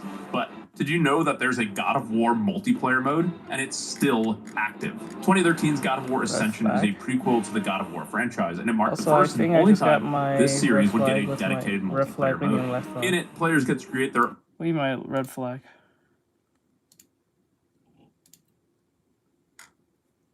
You cannot tell me that even after losing his quirk and becoming a normal guy, Deku still did not prove that he is a better hero than almost every single other hero in the My Hero Academia verse. Man, let's talk about it. Sizzle Shinobi. Oh my Let's god. get active. The old hero rankings in My Hero Academia I wouldn't claim were pretty that. heavily skewed by popularity. And this is hilarious considering if we went off of real world polls, Bakugo would have been the number one hero for at least 9 years now. Because he's won 9 popularity polls in a row. But as everybody knows, after Deku loses his quirk, he goes on to be a teacher at UA High, teaching the next generation of heroes. However, it is after getting his iron suit that he gets back into the field, almost a decade after he lost his powers. After getting back into hero work, Deku shoots up to the number 4 spot on the hero ranking poll, which is actually a lot crazier than you think. Because this new hero ranking is not based off of popularity at all, but it's purely based off of heroism. Because as we know, the former number 3 hero, Hawk, became Walks at the end of My Hero, and he lost his quirk too. That sometimes and he becomes head of the Hero Public Safety I just Commission. wouldn't give him a reason And to it hate is you. during Just his tenure avoid in him. his position that he helps change the hero ranking system to where Technically it's not doesn't based have off to of like you. popularity anymore, but it's based He off can of just pure tolerate hero you. work. So my boy Deku went from being quirkless and not being a hero in over 8 years to getting in that field, and based off of just purely saving people and putting in that work in the field, he got to the number 4 spot without power. I triple dog dare you to say Deku is not like that. Bro became the number 4 hero off of purely applying belt to ass. You cannot tell. belt to ass. Okay, what's the next one?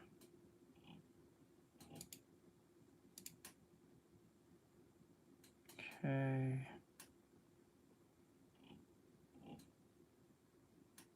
That's interesting. Okay.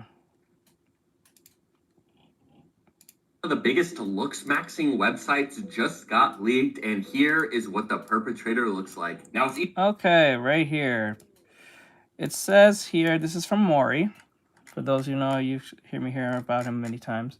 It says here, Gen Z. I don't care for that pronoun shit. I don't do that. That's what young people do. I'm an old head. I don't do none of that shit. Like, let me see. I don't want to mess it up. I know this feels weird because sometimes she would invite me over and it'll be like a tick clock of how long. A tick clock? A tick of how long I can stay until her father comes and I ask her to stop. No, I don't think. Does her mom know? If her mom knows, then the dad just doesn't give a shit and she doesn't want you to have an issue with him. But if the mom doesn't know, because if the mom knows, then it's not an issue. This is a personality issue. This is not a sneaking issue. I don't think this is a. If her mom knows, then it's fine. I don't have no problem with it. Like, the dad should know, or the dad should be... I'm pretty sure the dad knows. He's not stupid, unless the wife is secretive. But then again, I doubt that. Maybe he just doesn't like the idea that his child, who's a girl, is dating a boy. And then he seeing you might irritate the shit out of himself. Some fathers are like that.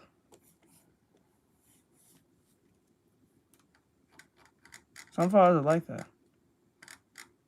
You'd be surprised. He may not even not like you. He just don't like the idea of his daughter dating someone.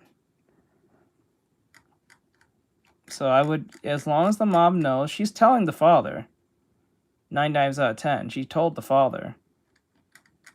She just doesn't want to see. And then she knows how her dad is, per se. Maybe he's easy to irritate. Because some dads are very easy to irritate. And they look for any reason just to get annoyed. Even for the smallest of things. Like, your presence might irritate him.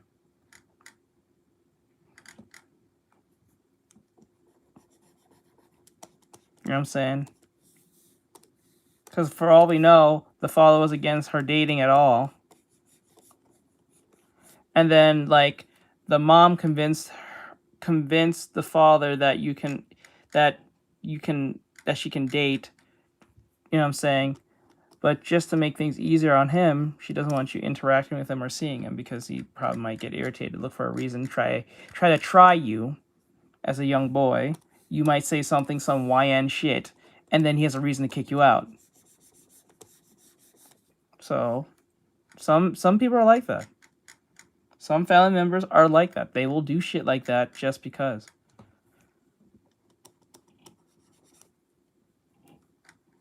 Now, don't get this man's daughter pregnant. Then he really got a reason to kill you. I would say that. Don't get her pregnant. Don't get her pregnant. Good. easy to make fun of someone who looks like this. Keep that up and you'll be fine. As long as you're not saying some stupid YN shit or you're trying to act tough or whatever, stay in your means. Like, the best thing you should do is this. If he says something that is disrespectful, don't come with him with disrespect. Alright, because it... Hold on. Yeah, so, like, what you should do is this. Even if he comes at you disrespectfully, you come with him with respect. The worst thing is to do is come with him with disrespect. Now you disrespect him in his house. It doesn't matter if he's being disrespectful to you. Because your goal is not to impress him. Your goal is to be in good graces with him to see her. Yeah, that's what it is, but it's also a term of just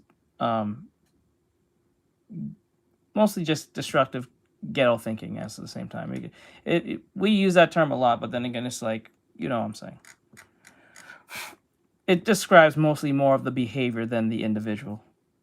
So but I have a theory that this sort of behavior is exactly what is leading to the male loneliness epidemic, and I have proof. Let me show you. Now, I just gotta say, before he goes on any further, that brother in Christ, if you genuinely look like this, bro, you do not need to be complaining about women and them not paying you any attention, bro. Like, literally. And the crazy thing is, like, guys will literally look like this and want, like, a very attractive, fit, like, supermodel-esque girl, or not, maybe not even supermodel-esque, but they want her to be fit and attractive, and yet you look like this, bro. The energy you want, you have to put out back into the world. That's super simple. Additionally, for the people who say looks don't matter, bro, it's cope. And you're just lying to people. Everything matters in this world, right? Everything. Personality matters. How you look physically matters. I'm definitely not going to do no baby crap. Let me see until she suggests it. Okay, I got you. Well, then again, these days, it's not technically sex until she is okay with it. Money matters. Whether you have a job or not, or still live with your mom, matters. And the top comment here says, making fun of his looks only proves his point. Now, I don't know if the person who uploaded this video is going to make fun of his looks. I don't want to do that. And if you think me pointing out his obvious flaws is making fun of him, then you're just... I'm so sorry. I was not paying attention to this. What's happening?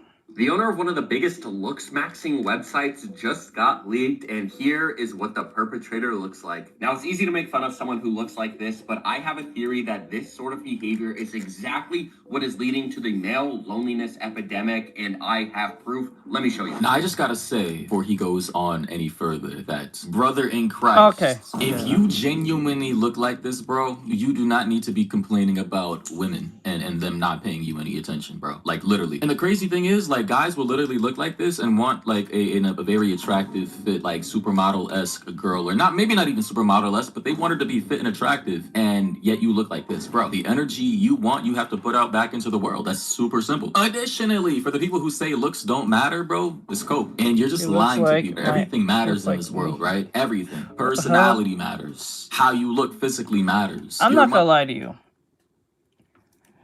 I think this is where I blame... I'm not blaming completely. I'm gonna blame it at a very small percentage, like 5-10% of this, not the full 100. But this is where I will blame anime in the sense of the harem side of things, where in most power fantasy animes, where they think if you're a nice guy to pretty girls, you have a bunch of girls who will eventually like you or follow you or want to be in a relationship with you. And that's where a lot of, like, I don't like watching harems, because they just lie directly in your face, thinking, even if you're a subpar looking dude, you think that if you're nice to girls long enough, or you're nice to a girl who's pretty and you like them, they're going to eventually like you back. No, that's not how that works. I don't think that's how it works. Yes, be nice. I'm not saying not to be rude or anything. But to think that just only being nice is going to get you the girl, I don't think that works. That's probably like a fourth of what you should be doing. So, like, the 1/4 is being nice. The second fourth, the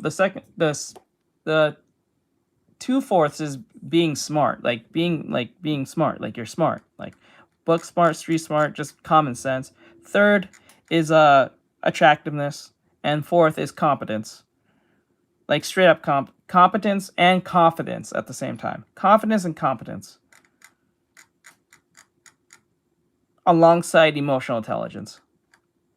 I think that's ultimately what it sums up to be, alongside your looks. So, like, you know, it's a mix of things. I don't think it's just one particular thing, because if you can get your girl by just one particular thing, then every other guy can do that one particular thing. And I won't say the word take, because no one can't take your girl. No one can't take your boy either. No, your significant other can't be taken from you. They choose to leave. You know what I'm saying? A lot of people say that stupidness. Yeah, I never understood it. She was stolen from me, bro. No, she wasn't. She left willingly. Stolen is when she was kidnapped. We're using that term way wrong. She picked a better dude who was more competent, or probably an idiot.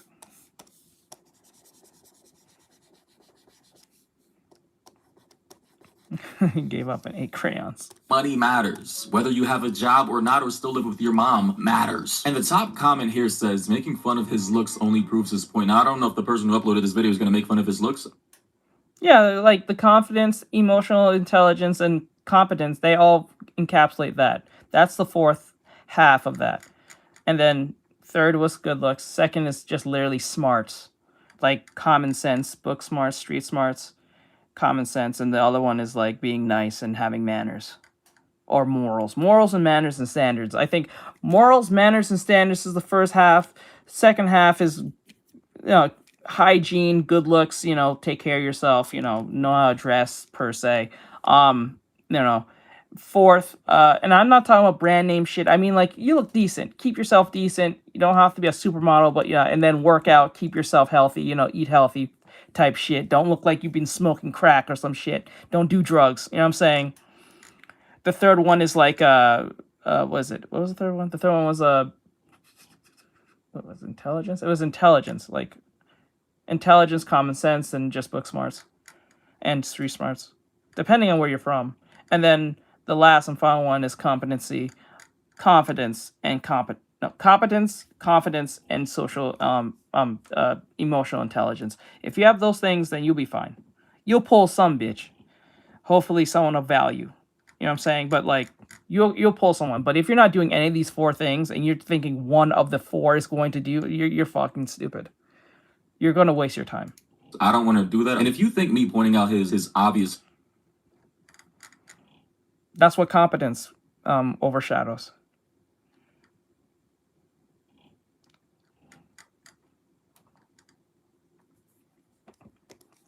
That's what the confidence comes from. No, cooking is the competence.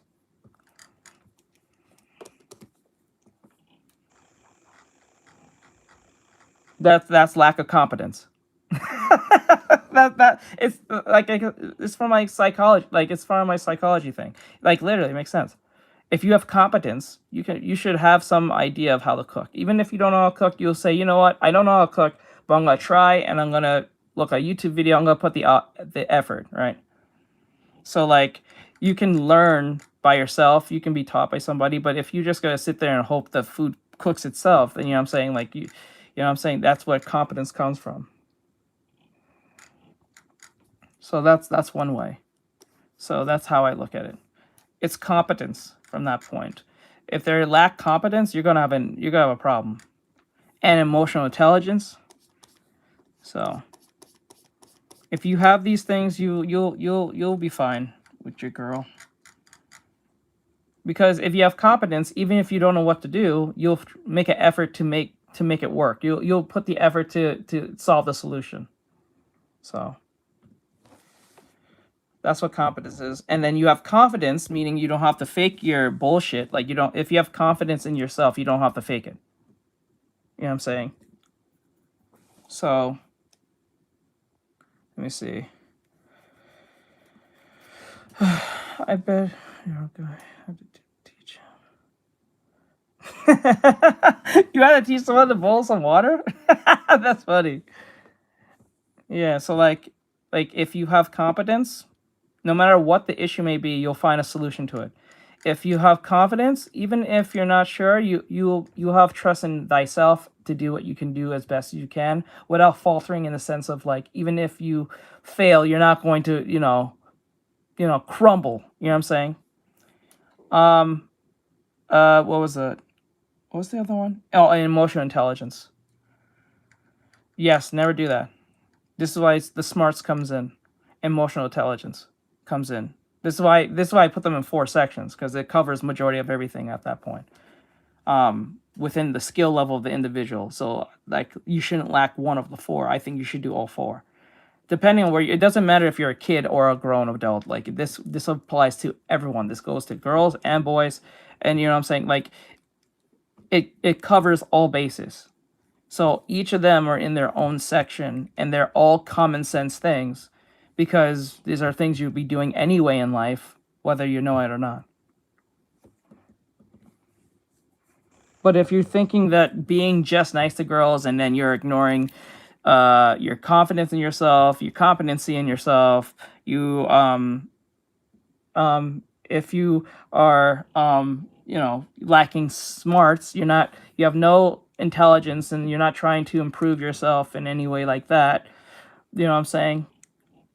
you're gonna falter. You're gonna have problems, and then she's not gonna pick you. You know what I'm saying? So it's only as long as it is if the other person is just as self-aware. If your significant other and yourself are self-aware, you will have a long-lasting relationship. Flaws is making fun of him, then you're just soft. I'm not making. My girlfriend was with me since middle school. Yeah. Oh, friends, and then you became boyfriend and girlfriend.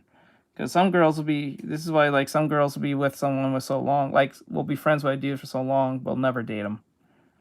Making fun of him. I'm just stating the obvious. A lot of people are just afraid of the truth nowadays for some reason. I don't know why that is. But again, if you look like this and you have not done anything to improve your life or your body, your physical attributes, then I'm sorry. Whining online about women all day is just pointless. It's futile. Now, it's easy to make fun of someone who looks like this, but I have a theory that this sort of behavior is exactly what is leading to the male loneliness epidemic, and I have proof. Let me show you. I read a lot of comments on my page, and so many times I'll click on their profile and it'll be a private account with no photos and an anonymous profile picture. I've been so curious about this phenomenon that I actually asked a couple of them about it, and they all said the same thing. They're too worried what people are going to say if they do post. In high school and college, there was so much pressure to be good looking. There's so much pressure to be jacked and lean. There's so much pressure to be rich that they might as well not even try. And that's, you see, that's the problem. Guys, people are very nihilistic. Listen, I understand all the daily pressures of compare and contrast. First of all, stop comparing your life to the lives Yeah, of it people makes no online. sense. You're stupid. Stop comparing yourself to other people. You're in much more different situation they are, even if you guys happen to fall into a similar aspect to each other.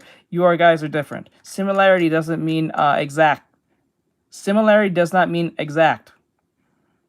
Line. Comparison is a thief of joy. Just focus on you and the small improvements you can do every day, whether that's financially, physically, mentally, spiritually, whatever. Your journey is your own. And if you have a very toxic, unhealthy mindset of comparing your life to those online who are, by the way, only showing you the shiny bits of their life, they're going through their own struggles too, behind the scenes in these highly edited videos. Stop comparing your life to the veneer and the facade of people you see online when they may be struggling as well. Secondly, just because someone may look better than you or have more money than you or whatever does not mean that you still can't try. That's just super nihilistic. Life is very relative and very contextual. Sure, there's always going to be someone better than you or lower than you, right? But just because someone may have more or less does not mean that you should compare yourself to them and not try. You're trying to improve your life for you. There you go. That's the competency part that comes in.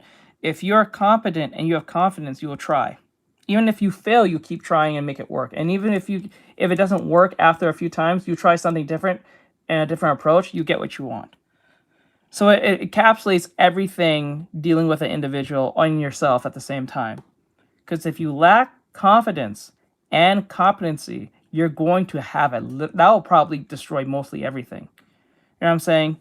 Because if you lack confidence, you're not going to put the effort. If you don't put the effort, you're not going anywhere. And if you don't go anywhere, you're going to complain and moan and bitch and all that stuff and say, oh, why me? Why no bitch want to fuck me? This, that, and the third. You know what I'm saying? All bitches are horrible. They only want guys who are 6 feet something. All this stupid shit. And, like, I'm not saying that they don't, because most girls are going to pick the highest fruit as best as they can in their skill level. But this is exactly what the angry Asian guy was saying on Twitter, TikTok. He's saying there's too many people who are not in the skill level there should be, as he was using video game terms, in their skill level where they should be in the dating pool. A lot of people who's supposed to be a bunch of bronze and silvers are in masters and grandmasters. For some odd reason, you should not be here. No, you shouldn't, because a lot of grandmasters who are desperate or just want a nut real quick will pick a silver chick. Like a grandmaster dude who's just not giving a fuck will have sex with a low tier individual because, well, it's easier compared to someone who's on the same level as them, because now they have to put the effort. If they get someone who's a bronze, a silver, or even a platinum, it's easy to fuck them. But if they're on the same level as them, now they have to put effort, right? It makes sense. And then what happens is it bigs up the heads of the silver, bronze, and platinum players. I'm referring to the women, to think that they are at least diamond or higher when they're really not. You know what I'm saying? They think they're masters or diamond or whatever the case may be. And then when dudes who won't date them like long term, won't give them the light of day. They won't date the dudes that's under them or the same level as them because they see them as less than. And this is what causes this issue where since that girl fucked the dude who's grandmasters, every dude under her at that point is not worthy of her time. When those dudes are mostly for her and should be more with her because they're on the same level in that sense. But because she already got the grand prize taste of it, she is not appreciative of dudes around her in that particular skill set. So you get that funny meme with Squidward, and it's like a Overwatch meme where there's a bunch of like bronze players, and then this one person who's a bronze player is like, I shouldn't be here. That. So that's what's happening here, per se. A lot of dudes who should be in their skill levels fucking bitches who are under them, and then bitches get big-headed and they say the outrageous shit saying that she'll be like 3,000 pounds and saying that she needs a dude who's 6 foot, chisel abs, everything under the sun, and he needs to make more than 6 figures or some shit like that. And then she deserves a man who's all those things, but she doesn't even take care of herself in the slightest. And vice versa. Same things for the dudes who look like that. Not this dude, but looks like the dude who owns that website. Tell him the looks maxing, but he looks like a slop. So like it is what it is. It's the irony in that. For other people. And not gonna lie, I think a lot of these defeatist, nihilistic, I don't even want to try type of mentalities is literally why people become incels and isolated, because you just don't want to try, bro. You just give up on life. Yeah, that's you's a sad. bitch. If they post on You's a Instagram bitch. and their photo doesn't get 250 likes or whatever arbitrary number, they feel like a failure and a loser, and they're gonna get made fun of at school tomorrow. That is sad, bro. And that is legit mental illness fueled by like online parasocial activities that we need to stomp out. Don't matter. If you look like that, you can change it. See, the thing is that when people say, oh man, that guy looks like me, I'm fucked. Just because you look like him doesn't mean you have to stay looking like him. It's not like you're permanently stuck like that. You can change your shit any day. That's up to you. You have to know what you value. So even if you look like a slob, you can change that tomorrow. It's not... It is what it is. See, but that's the mentality right there I'm talking about. It is not what it is. You can break that. You can be the dude you want to be. That's right there the problem. This is what this guy's talking about. You got to break that. That is what it is. It is what it is right now. Right now. But you can change that in a couple of months to a year or two from now. Especially if you're young. If you're still in your 30s or your 20s, you can change that right now. Especially in your early 30s. But, like, you can change that. It is of my belief that social media and these looks maxing people are to blame for this sort of behavior. I am all for self-improvement, don't get me wrong. That's why when people come and say, how do you draw so well? How do you draw those hands? X, Y, and Z. I practice and fail constantly. I do it and record it all damn day on stream. We'll be sitting here for hours doing all this and reacting and stuff. You guys see me drawing and stuff. I'm usually entertaining and talking, giving my opinion and shit, but like most cases, I'm still drawing. It may not be the best thing, but I'm going to keep drawing till we get it. Like earlier, we was drawing, remember, we was drawing this. This was the first drawing. This was the first drawing of Piccolo I did. Once I realized it didn't look like him and it looked like shit, I said, nah, fuck it. I'm going to change it. Now it looks a lot more like him. Now it's not one-on-one. I'm going to be making some changes towards it still. But it's a lot more closer to what Piccolo looked like than what I had before. It looked lazy. So I said, I'm going to do it over again. And I did. I didn't want to do it over again, but I had to. Because I'm not going to waste my time doing that stupid shit. Looks maxing trying to make something work when it's not working. You got to hit that gym, bro. But then again, you don't have to go to the gym. A lot of people believe they have to go to the gym to lose weight or to build. You can just work out at home. You know what I'm saying? You can do it outside. You don't have to do it in the house. You know what I'm saying? That's what I did. So, what's up? is kind of just comparing yourself to others and ranking yourself on a leaderboard. Literally, that's what it is, man. And I gotta say, it's weird. The looks maxing online, competing and trying to look better than the next guy community. It's just, they have valid points for like basic stuff like hygiene and skincare and all that shit. But then when you get into the deep nooks and crannies of the entire ecosystem, it's just, bro, people just become way too obsessed with their looks. And it's, bro, it's like, it's making so many people who have body dysmorphia and genuinely unhappy because they're never satisfied. Take, for example, there's one of the leaders of the looks maxing community by the name of Androgenic, one of these guys. And this girl confronted him like a few nights ago talking about his looks and calling him, you know, ugly or whatever. Right? She was being rude. But here was his response, that's what it is. bro. You know, he's not bad looking, but it's just like the way he responded shows how much insecurity is rampant in people like this. You're ugly! What the hell? You're ugly! You're fucking look back. You look your fucking face. You look fucking ugly. You look fucking absolutely disgusting. I'm serious. Like, is that a JoJo hat? Bro's rocking the JoJo hat. But here was his response. Yeah, he's wearing a JoJo hat. Kudos to him. base hat, I'm not gonna lie. No, he's not bad looking, but it's just like the way he responded shows how much insecurity is rampant in people like this. You're ugly! What the hell? You're ugly! You're fucking look back. You look your fucking face. You look fucking ugly. You look fucking absolutely disgusting. I'm serious.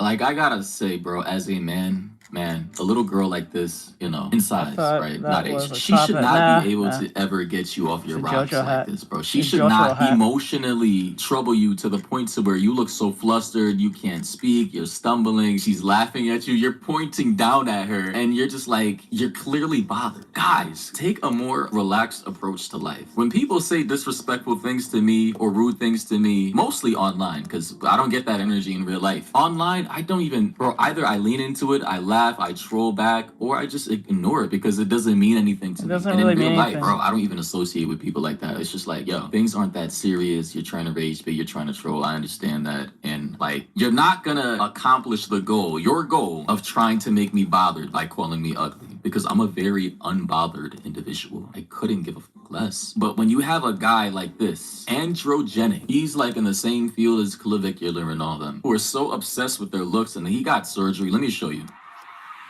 Holy shit! A guy like this, Androgenic, he's like in the same field as Clavicular and all them, who are so obsessed with their looks, and he got surgery. Let me show you. God damn. It looked like two different men. This is the same dude. See, I know he wanted to get surgery. I'm not pushing that, but I'm just saying, you see that he put the effort to change himself. I'm not saying how he changed himself was good. I'm not saying that.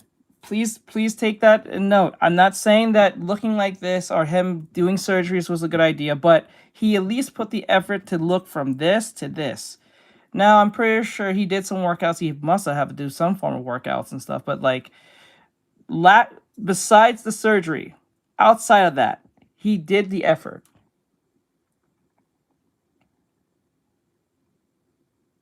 No, that's him now. This is the same person. So I would have sent that girl to the hospital. No, I don't think that. I don't think. No, I would just ignore that hoe. Say fuck her. I don't even like. I don't think you should get physical with women or men like that unless they literally did something to you. I don't think that makes sense. Because all of what's gonna happen, you're just gonna look like the person who aggressed her. So yeah, this was him. This is him? When he was. That's him? No way. No way. This has to be his like little brother or something. This is crazy.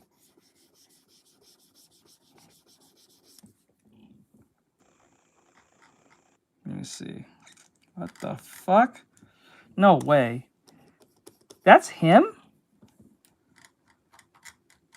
Hey, what's up, Hey, Lyric. Oh, sorry, I thought I said Lyra. Younger, right? Skinny, you know, whatever. And then eventually he got into the looks maxing community. He started, you know, taking like steroids, peptides. He got, I think, double jaw surgery. He probably started injecting testosterone as well. And he started molding and shifting. Man, I can't, this kind of goes against what I said, but like, he put the effort, but I don't think this was the right way of going about it at all. I wouldn't like, I'll give him props for going for the effort, but I'm not giving him props that he did all that. I don't think that makes a lot of sense. I think you should just stick to your education, stick to your health, and worked out and stuff. But all that extra stuff, nah, I would not do all that surgeries. I think that's stupid, because what's going to happen is, if you end up doing these surgeries may have like a consequence where you can't reverse it.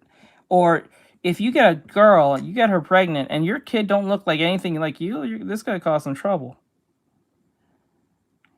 Shit. Himself into a very weird looking individual. I'm not gonna lie. Like, I guess technically his looks have improved, but his head just looks crazy. Very now. harmful. He does not look real to me. He looks very uncanny. When you have guys like this, damn, this is so no way. No way. No way. Bro, looks like a JoJo character. I'm bullshit. Look at that stance. His looks have improved, but his head just looks crazy now. Like, he does not look real to me. He looks very uncanny. When you have guys like this, my point is, who are, bro, you look like you look like my portfolio drawings. You don't look real. You look AI. Shit, like, what the hell? You don't look real. What do you guys think? What do you guys think, chat? What do you think, chat? I don't know. That's the same person? Nah, bruh. Like, yeah, he got surgery. Just body. Yeah, you're kind of right. You're kind of right. I don't know, bro. You look like a JoJo character. Let me see. Hold on.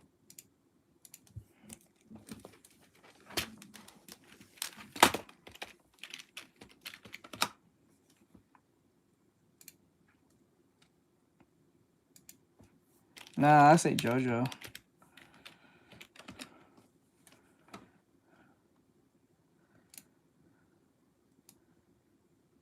Okay.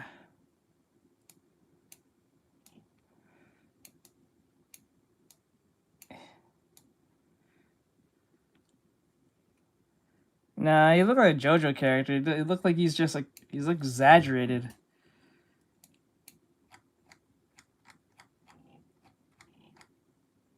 You look exaggerated.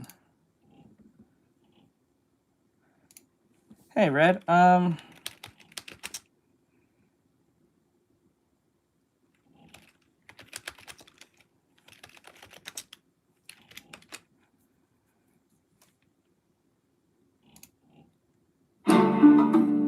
who is it?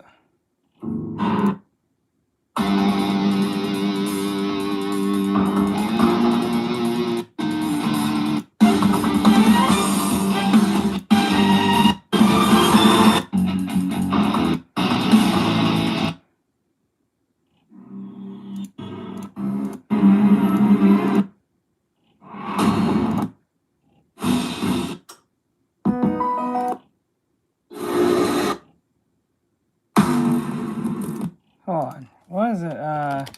What was the iconic song from JoJo?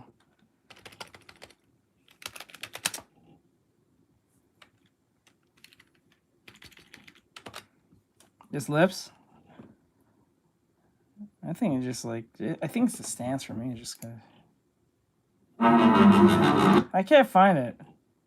Which one is it? Like, I forgot how it goes.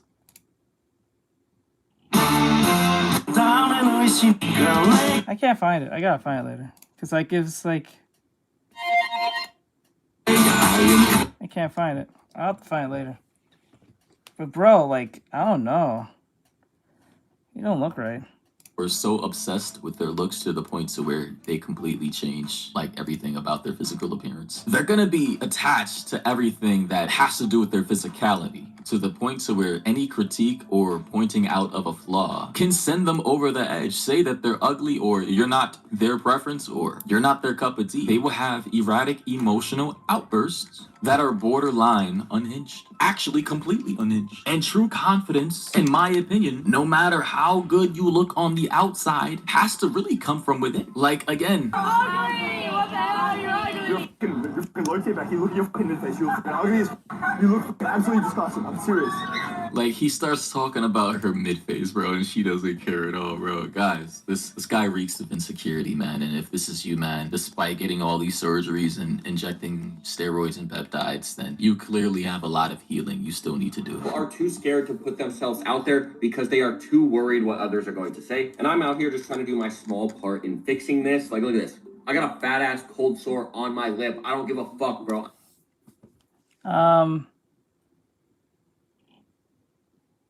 I don't think that was something you should have said out loud. You have cold sores, bro. You have herpes. That's horrible. You got a cold sore. That's not good. I am still filming. My value does not come from my external appearance. It comes from who I am deep down inside. So basically, yeah, but bro, you just said you have a cold sore. No one wants a cold sore. I'm not shitting on the fact that you may be a nice person. You probably are, but like, no, bro. I don't think that was the best solution of saying that. basically, that guy pointed out the fact that, and this is what I truly believe. Because cold sores are highly infectious.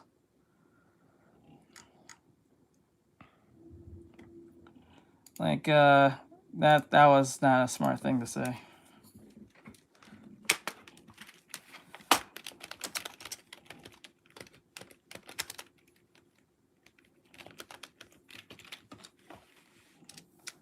It says here, a cold sore also is called a fever blister.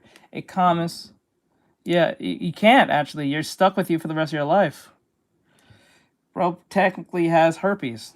It's a form of herpes. It's like, a cold sore, also called a fever blister, is a common contagious fluid filled blister that appears around the lips caused by the herpes simplex virus, HSV1.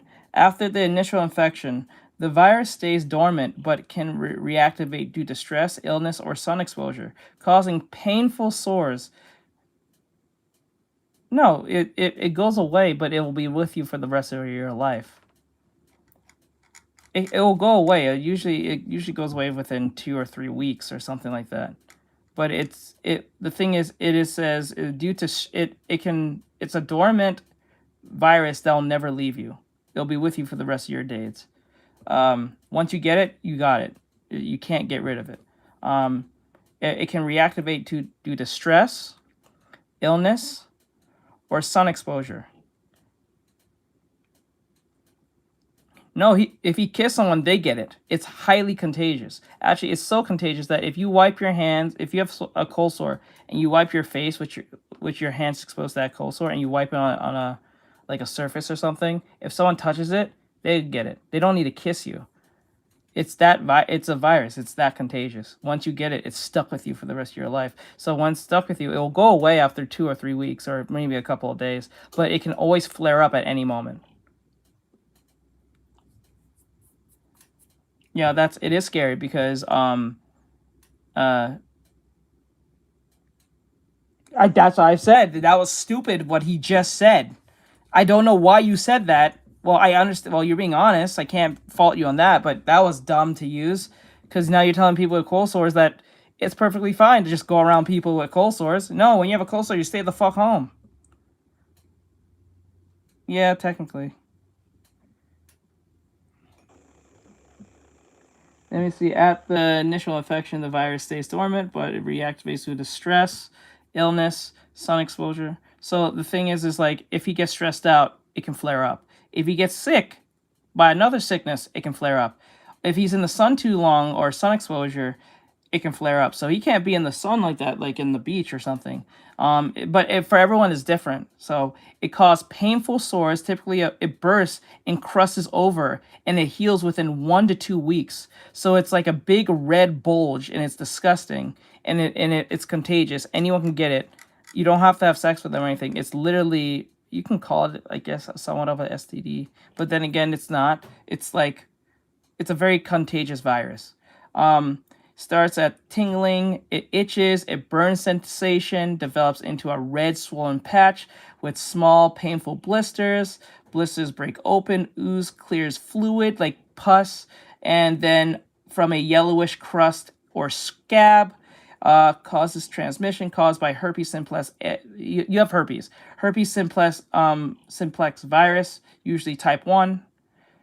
Yeah, so be careful who you're kissing, because there's girls out here who are teaching other girls how to cover up the herpes sore and make it look like it's not there. There's a lot of girls. There's a video on that. There's a lot of girls doing that. Not all girls, but there's a plethora of girls who are teaching girls how to cover up the herpes sore. So if you want to go on that date with that dude you like, you can still kiss. You can try kiss him if you want to, but you'll give it to him.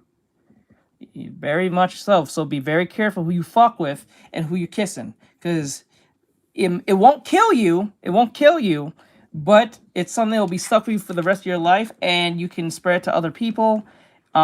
It's easy for it to flare. It can be caused by stress, fever, or illness like a cold. It says it right here. I'm reading it, so I'm not just making shit up. Weakened by the immune system or sunlight. There is no cure for it. But antiviral medications can speed healing and reduce outbreaks. Over-the-counter creams help with the pain and drying. Avoid touching the sore to prevent spreading of the virus. So you don't have to kiss anyone. You can just touch it and just touch surfaces. Yeah, be very careful. You don't want to get it. It'll be stuck with you for the rest of your days. And sometimes you might get it once, and then you'll never, ever experience it for the rest of your days. Or you can get it several times every other month or every other year. So everyone's different depending on the tolerance of your body. So you can't just say because Jessica has it and she only had it once 10 years ago doesn't mean it's not going to happen to you, or it won't flare up every other week, every other month, especially if you're a person with a low immune system, or you get sick a lot, or you're always in the sun, or you get stressed out a lot. You know what I'm saying? Like, you don't want this. So for him to say that out loud and make it like, oh, just bypass that, you're not going to drive that right past me and think that's okay, right? But there's people who has it and try to destigmatize it. I'm like, bro, there's no destigmatizing anything. It's a very painful thing you don't want. No one wants no part of that. Please don't. Like, don't try to make that like it's a normal thing, like you got a scab on your leg and some shit. That thing's irritating. It takes 1 to 2 weeks for it to go away. You know what I'm saying? And you have to stay inside and stuff like that. You don't want to spread that to others. It's fucking not right. It's evil. You know what I'm saying? It's disgusting, you know. Value as a human being outside whatever the social constructs humans have created for themselves, I believe, comes from your intrinsic, intangible values from within. Perseverance, the willing to get knocked down and get the back up, the ability to be a leader, to strive in the face of adversity, to keep going in the darkness, to reach the light. I know it sounds cheesy, it sounds cliche, it sounds generic, but yeah, man, that's my mindset. We only have one life. Sure, take care of your body, your mind, your soul. Clearly, the leader of the looks maxing community, this guy right here is not doing it, right? He's a part of the looks maxing community, as well as this guy right here. In the same community. He might look good on the outside, but on the inside, I can tell he's a very unhealthy individual. I've made multiple videos about this guy, 2 to 3 videos already about this guy. Very toxic mindset, genuinely. And then, we have people in the comment section saying making fun of his looks only proves his point. I don't know who's making it. This guy didn't make fun of his looks, nor did I. But again, this is just projection of insecurity. Hello. Nobody's making fun of him. If anything, people are pointing out the hypocrisy, the irony. You complain about women and you're black-pilled, and you complain about all these things, yet you have not even tried, bro. You haven't even tried in life. And then these people create these incel communities, like one of the largest involuntary celibate communities, all right? And technically, being an incel or involuntarily celibate means you literally can't get physical intimacy with anyone, regardless how much you try. But obviously, the meaning has shifted, it's changed, and it's taken on a whole other meaning like a list of attributes or personality characteristics or physical attributes that people may use the word incel to slander you with. I don't personally agree with that, because words mean things to me, but I understand linguistics and the evolution of language over time. But I just gotta say, if you are in the incel community, the looks maxing community, and you're a black pill, and you have not even tried to personally improve your life, regardless of what other people think, you're not eating organic, you're not exercising at least 3-4 times a week, you're not reading or trying to gain knowledge about things, then you have nobody else to blame but yourself. And I know people are going to be upset about this video, about me, I guess, speaking the truth or stating common sense, which I believe to be common sense. But I mean, hey, a lot of these things that are turning people into incels or femcells, to female incels exist too. It's just legit self-sabotage. These are just lifestyle choices that you can change. Nobody's forcing you to live like this. I gotta say, even I've seen videos of people literally born disadvantaged at birth. I'm so proud. Childhood defects and all these genetic anomalies. They even still try and become sometimes great athletes. They change the world by creating plethora of scientific inventions. They get rich off of perseverance and trying to actually work with people. All I'm saying is, if people with less privilege than you at birth can lead great lives, why can't you? I don't know. I just gotta say, I'm all for self-accountability. I don't like the victimhood Olympics. I don't like blaming people for my failures in life. I take full responsibility, 100% yes. responsibility. Even when I'm not at fault and somebody snakes me, I'm just gonna be like, hey, what I do is say, hey, this person, they did that, and I should have done it better. I should have been more thorough. It's my fault, and I'll move better next time. That's my mentality. But I guess, people would rather just stay in this victimhood mentality and blame other people on the opposite political spectrum, the opposite gender, the opposite race, etc., the opposite class for all their problems in their lives. And that's just not me. Anyway, thoughts and opinions down below. What do you think about this? And yeah, catch you guys in the next one. All right, let's go. Good message. Okay. We with Chibi Reviews, and he has a video here. He's talking about Sentence to be Hero again. I don't know why. It says here, animators respond to censorship by showing uncensored version for the Sentence to be a Hero episode 1. Now, when I think they mean uncensored version, I think they're talking about the animation models or the oh, thank you for that, bro. Thank you, official. Thank you, man, dude. Thank you for being a student. I appreciate my dude.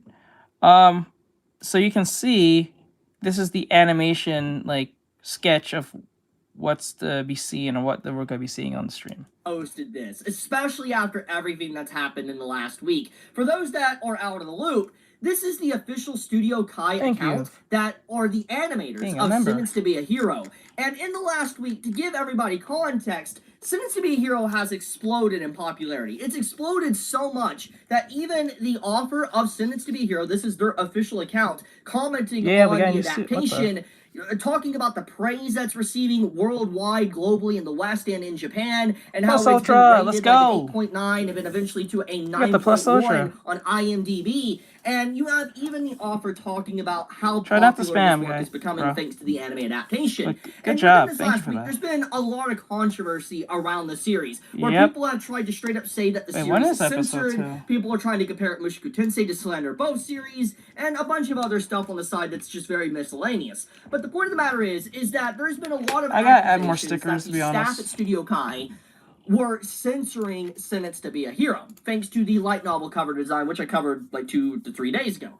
But this is a clip posted of the character Teorita and her design, and showing that it actually is uncensored. So you can obviously see it. This is the storyboarding and all that before it's fully animated and colored in. But you can actually see the light novel design of her fully there. It will go and it's just the robe, which you see in other illustrations. So the light novel is covering it, but the actual original design is there to be seen. And it is so crazy that the actual official animation studio posted this. You know for a fact. Wait a minute. I'm on the website, right? Where the fuck is... They got episode 1 and 2 of Jujutsu Kaisen subbed, but where's the dubbed? Where's the dub? The dub's not out? What the fuck? Hold on.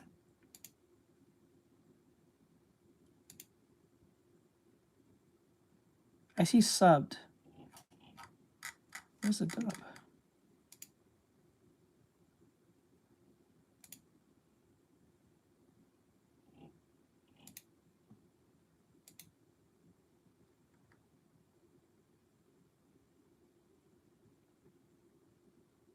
They don't have the English version? Ah!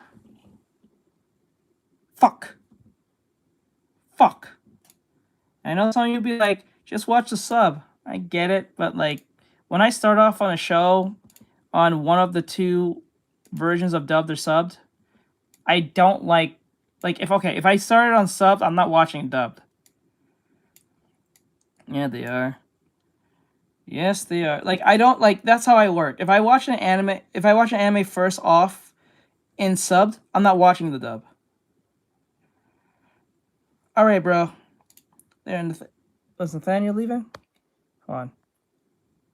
Oh no, it was Red. Okay, wait no. No, it was Nathaniel. Later, Nathaniel. There, Nate. Wait, is Fire Force Fire Force? Wait.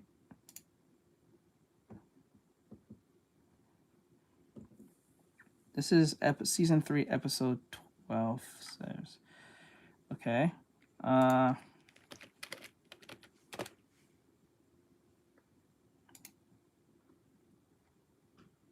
I'm not. Okay. Okay, I'm still in season 3. I gotta watch this. Okay. Did Gacha could get their episode? I'm gonna be so pissed. Like, what the fuck? Hold up. I may have to just watch the sub just to get my closure, because that's gonna piss me off. Hold on, where's Gacha Kuda? Did you finish the Oh, I gotta watch Go-Go Loser Ranger, bro. I gotta finish the season, bro. I didn't even finish season 1. Season 2 is like, I gotta finish this. Holy shit. Okay, hold on. Where's Gacha Kuda?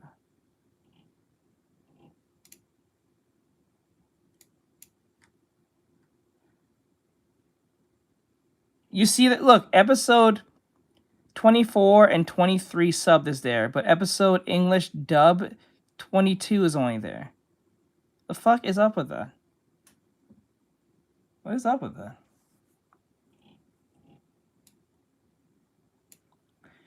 I know. I got work to do, but I get it. I'll get in. I'll lock in, I promise. I know. It was another show. Did you finish the Gad Guard? Bri, did you finish it? How you like it? It was. I have a feeling you realized it was a product of its time. I believe it was a product of its time. Kind of wish they kind of expanded on that show. And the sketch kind of. That's good. Yeah, I like it. You like it? Okay.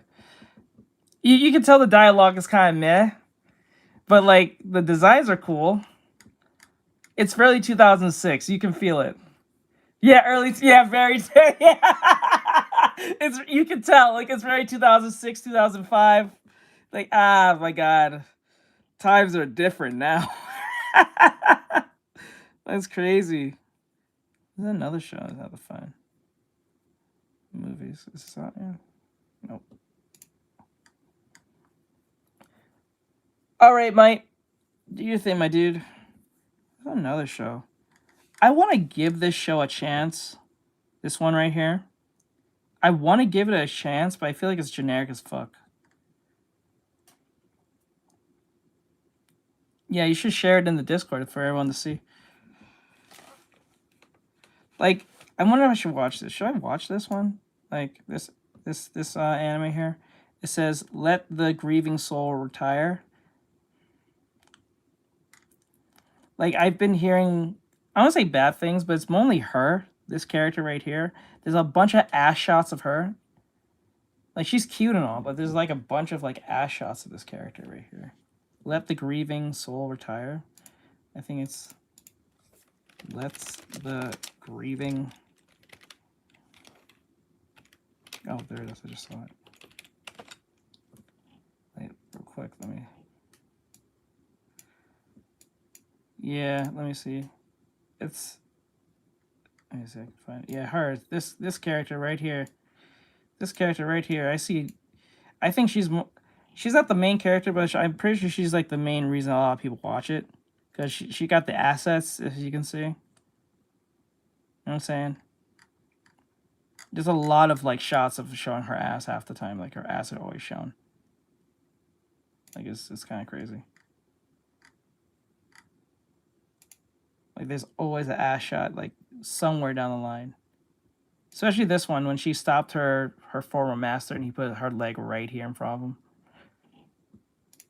Yeah, there it is. And then I think that's where a lot of people started watching the show because of just this character mainly. So it's kind of crazy. Like, her design is cool. I like her design.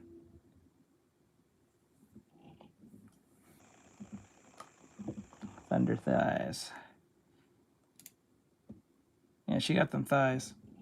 Every time when I draw chicks like this, especially with the thighs, and they're wearing the stockings, I always feel like I emphasize the legs too much, the bulge too much, or I'm doing it too little. It's weird. It's a weird thing. It's such an annoying thing. It's like there has to be the right balance of it. Like always with the legs. It's kind of crazy. Yep. Is that how they call it? The thigh pinch? I call it the bulge. Skin bulge. Yeah, it's cute. I think that's one of her identifying traits. Other than the overall outfit, but that's actually ribbons. I just realized that was flowers myself too when you look at it. I like it, but like I don't know if I should give the show a try. I feel like it's just like another generic isekai, not isekai, but fantasy overpowered. Oh, maybe. I don't think the main character is overpowered. I don't think so. Ish, I don't think so. He's powerful, but I don't think he's overpowered. 100% they saw the allegations. They saw people accusing them of censoring the series, and out of all clips, they decided to post this singular clip that basically just showcases they are not censoring the design, they are drawing the design. It's just the robe, which is a part of her design, it's even in the light novels, is just there. I love this because the fact that you have the creator commenting about the popularity globally of the series, but also have this being posted within days of each other, says enough that these animators and this studio is based. Straight up based to more or less deflect or just get rid of the allegations and showcase, no, they are not censoring the character. And it's just, there's not a point right now to show it because her design from the very beginning has the full robe on. My love for Studio Kai has grown exponentially thanks to this, and I just gotta say, man, Base Studio. I wanted to share this. This is a very brief video, but I wanted to share this with all of you guys because I thought this was insane. Out of everything they could have posted, this is what they posted after everything. The allegations, the accusations, the slander. This is what they do. You gotta love it, man. You gotta love the MT team, like Mushoku Tensei team that, you know, animated Sins to be a hero, because they really do love their work. They love what they work on, and they really do want to deliver, because this, they delivered. But I wonder what would happen if you went to every anime animation studio, shoot the budget up the wazoo, and pay their animators what they deserve. I wonder how much more of you can pull out of them. Like, just come out of nowhere directly as they're making, like, they're about to do a fight scene, right? And say, listen, guys, we have some good news. Because of how things are going in the West, or at least the popularity of our show, and how laws has changed now, it has come to our attention that we will have to give you more of an up pay than what you're getting now. And now, for those, you're getting, I'll say 50 times max more than what you would get than what you are making now. 50 times or 100 times more what you're making now. Do you know how, like, get everyone from Studio Mappa and just shoot their salaries instantly. It'll be high of the high quality, straight up. But don't just spring it on them. Spring it on them, like out of nowhere. You don't think they'll go all out? They'll go all out. I'm telling you. Especially when they was already, like, probably dreading it. They're not, I don't think most of them dread it, but they dread that they have to go all this work just for, like, a cup, like, what they make now. And then just come out of nowhere and say, bro, we're going to pay you this much. And they'll be, like, looking at it. Like, that not only covers my whole everything, all my expenses, but even then some. Bet you believe you get the most insane, top-tier, legendary fight scene at fucking the gods of gods, bro. I'm telling you.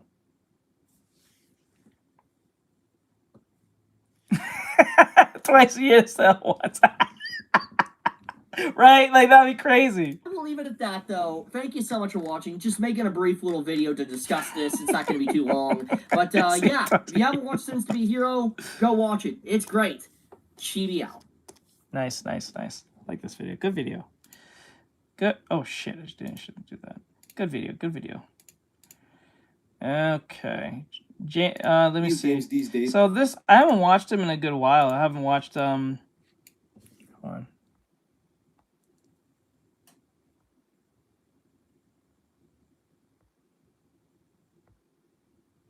Hold on, guys. 1 second. Give me 1 second.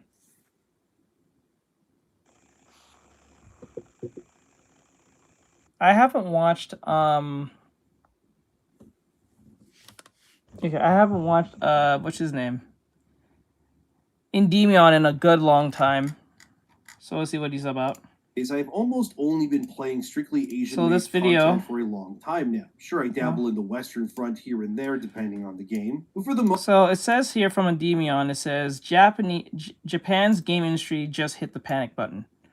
I don't know what that means. That doesn't sound too good. So we're going to hear what he has to say about that. What does that mean? When it comes to video games these days, I've almost only been playing strictly Asian-made content for a long time now. Sure, I dabble in the Western front here and there, depending on the game. But for the most part, my heart is always going to drift to what's being made overseas, because whereas the Western side of gaming has largely lost my interest, the Eastern side just keeps making things that I want to play. Like, my backlog is already insane. I'm working through it, I know. Obviously not fast enough, since stuff like Dragon Quest VII Reimagined is coming out soon, which I want to play so badly because it looks awesome. I played that game as a kid on my PS1, never beat it though, got super lost because the original version of that game was not exactly player friendly, if you know, but I always wanted to go back, so now I finally can. Yep. And even if no new games came out for like 5 months, I would still have a massive pile of JRPGs I need to move through myself, and the reason is simple as to why I consider myself a big JRPG fan in the first place. Because unlike Western RPGs,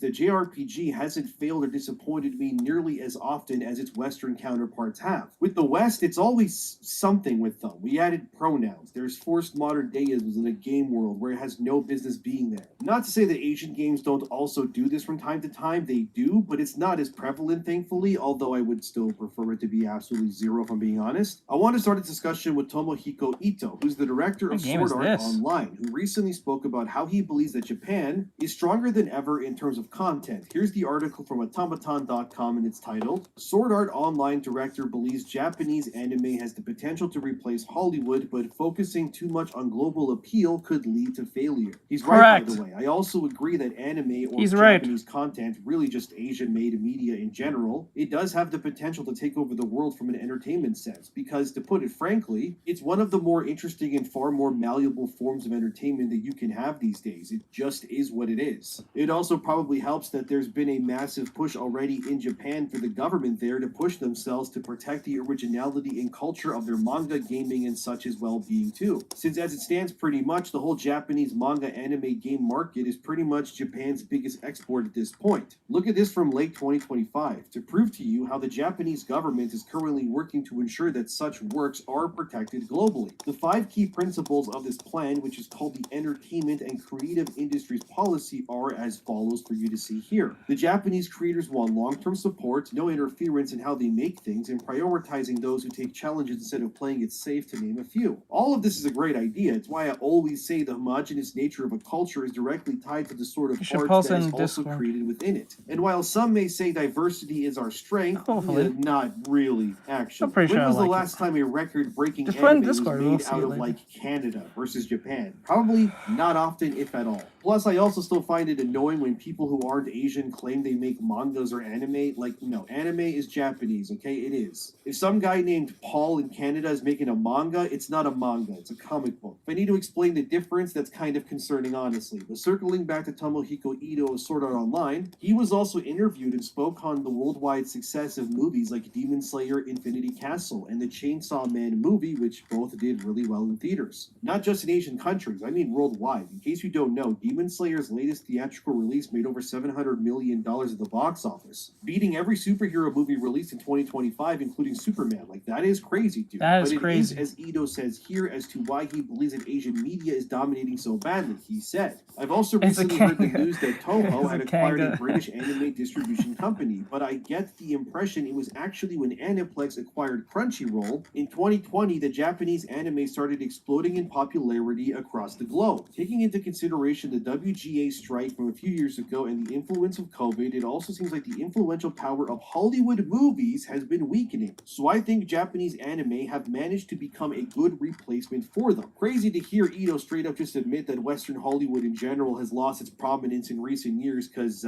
he would be right. Outside of a few movies every year for me, I rarely could even care less about much of anything that Hollywood produces. Yep, I mean, I don't just give a look at the flying West when it fuck. comes to their late shows Like, with whichever. don't get me wrong, you have your John Wicks, but there's not enough John Wicks to say, yeah, I have confidence in Hollywood to make a Gundam movie that doesn't make Cindy Sweeney the main character. That makes a lot of sense to a mostly a boys franchise. Yes, I know some of y'all gonna be like, but what about The Witch? I'm like, yeah, but that was mainly for agenda to a degree. Like, yeah, it did have Gundams in it. Yeah, it did have war and torn stuff going on, but it was mostly focused on the metaphorical lesbianism on that. And then now, when they realized that didn't go well, they stepped back and said, oh, they're not lesbians. They're just very good friends. So you know who was actually picking up this, or who was really the main target audience? It was not the Gundam. It was a Gundam DLC with a particular agenda in it, in a yaoi. It was a yaoi-coded Gundam show. Like, straight up. Shit, I consider that other Gundam, that QX thing, that QQQ, more Gundam than the Witch one. I'm not even lying to you. But let's be honest, Gundam is more male-focused than it is for women. I know they was trying to bring a female demographic, but all they did is just bring the lesbianism with the LGBT thing. That was really what it was. It was not even for the girls. It was the LGBT tactic focus. That's what it was. It was not really for women. That was the main focus with The Witch. But when they did QX, I don't think a lot of girls picked up on that because of the QX thing. A lot of girls picked up on it, and a lot of LGBT individuals picked on it because of the aspects that it was pushing. And then when that didn't go well, they actually just revert back and say they're not gay. They're just really good friends. That pissed off a bunch of people. All right, later, Red. So yeah, making Cindy Sweeney the main character in your Gundam remake movie is not a good idea. Yo, what's up, bro? I would pick someone who would... If I was going to pick someone to be the main character of a Gundam in a West type thinking, I would at least pick someone who is at least Asian American, or at least not even Asian American. If you're not going to go Asian American, you're going to pick someone white or something, I would at least pick... Who's that dude? The dude from Maze Runner? I think he would have been a good pick. He's a pretty good actor. I forgot his name, but like he played the Maze Runner, the main character in that. He was part of Teen Wolf. He was Styles. He played as Styles. I forgot his name. I think he would have been a good pick. He's a good actor. If not him, if I had to pick someone who was black, I think I will pick...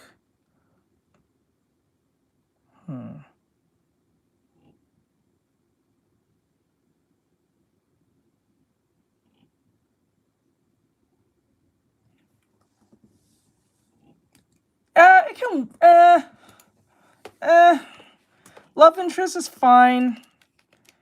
Love interest is fine as Cindy Sweeney, but a main character, no. Let me see. Wait, black actor. I can't think of one that comes in my head. Young black actor. I'm just like young black. If I have to pick a black guy, like a young black actor. Black actors.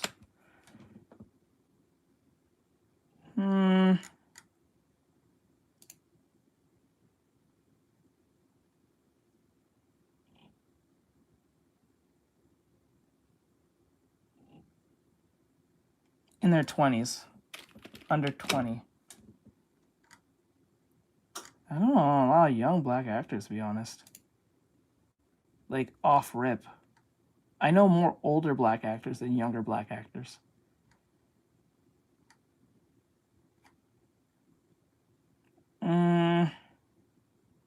Shit, I don't know.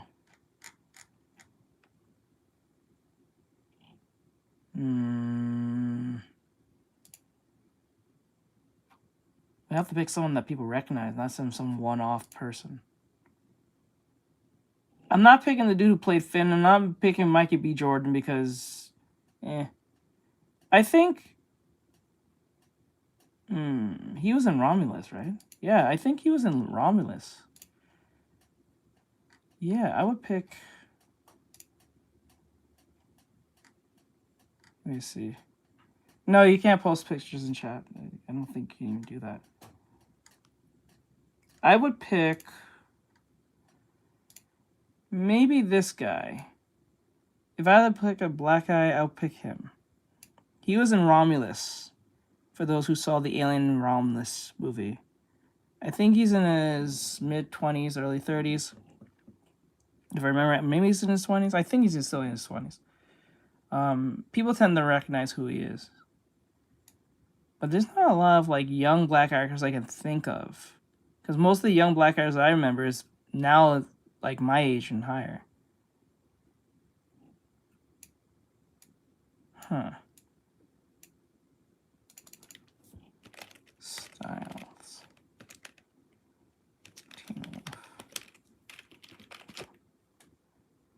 I think if I had to pick a white actor, maybe this guy? Yeah, him. To play the main role in the Gundam. I think he'll fit fine. I think he'll fit fine. He's pretty funny. Yes, he's good with that. Now, if I had to pick a Asian American, I was going to pick the dude from One Piece, but I think that's too on the nose. Asian American actor in their 20s and or 30s. I'll be under 30s. Male, I'll put male. Asian male. No, after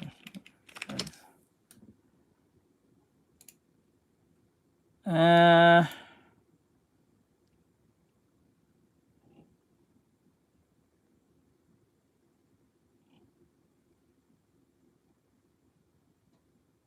Shit, there's not a lot of them I can think of off the rip of my head either. Shit.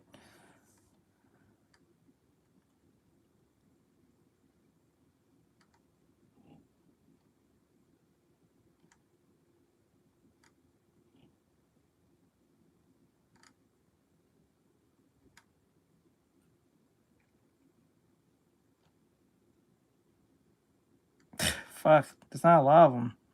And most of them look like they're in their 30s, not even in their 20s. You may have to pick some type of, like, if they're going to be an actor, it has to be one of those K-pop ones that people recognizes. Those if they can act, that is, and speak English. But, like, yeah. There's not a lot of them, if you think of it. Oh, no. Who was the Wait, I know one.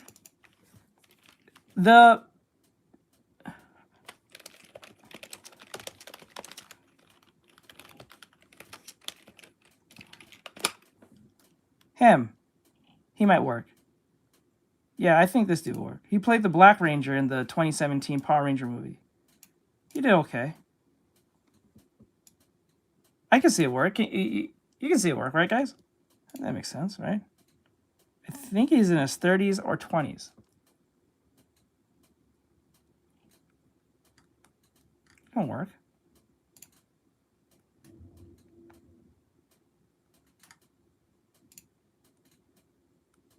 Yeah, I can see that working. Yeah, I think that would be a good group. host you want. It's a humiliation ritual every night to even watch those people. It's just late night hosts crying about politics 24/7. It just gets annoying. And the movies being created, not all of them, but unfortunately still too many, are also just LARPing themselves as thinly veiled propaganda pieces disguised to just like brainwash potential voters for upcoming elections. It's all part of the plan, and it's exhausting, honestly. Like I said, it's why I'm not particularly crazy about anything going on in Hollywood these days. You can tell they're hurting for money because just go look at those new Avengers Doomsday teaser trailers. They explain everything. Marvel tried to push women-led superhero stuff and tons of diversity and all white man bad mentalities, and nobody went to watch it or support that stuff. Yep. Now Steve Rogers is back, Thor isn't a parody anymore, and they even brought back Cyclops in the latest teaser. You can get mad about it all Yeah, you and want, what's but funny about that? They made sure Thor has his. They took the version of Thor from the Endgame version of him with his haircut and he has the thing on his eye and everything. They went with that version. Why did they go with that version? That's very weird. They went with his Endgame looking self. Not him looking fat, looking like a moron, or him being the way he was in Love and Thunder. I wonder why they went down that route. that's what people really want to see. What Ito said is true either way. The West power has fallen by design, in my opinion, too. The entire Western world, hell, I would even include most of Europe as well, is completely being changed due to globalism and things like mass migration. It just is what it is. And I bring this up because the truth is simple. The more homogenized a society becomes, as if everyone comes I'm from pretty the sure same Brad can roots, pick it the up like, easier it is I then, see. obviously, to retain the culture and traditions of that nation going forward. This is why countries that don't allow for mass migration, like China or Japan, for example, are able to retain their cultural identities. They do have some migration, and it's still kind of bad, but you get the point. The truth is that if Japan was suddenly turned into like what Britain is now, or Germany even, this power stranglehold in terms of content being made and what actually influences it would no longer exist in Japan anymore. The very core of what makes these anime, the games, and more so iconic and desirable is because they are being created on a fundamental level with the influence and eons of Japanese history and culture that is being preserved to this day. To remove the Japanese way of life from Japan would result in the content being made also no longer being authentic to the very people who are making it there anymore. Again, this is why you don't see many successful mangas elsewhere, or anything else in general, pretty much. If you have no culture at the core of who you are as a person, all you're really left with is a melting pot of a human being who may be tolerant to stuff, I guess, but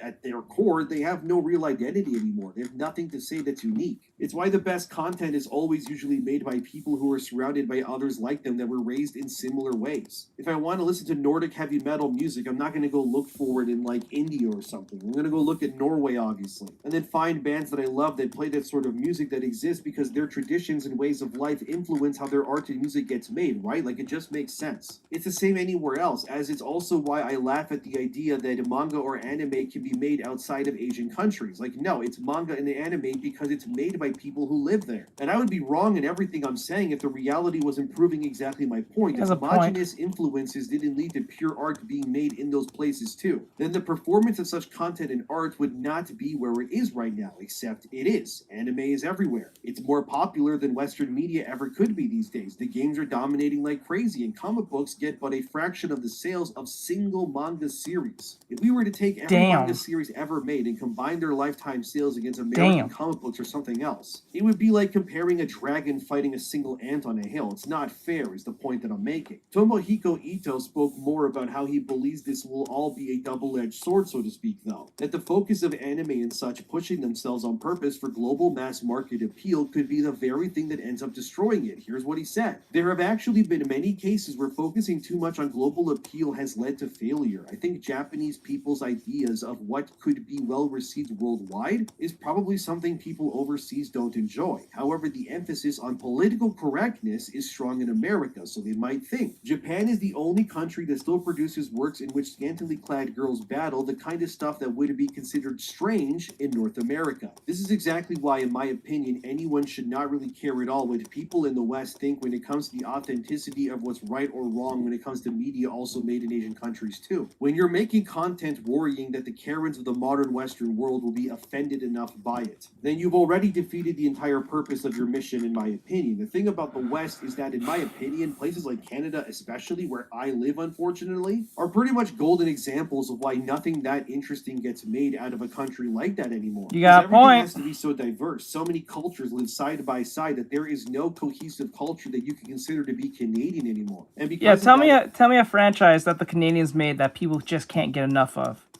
That outshines what the Americans can make, can outshine what anime can make. Tell me something. Tell me a entertainment franchise that the Canadians have made that people can't get enough of and need more of. You can't think of anything. Tell me what India has made. Tell me what Russia has made. Tell me what the rest of Europe has made. Nothing. Shit, and they go to America. We have a few things, but those shit has been hijacked or totally ass raped from behind from activists and horrible people who hate the franchise in general. So, like, we had Star Wars, we had DC, we had Marvel, we had all these different things that was going for us that people couldn't get enough of. Now, anime has outshined that movie-wise, comic book-wise, and even just animation-wise. Right? It's sad. That's incredibly sad. Hey.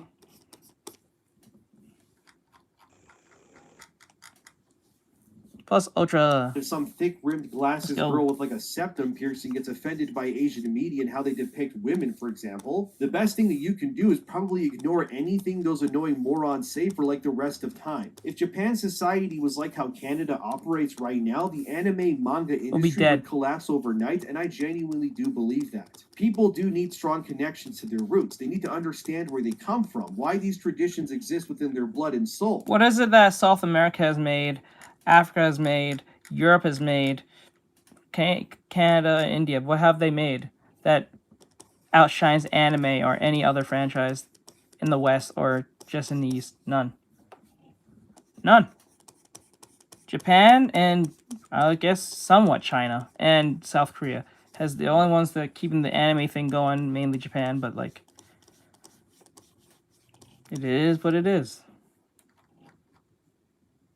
This is lost on many people living in multiculturalized places. It's even worse now considering that entire European countries are just effectively losing their identities and cultures because politicians want to stay in power but know that the original population won't vote for them. So they instead go global, opening up their borders and allowing in millions of immigrants for the sole purpose of essentially importing voters. It is what it is. That's what they're doing. But also not realizing that by doing this, they are effectively ruining the futures and potentials of these countries so that they can stay in power for as little time as they can. But this is why stuff like immigration and more is such a big talking point these days. It's not just in how such an idea can threaten the content that the media created, which India has made Indian anime, but it's not popular to the point that everyone knows what it is.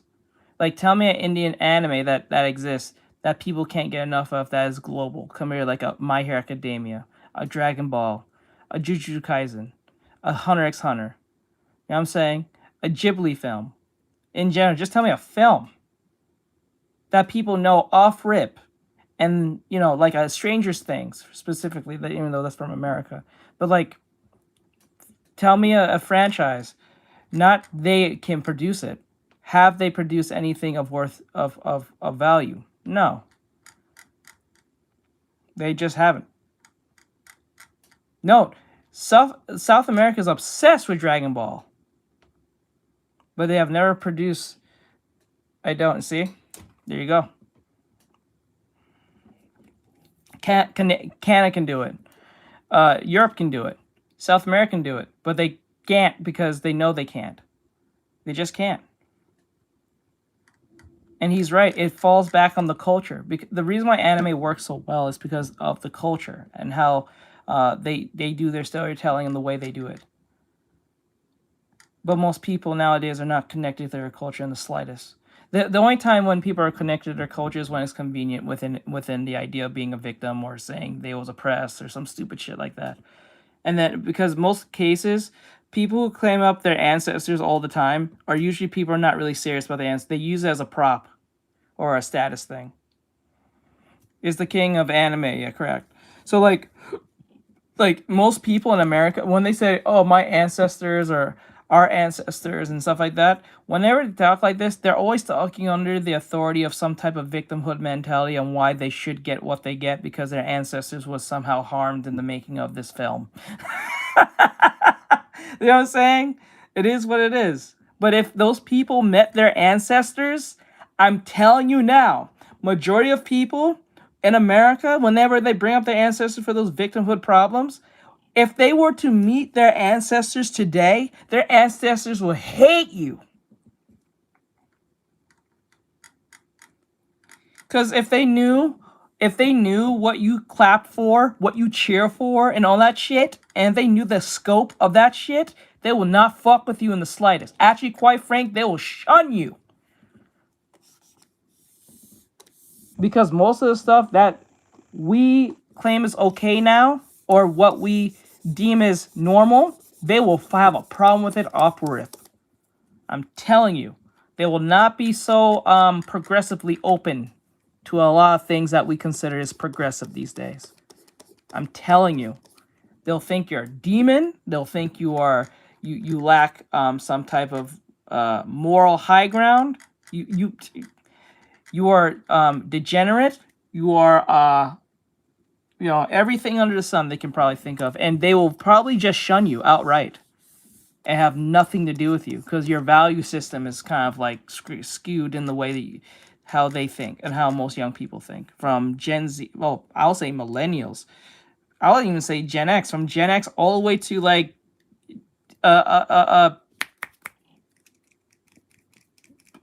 Gen Alpha. They'll hate all of us in one sitting. Maybe even baby boomers as well, but like they'll hate all of us. Have nothing to do with us. Straight up. Parts of the world into something they were never meant to be in the first place. Remind me again why Britain used to have such a stranglehold on music and content back in the 80s and 90s and even the early 2000s when they were actually British. Now Britain has nothing to speak of. Their content is garbage. Their movies suck. And even things like James Bond or, oh god, Doctor Who. They have become shadows of themselves. Yep. And gee, I wonder why that is. That's why that Protection Act proposed by all sorts of creators and groups in Japan is so important to uphold because, like I said, Japan's biggest export is literally their manga and anime, which means in order to keep their biggest export pure in a sense, it needs to be protected and cultivated. But it also runs into another problem for Japan because this push for more content being made with trillions of yen on the line in terms of performance in the future, it's also leading to rapidly declining birth rates in Japan as well because everyone can't stop working over there. As seen here from Soundboard.com, Japan actually is that, you said it's on your channel? Rates ever in 2025. The only time it was lower than it is right now for Japan was in 1899, if you can believe it. And only 670,000 babies, like, or so around there, were pretty much only born in Japan in 2025 alone. That is, honestly, extinction level pretty much. South Korea is also in similar deep water as well. And they have Can you send me the link on Discord? I'll show it off. But anyways, with the current projections in that part of the world, in that same article, by the way, theorizing that like 2/3 of South Korea's population size will actually just like drop off the face of the planet in the next century due to also declining birth rates as well. And that's kind of important if you want to keep these things going, right? The reason why I bring up birth rates in Japan in such in a video about Asian content and so on is pretty simple. You aren't going to have any of this in the future if these people just cease to exist pretty much. Unfortunately, this isn't even unique to these places. Many people just, they're not having kids, but it's extra worrying if you care at all about the future of countries. Having those cultures and customs kept intact, sure, there's plenty of creative people in Asian countries, but if these governments want to work to ensure that their biggest export keeps getting made, they kind of need to ensure they also cultivate their nations into ensuring they don't just suddenly drop off the face of the planet because there's not enough of them anymore. Look, I don't want to get into birth rates too much here because it's pretty like doom scrolly, but the point is that unfortunately, if you love Japanese media, whether it's games or anime, the biggest threat to that nation's existence is ensuring they have more people born and they don't just just flood themselves with mass migration instead. Otherwise, not only will the country just be cooked pretty much, their media will just cease to exist too. It's kind of bleak, but I am hopeful that they can turn things around someday. This all reminded me also, of course, of Hideaki Anno, the director of Neon Genesis Evangelion, who It says, instead believes I that the best got way to this, make content that Get School resonates Manga in globally this these for days is to English. strictly keep the I content got this Japanese Get in nature, School or Manga wherever it in comes from, for pretty much. you As Anno said premium. here, I personally never wanna made see anything what with I am the working on? overseas Yeah, sure. audience in mind. I could I only don't make know. domestic stuff. Production companies are quick to say, think about the I overseas don't. market, A but personally, DIY that's not my flower goal. My from toilet stance tape. is Are simply, you it serious? firstly needs to be a Excuse me. work Hey, that Blue, will what's be going well on? received and found interesting in Send me the Japan. link But to if your by thing any so I chance can people show it off to overseas the also found it to the interesting, chat. I'd be grateful for that. He's right, by Official. the way. But for some companies, they are thinking of pivoting how they do things in the future in order to meet their expectations at growing their audiences. So let's pivot the video now specifically into video games, alright? So Atlus, in case you somehow don't know who they are responsible for many Japanese role-playing games that people love, especially the Persona series. You definitely know that one. They've also made the Shin Megami Tensei series, which is pretty much where that all originated from, or more recently stuff like Metaphor ReFantasia. I've been playing Metaphor myself recently. I'm almost done the game's story, and so far, maybe it's a hot take, I'm actually quite underwhelmed by what I have played of that Metaphor game, especially considering all the reviews and stuff I saw that were claiming that this was some generational game. Whereas to me, from what I've played, it's a pretty bog standard JRPG, but with like really nice visuals, I will admit, but very dated level design and a very restricted nature in which you can actually play the game. Metaphor, to me, it feels more like a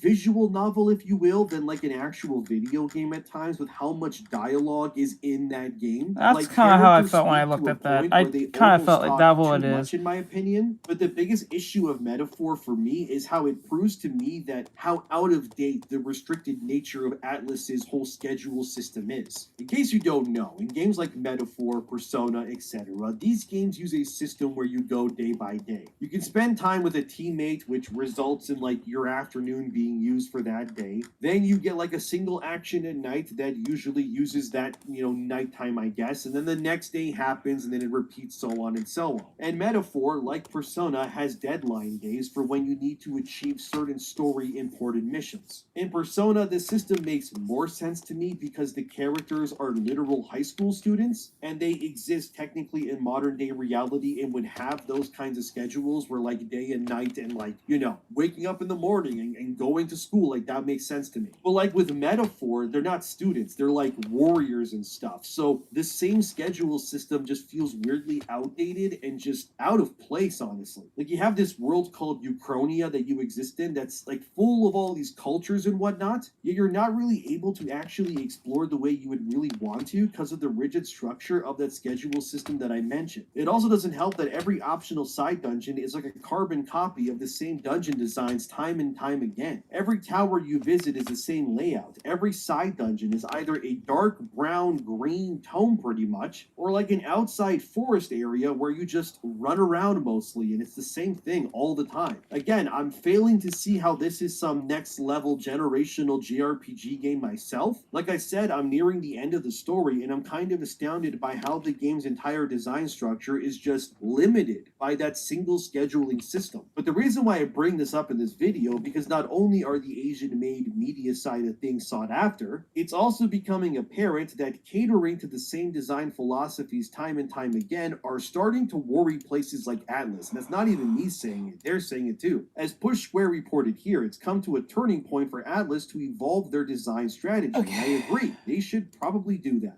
The interview was with Persona and Metaphor director Katsura Hashino, who thinks that Atlus staying in their lane, so to speak, for so long is not allowing their games to effectively evolve enough. Did you send me the link on interview. Discord? More so than just latching onto a specific genre of game, we're going back to how we can evolve our JRPG and what it looks like. For us, it's coming to a turning point where we want to really take it to the next level in terms of how our JRPGs are. Hashino then ensures people that Atlus will stick to their core strategy pranks, but in my opinion, the story here is relevant to the topic at hand for a good reason, because sometimes the national identity isn't enough for them, and sometimes it's the dated game mechanics that should also be updated to allow for more flexibility, not because, you know, a Westerner like me wants it, but for the real, like, tangible survivability, if you will, of the media in general. Like, again, the scheduling system in Persona or Metaphor, in my opinion, is something that I'm honestly largely over with at this point, especially when games like the Trails Through Daybreak series also has schedule times, but they smartfully don't limit you to like one action per day or something lame like that. Like in Trails Through Daybreak, your day doesn't just move on until you actually say that you wanted to move on. You're given multiple points, if you will, to spend per day on like character bonds or whatnot, and you can go fight as much as you want with monsters and grind and run around and do whatever you want at your own pace. So the time, so to speak, only moves forward once you're truly ready for it to do so. Why Metaphor doesn't do this also is mind-boggling to me, because you can't really enjoy things at your own pace because you're constantly locked to this system of like, oh, you're wasting days. You only have so many days before the story just moves on. And from what I understand, once I beat Metaphor, I can't even play the game after apparently. I can only New Game Plus the game, which bizarrely reverts my level back to 1 again. And then I have to apparently re-unlock things, which again goes against the whole idea of New Game Plus existing. And all of this is even more bizarre since Atlus has already solved these problems in other games they've released around the time either before or after Metaphor as well. In Shin Megami Tensei Vengeance, once you beat the game, the level cap increases further, and you can keep playing and go for different story routes, but expand your heroes and such even more. In Persona 5 Strikers, Atlus did away with the rigid schedule system and allowed you to do whatever you wanted, like in Trails Daybreak, with the day again only proceeding if you purposely allow it by confirming it. Yet in Metaphor, they just regressed a lot of these concepts and more, like level design and the battle system just being a bog standard Megaton game again, basically. And I'm just like confused as I play because people say this game is an absolute masterpiece, and I feel like I'm missing something here. Some people online, like on Twitter, have said that Atlus saying this is signs that they're going to ruin their franchises for a global modern audience, but I don't really think that's what they're saying. What I think it is instead is Atlus is realizing the limitations that they've placed on themselves to now really expand their games in meaningful ways in order to be competitive on a global scale. Not to mention how infamously Atlus recently also said that people weren't actually buying their games day one due to the always inevitable updated versions releasing usually like a year after the base game comes out, which yes, I agree. And honestly, as I played Metaphor, I can already tell that this game desperately does actually need an updated version that fixes a lot of its problems. No idea if they'll do that now, but if any game needs this, it's probably Metaphor in my opinion. So on the flip side, where staying true to your roots is important, and it is, I agree, I think it's also equally as important to look at what you do from a content design standpoint, and then objectively think to yourself, is this all I can do? Is this all the content that can be made, so to speak? Can I not increase this in some there's way another, to make it there's better this than it other is right manga now? on The answer is Webtoon I almost just always dropped yes, in by the way. I think Atlus games are 2019. beloved Forgot because its they are name. unique Apparently, and the story became unapologetically some Atlus twisted. coded. But there also comes a point where as Yeah, I played that Metaphor, exists. I You'd be yearned to surprised just there's a kind lot of of that. like run out of the town and go look at things. I wanted to run on like a little overworld map like in old school JRPGs and like discover And a sometimes cave when or those something type of those type of webtoons,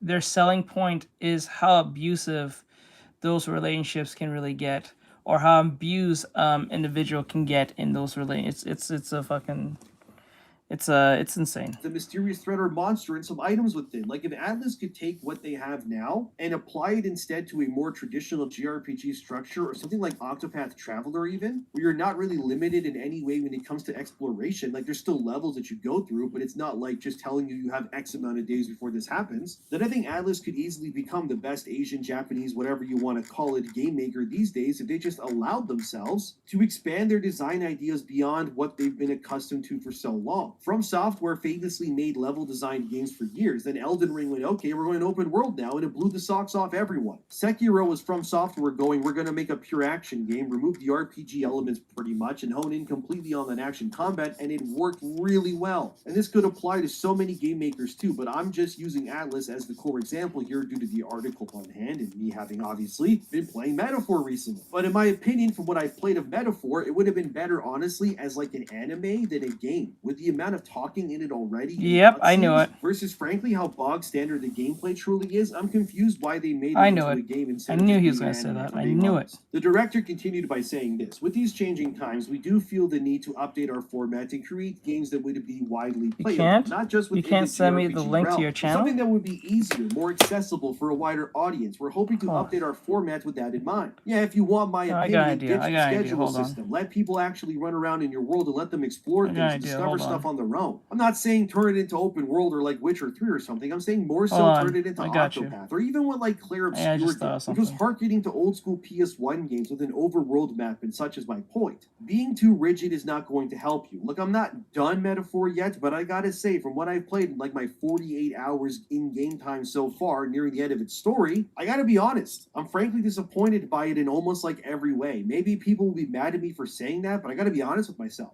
I thought it would be much better than it was based on what everyone was saying about it. In my opinion, the reason why games from From Software, which are also Asian by the way, specifically are so lauded and loved is because they are pure gameplay like experiences. Sure, there are cutscenes, but the gameplay versus cutscenes.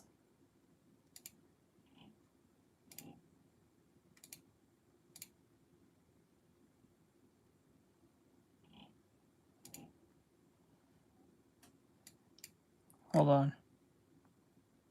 I got you.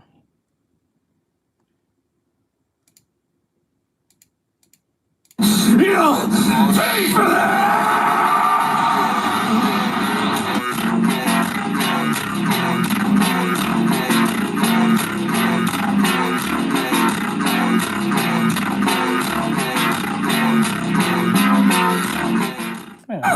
You'll pay for that!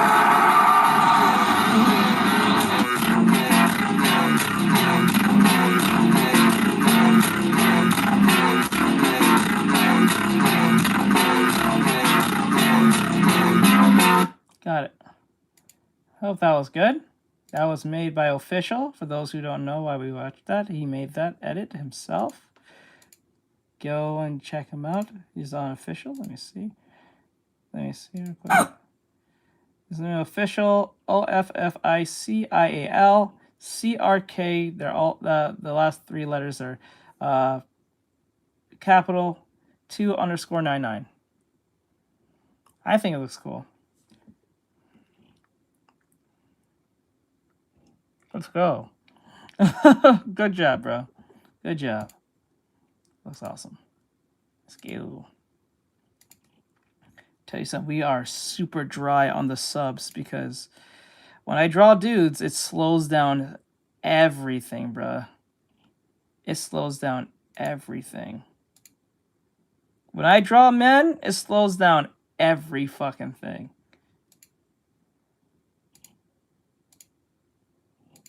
Let's see here. No, I don't do sub for sub because it makes no sense doing sub to sub. I only sub the people who I'm actually going to watch. I'll shout you out because you're a student. I have no problem with that. But no, I'm not gonna lie to you because that's gonna be saying that I'm gonna watch your stuff. I'm not gonna watch it, because I don't even watch my own family and friend stuff.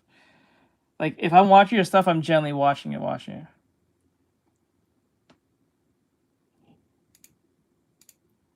I cringe all channel. Well, you are a student, so you can do that. So let's see. Let's see here.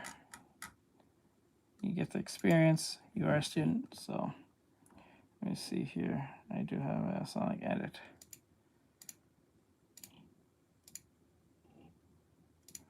See here.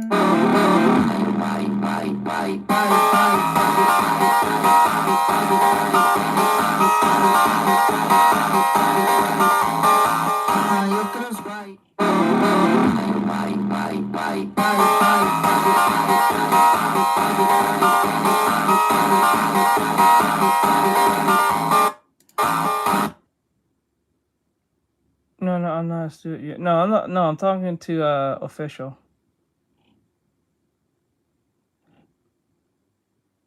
Let me see. If we watch channels, can I show you my cringe old art? Sorry, you gotta be a student for that to happen. That's why I'm only showing his stuff here because he's a student. Let me see here.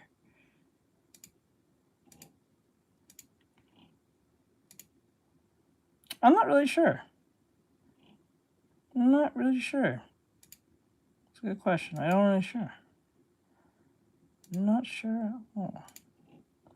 Scene ratio is like 99% to 1 at best. I think personally true high art for me anyways these days are games that are unafraid of allowing me to explore them, to witness the world at my own pace, and discover what's going on not through endless cutscenes and dialogue throwing up minutes at a time like Metaphor does, but games like Bloodborne and then some, which just tells me its story through showing me it and letting me soaking it in and not holding my hand all the time. Like if Dark Souls was made by Atlas, every single time you entered a new room in like a dungeon, the game would stop you from playing and then have characters speak for like 5 minutes about the room, and then you would like be allowed to move around, I guess. You would move into the next room, and then they would stop the game again, and then wrestle control away, and then explain the next room to you again. And I get that people maybe like that in their games. I do too, to an extent, but honestly, it's getting too much. It's not just in Asian games, it's in Western ones too. But the whole like holding my hand and like instead of like showing it, you're just telling me everything, it's getting a little too much, I gotta be honest. Like if you ask me, video games are meant to be played. They're not watched more often than not. If your game is a visual novel, okay, that makes sense, I guess, but good lord, does places like Atlas need to consider giving you more game and less talking in like the next Metaphor, and that's in my opinion. Because the uniqueness of video games is that you can play them, of course. They're an interactive medium for a reason, and movies and TV and anime are not really that. So I never understood the idea of let's make a game that just plays like no, we're not going to do that because I don't like personal. We don't talk about personal stuff here. Why wrestle control away from me all the time? I legit place the controller down with auto conversation on with Metaphor, and I legit don't need to touch the controller for like 20 to 30 minutes at a time due to how much people talk in that game. I'm sorry, but that's not good game design, and it proves that it shouldn't even be a game at that point. But all in all, the absolute state of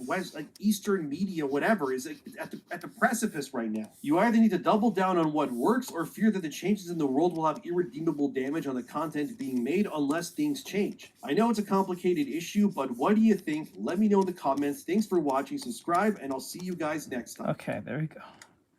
All right, on to the next one. What happened to One Piece art style? We can cover that one last. Okay, so we have to see. This is day 3? Where's day 2? Where's day 2? Wait, what the fuck? Hold on. So I'm back for day 2 at CES 20. Oh, we have day 2. Okay. So here's day 2 of the CES, the convention, electric show, all that stuff. This is day 2. We saw day 1. So let's see what cool stuff that they have for day 2. 26 to go inside and see all the coolest tech we can find. Come with us. So last year, Roborock introduced the Saros Z70, which made a ton of waves because it was that little robot with the arm that could pick up socks. This year, they're introducing the Saros Rover, a robot with legs that can navigate stairs. I hate that too. There are some robot models out there that exist from other brands that can climb stairs, but this is the first ever that can actually clean as it goes. So how does this thing actually work? There's sensors and AI that's built into the technology, and that's what allows it to actually detect that it's running into the stairs, and then it can detect the height of the stairs and the width and everything. So it's really, really smart technology that's built into all of our robots. And is this a wet clean or a carpet clean or both? It's a vacuum cleaner for now. I believe it should also mop, but for now it can definitely vacuum for now, and that's what we're showcasing today. Essentially, we just want to make life easier for everyone, and obviously if that we can combine the most tech as possible, we definitely would consider pursuing that. Obviously, it's a working model, and that's what we wanted to showcase today. It will be available for the mass market in a year or so. What's the battery life? Again, I think that's something that's going to be perfected over time. It should have comparable battery life as our other robots. So behind me is a company that's gone totally viral because of its robots' crazy fighting moves. Let's go! Let's go! What is this? One is a PM, and this guy is 1.38 meter tall, with 24 degrees of freedom, and the total weight is 40 kilo. So this guy can do very flexible movement. This show is the money keep rolling. Oh, let's go. Okay, all right. In China, people using the robots for shopping mall guided tour for reception. Answer the question. Because when you're managing 5,000 different stores, when you have employees, it's hard to train them when you have a new product. And also, robots is very attractive for the customer. Of course. Each of the store, they have a robots more customers that want to come. I also saw it doing some other moves. Can we see some of the combinations and other stuff too? Yes. He needs to put a little weight on that back foot. He's getting a little tippy. Yeah. Whoa. He's getting a little bit tippy. Oh, you can kick! I can kick! A little Iron Man bro. Circle in the middle. It can kick! Let's go! It can kick! Oh my god! Bro, it's got a Sanji. Sanji! That is a touch. Yeah. He needs to put a little weight on that back foot. He's getting a little tippy. Yeah. Whoa. He's getting a little bit tippy. Yeah. I like the little Iron Man circle in the middle. That is a touch screen. Oh, it's a touch screen. Yeah, Really? it's a touch screen. Okay. People can program differently. The same dance, like fucking.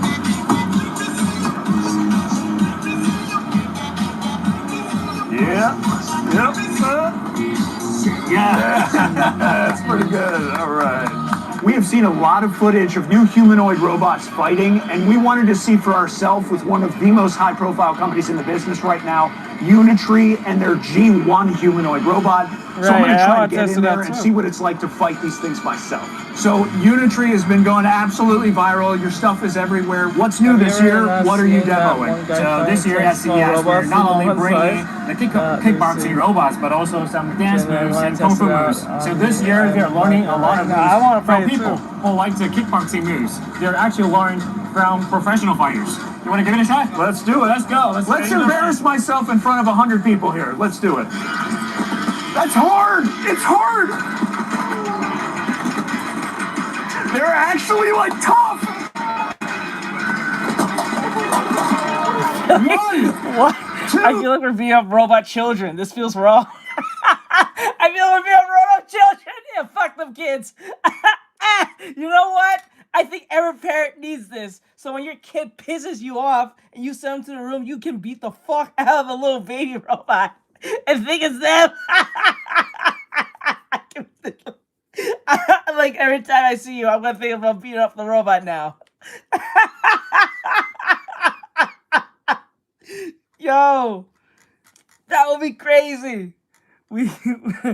Tough Bro literally got pushed back so far, right? 2 kids play football against 2 grown adults be like,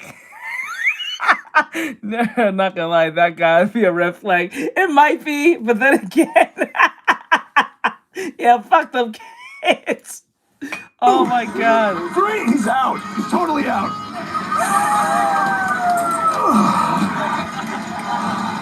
I was not expecting it. I was expecting it to be this silly little plasticky like child's fight, and it was kind of scary. What happens if somebody builds an army of these things? This is a company that lets you check your sperm count with your iPhone.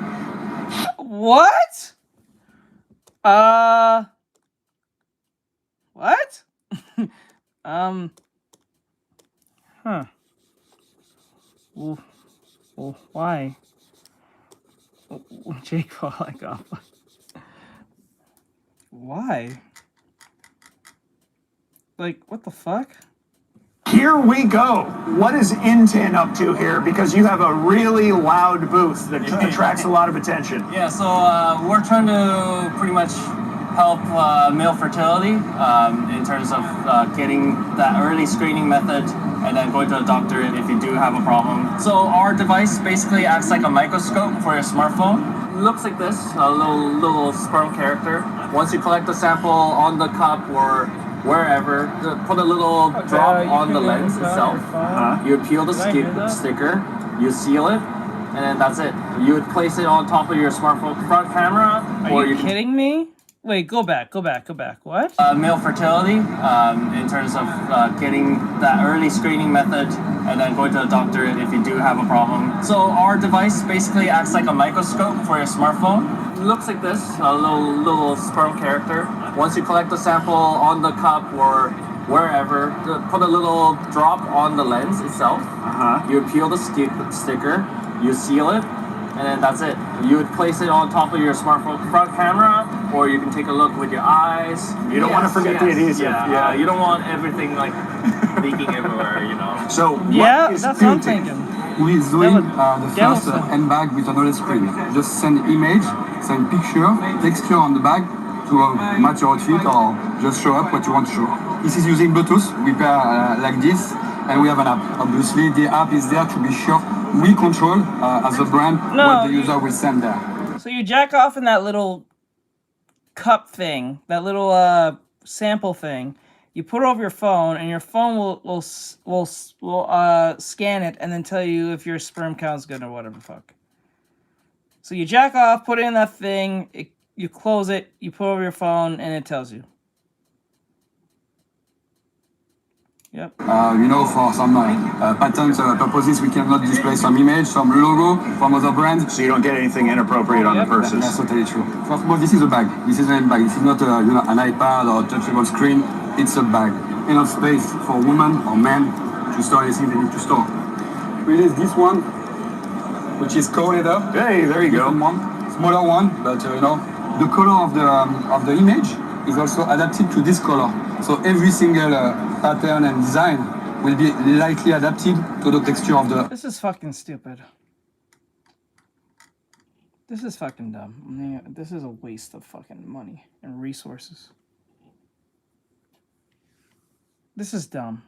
Of the bag. You can see it's just regular bag, but flexible screen this time. So some of the screens are rigid on the larger bags, but the smaller ones have the flexible screens. The price for the first 300 on Kickstarter is close to $800 US dollar. This is Project Motoko. There's only 2 of these in the world. It's a new product from Razer. It is America's first AI-enabled headphones. When I'm working out. Oh my god. Why does AI have to be in every fucking thing? In my headphones too? Oh my god, dude. This is ridiculous.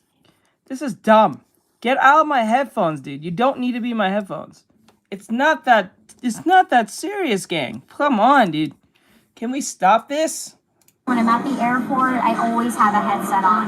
So we feel like it's just going to really naturally enhance a lot of people's already... Obviously, the woman's going to say this shit. Like, no man don't care about no stupid AI in your head. Like, what the hell?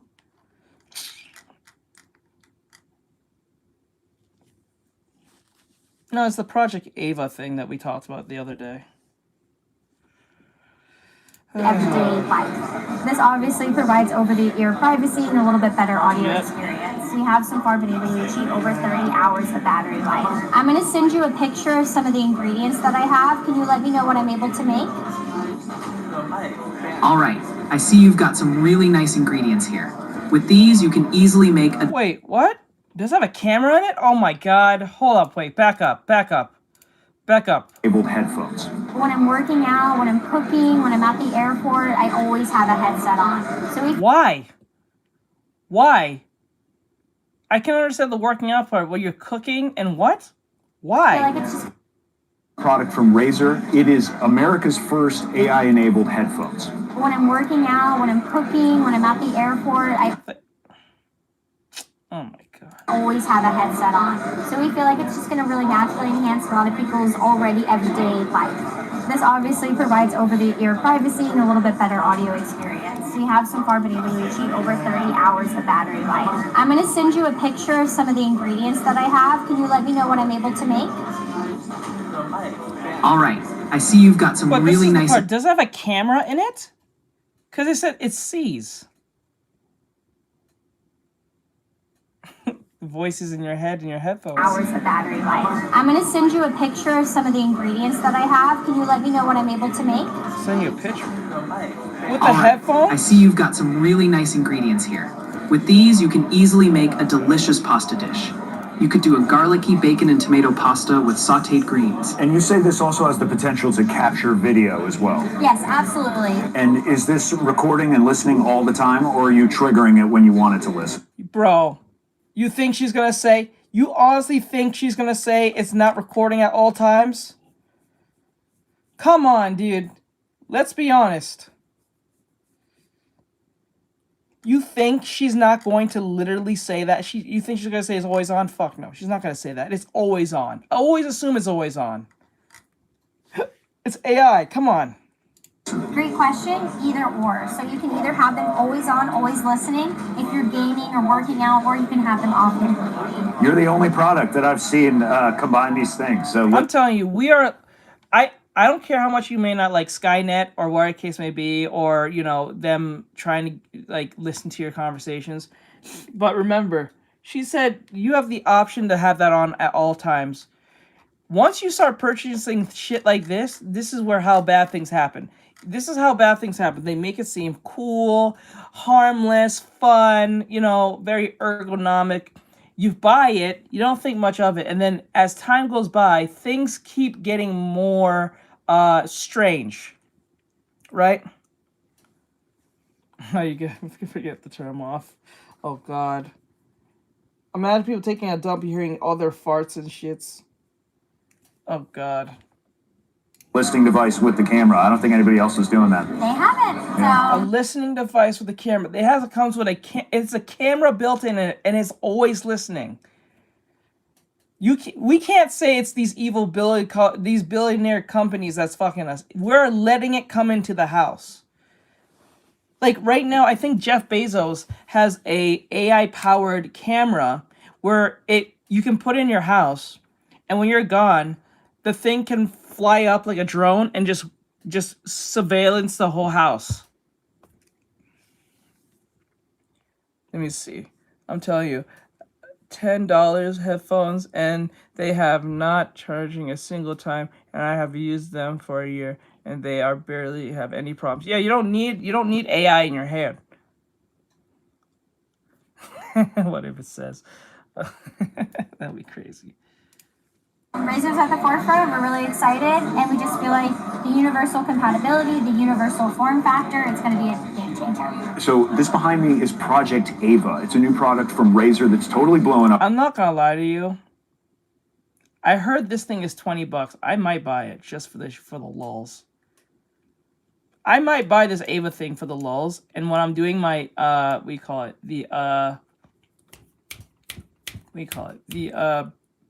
traditional Mondays, I think it'll bring a lot of people in. They'll get super like interested, like, what is that?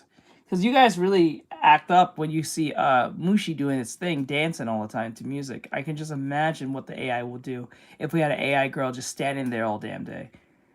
Shit. AI I would say fuck off to that too.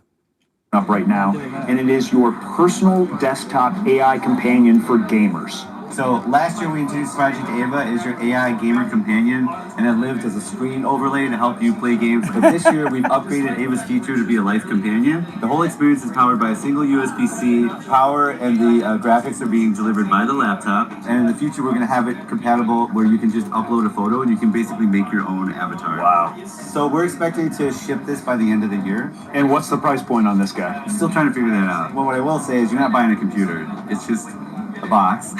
And all the processing happens over here, so it won't be it's like... real. It's real. That shit is real. It's real. Everyone thinks it's a prank. It's real. I'm surprised that more people believe it's a prank than it is being real. Astronomically expensive. We're super busy capturing and filming content all day. Can you tell us kind of what's trending at CES right now? CES buzzing with smart glasses, wild robots folding laundry, slim gaming laptops, and AI everywhere. Total chaos. My buddies and I are getting ready to jump into a couple rounds of Battlefield 6. Can you tell me a little bit more about this gun and how I'd want to kit it out? L1110's a beast, LMG. Slap on recoil muzzle, vertical grip, light barrel, movement laser, and 1-2 times optic for strafe beam mastery. You need to ask your AI computer girlfriend on what you need to do for your gun and its attachments. Talk about being purposely whipped. You are whipped, sir! You are whipped! Bro. I can probably... He said you can upload a picture and have your own AI model. I can drop one of Mushi, what Mushi would look like. I can probably do that. And upload it to that thing. I'm pretty sure I can do that. You're paying for a girlfriend nag. Wow, that's crazy. That's crazy. You're purposely buying the nag. So she's gonna be backseating you every time when you're playing game. And if you don't know what to do, you ask her what to do. You can't just figure it out. You can't do it on your own. You need your girlfriend to help you. Fucking stupid. Bro, why is it specifically in a skirt? Why any other thing I wear? I wear soft pants every day, and I wear jeans, but I do wear shorts sometimes. But since it is cold as fuck, I'm not going to put any shorts on. Wait, bro, why is it specifically in the skirt? Wait, what's in the skirt? You mean the character? So it's not enough for you to keep your plants alive by yourself. You need extra motivation. So, like, I have to ask my AI nagging girlfriend about how the wild robots folding laundry, slim gaming laptops, and AI everywhere. Total chaos. My buddies and I are getting ready to jump into a couple rounds of Battlefield 6. Can you tell me a little bit more about this gun and how I'd want to kit it out? L1110's a beast, LMG. Slap on recoil muzzle, vertical grip, light barrel, movement laser, and 1-2 times optic for strafe beam mastery. So it's not enough for you to keep your plants alive by yourself. You need extra motivation. How about a game baked into your plant care regimen? So it's just pretty much, when you think of it, it's just what's that it's like it's Siri, but like MLG or Alexa. It's Alexa, but for gamers. Is that what that is? Alexa for gamers. See here. So we have our first gamified plant sensor in the entire world. Besides providing scientific plant data through our app, we also have an entire game system built up in our hardware. So it will express its expressions and tells you what your plant actually needs. When we enter the game, we can always do like daily and weekly quests or missions. So you could just accept the mission, and then afterwards, when you complete the mission, you will get rewards for it. And this little character, his mission is to save his mother planet. Every time you complete a mission or you accumulate like enough points, the mother planet will level up. So the way it works is we have different probe sizes depending on the pot size, and these go down in the soil, and those do what? They measure different moisture level, the pH level here, and then the sunlight and the temperature inside the small thing and in the gaming device. So are you tired of those pesky guys in the mall trying to clean your sneakers for money? Well, that's where the Clear X from Brolon comes in. Yeah, I have that. I don't have that problem. I don't have random people coming up to me to clean my sneakers at the mall. I don't know what he's talking about. I've never really experienced that in the slightest. So it's an intelligent sneaker cleaning device for your very own home. Hello, we're the world's first intelligent shoe cleaning robot. We're doing clean, dry, and sanitization all in this little one machine. That's where the magic happens. Let's go like 360 to make sure what type of material is your shoes and how dirty is your shoes. The cleaning process is 15 to 30 minutes, and the drying process, because we're using low temperature drying, it's going to take up to an hour. You can see we can roll around kind of like a barbecue machine. I'm kind of hungry now, that's why I mentioned that. And also the technology we're using is called a micro nano bubble technology. It's kind of like the... Yeah, I can see sneakerheads buying this. I can see sneakerheads buying this. Anyone who's here is a sneakerhead, I can see you guys buying this. I'm not a sneakerhead, so this is not for me, but like I can see sneakerheads who wants to keep their shoes in mint condition to buy this. So yeah.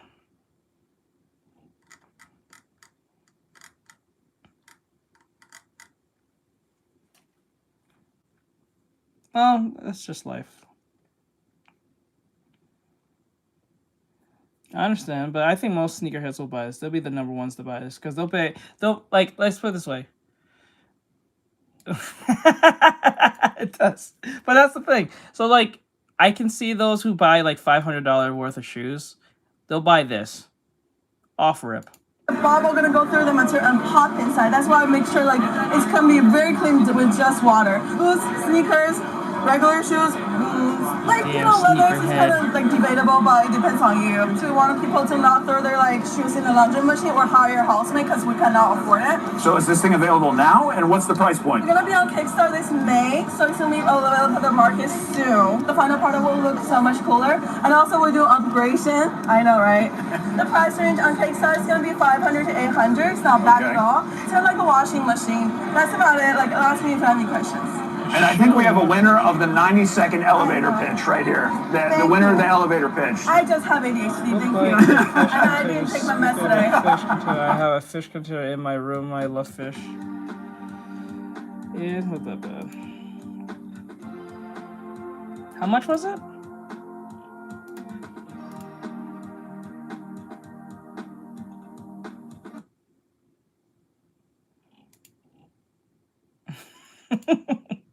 Okay. All right, we're back for day 3 of We're on day 3. I think there's only 3 days of the convention, like most conventions.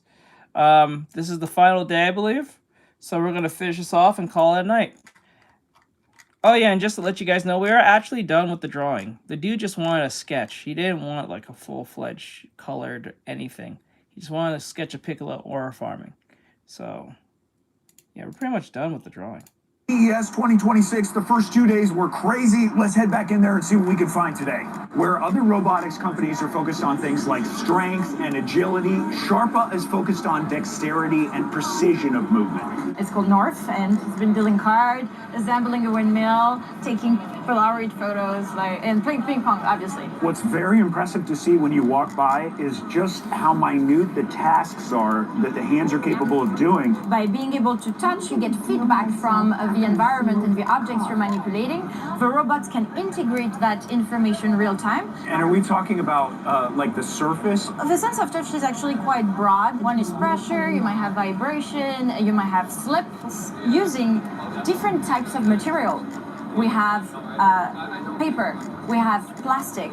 Those materials, they have different rigidity. You instinctively adjust your grasp depending on whether the material is deformable or rigid. It has to do the same, and that's where the sense of touch and the tactile sensors that we have in the fingertip really matters. So this booth actually is the one that attracts the most robot experts, because they know how difficult it is to accomplish this task.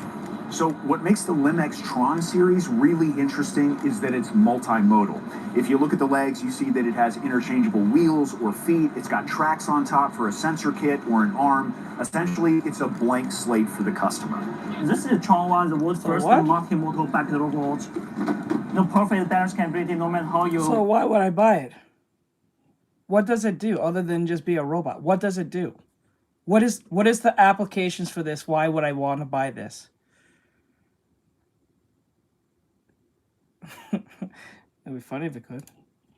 Push robot sticky balance. So for the legs, I see there's obviously the opportunity to switch out wheels for the feet. It looks like maybe there's a little track on the top. These are 2 tracks, accessories installed on top of this platform. You can install rope arm. This is one solution, and another tool is a voice kit. So you can just interact with this robot and can integrate with a lot of extra models like ChatGPT or Google Gemini, so to make robots think smarter, can give you a quick response. And also we have a sensor kit. Sensor kit means that there are some accessories like a LiDAR camera and can do autonomous navigation. I mean, we have developed these 3. Bro, you're not telling me what it can do. Like, you're not telling me anything. I don't be surprised either, but like, he's not telling us anything. He's just saying that it can move. That's great. Why do I want to buy this thing?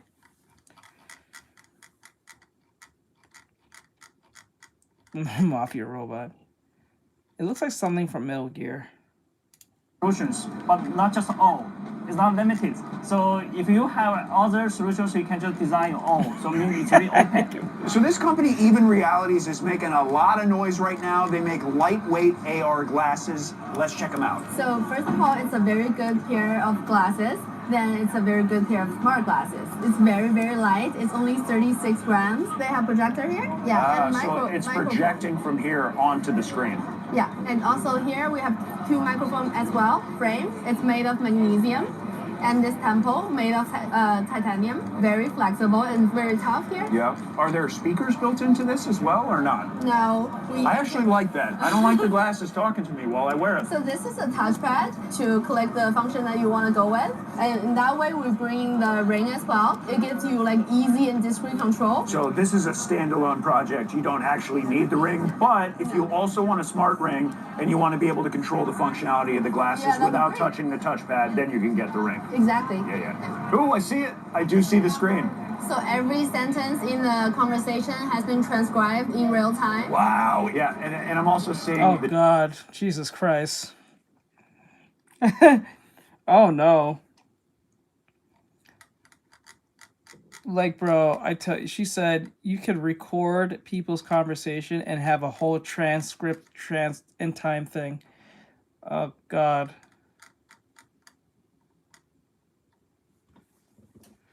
Yep, that's the indication.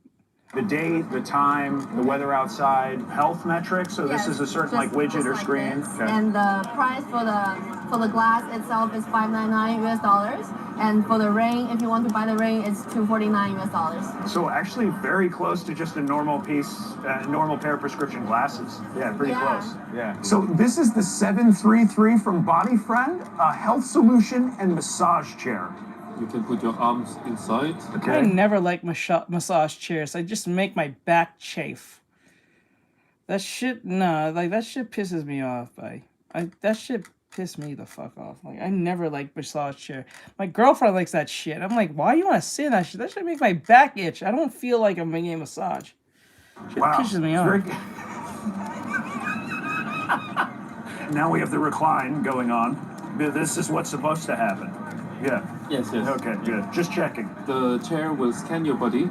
So according to your height, according to the width of your shoulder, you will have a personalized massage on your full body. Why is it having your arms and legs move while you're laying? Yeah, so beyond the massage, we are also offering a full body stretching.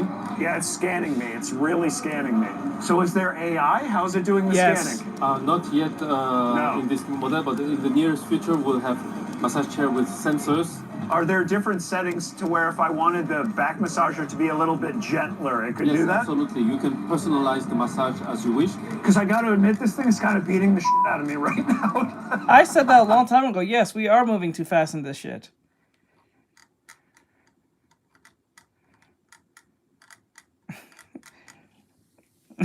Maybe it is. I said that a long time ago. Yes, we are moving into this way too fast. That's why it feels unnatural.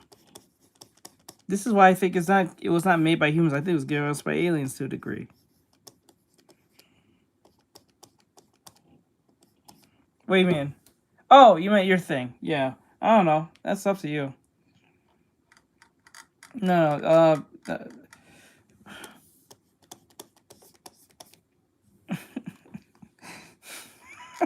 don't know. It will be launched around June, July of this year. The price will be 20,000 USD. Lucy is trying to enter this really cluttered space of AI wearables, but they're doing it in a different way. They're going AI platform first. Memory AI is a research lab with AI platform to build large visual memory model to enable AI to have long-term visual memories just like humans do. And to showcase our AI capability and our AI power, we built this project Lucy. Consists of three things. Little hardware called XPPen. It's an AI camera that can record your day for a very long time. And also you can charge it while you're recording it. It comes with a companion app, mobile phone app. It can automatically upload everything to the cloud. Then it will generate, for example, daily highlights for you. And also give you like to-dos. How do we make sure this doesn't go Black Mirror in the future? We don't think you really need an always-on device that records everything all the time. For example, like this privacy switch design is very important, but also most importantly, everything is processed and stored on device. One is your own privacy, one is like your speaking partner's privacy. Of course. We're going to implement more like algorithms that can, for example, blur the faces in real time. So this new TV proof of concept from TCL can turn any 2D video content into 3D in 8K, and it's actually it's massaging. We use the nanometer lens on the surface of a normal LCD, and we also use the algorithm to change 2D content into 3D, and you can get the 3D performance at in 114 degrees. So you can move free from in front of our TV and get a suitable 3D performance. Yeah, I would love to see the change of depth if we could do that. Can you show that? As you see the bar up top, it actually allows you to adjust the depth. There's more separation between the subject and the background. So, and the quality is actually really good. Wait, what? What's happening? I don't. What? I'm so sorry. What the fuck? What's happening? Free from body front to enter this really things. Little hardware called XPPen. It's an AI camera that can record your day for a very long time, and also you can charge it while you're recording it. It comes with a companion app, mobile phone app. It can automatically upload everything to the cloud. Then it will generate, for example, daily highlights for you. and also give you like to-dos. How do we make sure this doesn't go Black Mirror in the future? We don't think you really need an always-on device that records everything all the time. For example, like this privacy switch design is very important, but also most importantly, everything is processed and stored on device. One is your own privacy, one is like your speaking partner's privacy. Of course. We're going to implement more like algorithms that can, for example, blur the faces in real time. So this shit's gonna get abused. I'm sorry, that shit's gonna get abused. That shit's gonna get abused, especially in marriages. Oh my god, I can just imagine that being used in marriages to fuck up your whole like significant other situation when you want to make them look bad in court. I can just imagine how that's gonna go. Going to make AI chairs someday. I'm telling you, I think they already did. No, they already did. They did. It was a gaming chair. They had an AI where the AI has it adjusts to your spine or some shit. It really exists. It's some type of like skeletal thing that goes up with your spine when you're sitting in the chair, and it adjusts how you sit and stuff. Like it's wild. I don't like any of this, just to be honest. This new TV proof of concept from TCL can turn any 2D video content into 3D in 8K, and it's actually good. It can turn anything 2D into something 3D in 8K.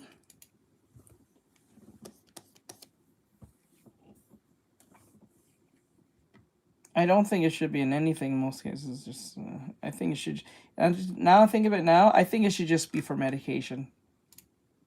Medical lens on the surface of a normal LCD, and we also use the algorithm to change 2D contents into 3D, and you can get the 3D performance at 114 degrees.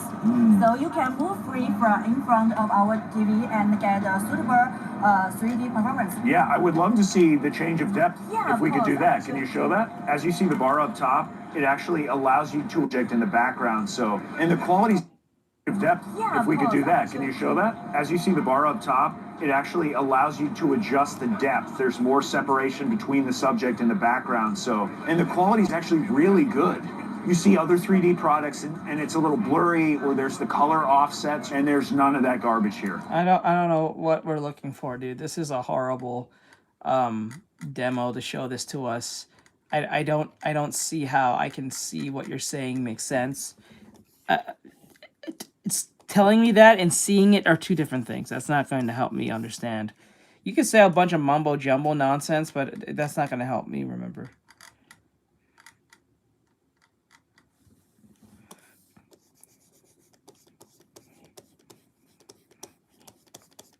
No. He's saying that if you're watching a show, this is for TV or I guess video games. But I'm thinking if say you're playing Paper Mario. As an example, Paper Mario, you can turn your head and look around, I guess Mario, or like if you're playing, say Sega, you're playing like an old 2D version of like Sonic. You can turn your neck, you can see around Sonic or some shit. That's what I'm getting at this. I could be getting that wrong, but that's what I'm perceiving from this. I don't think it's a generational AI thing, like how we all are knowing of that. So I don't know. It's about depth perception. That's what it is about. It's not about generating anything. There is no eye tracking here.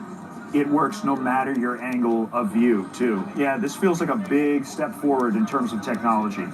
This is AGI Bot's X2, and it's their entertainment bot. It can do dances, it can be rented essentially for parties and events. If you share a TikTok video with a dance with it, it can actually learn the dance and then recreate the dance itself. I kind of like the little screen on the face. I think that's the big difference that I'm seeing between this and other companies. And it also has a very clean and sturdy aesthetic. So this sophisticated looking gentleman behind me is the AGI Bot G2. It's good for working in factories and doing labor in factories. It's over, boys! It's over! It's over! It's over! Your robot waiter's here. If you work in retail, if you work in the food industry, you are fucked. You're fucked. We're all fucked. We're all fucked. We're cooked. The AI robot is here. It's over. There's no reason to hire young people to work at your store anymore. It's over. You'll never see a young person working at a diner ever again. A McDonald's ever again. Red Lobster's ever again. Any fancy restaurant ever again.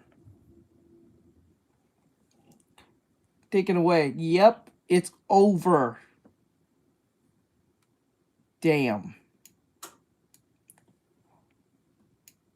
Hot shit. Hey, Mua. What's up, bro? Good as a greeter and basic labor inside of things like museums as well. Any place where there is a flat floor and this thing can roll about. This is the A2. It's AGI's hospitality bot. A couple interesting things here. It's got a couple cameras right there around the clavicle area. And it's got this really neat screen for a face. Obviously got sort of the potential for the written communications. You can see little emojis that pop up as well. So a really kind of interesting way to interact with a customer in different businesses. Damn, bro. It's waving to us. Yeah, I'm taking your job, bitch. Yeah, I'm taking your job, ho. It's over. Mm-hmm.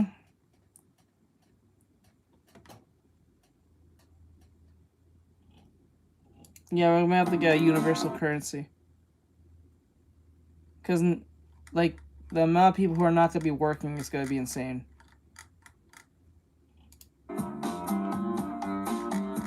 We just spent a week at CES sifting through thousands of exhibitors that come to show off their latest tech. We've seen it all, from laptops, TVs, phones, robots, and everything in between. Here's what the Verge team thought stood out the most. This is our best of picks at CES 2026. I never thought I'd be barefoot on the CES floor. So my pick for best health tech of CES 2026 is It's alright. It's alright, bud. We're all in the same now, boat. it's a smart scale. It's alright, bud. It's a little bit different. It's alright, Mikey. It's alright. We're all screwed. Yeah, that's what's gonna be happening. The robots will be making their replacements for their replacements after their replacements. That's what's gonna happen. And you know what's gonna happen? Those robots are not gonna complain about getting replaced. They're just gonna be turned off. That's it. And scrapped for something else. Yep. In that Withings is trying to reposition the idea of weighing yourself into a longevity station. Longevity tech is a big trend here in the health tech sector, and Withings is basically divided it into two pillars. One is going to be cardiovascular health and one is going to be metabolic health. Now, usually with metabolic health, it's got to be invasive. It's a blood test or it's a urine test, which is a little messy. This uses your foot sweat. There's actual science behind that. It's not complete mumbo jumbo garbage, but what I really like about this is that it's a scale. You know how to use a scale. The fact of the matter is that using a scale is usually a quite loaded experience. We all have a lot of emotions and feelings towards weight. That's a woman thing. That's a woman thing. I'm not saying dudes don't feel self-conscious about their weight, but that's more of a woman thing than a man thing. Dudes be like, well, I'm fat as fuck, so it is what it is. Woman will, if you ask about their weight, they'll tell you everything under the sun, that they're everything but the weight that they are. That's a woman thing. A scale's a scale, right? It's just tell you the truth. Eat less, yeah, that's a woman thing. That's a more of a woman thing than a dude thing. Yeah, I understand there's dudes who are subconscious, like I said, but about their weight. But dudes will come to a conclusion and be like, well, either I'm fat or I'm not. Girl be fat and say there's nothing wrong with how I look. Or I don't have to like improve my situation. Or some shit like that. And then they'll outright directly to look you in the face say, I could be overweight and be healthier than you. That's a fucking lie. That's a big lie. told by horrible activists telling them to lie. That is lie, big lie.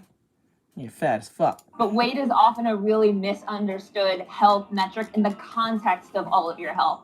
So repositioning it as a because those same people who are fat activists will be the same people who will get Ozempic tomorrow.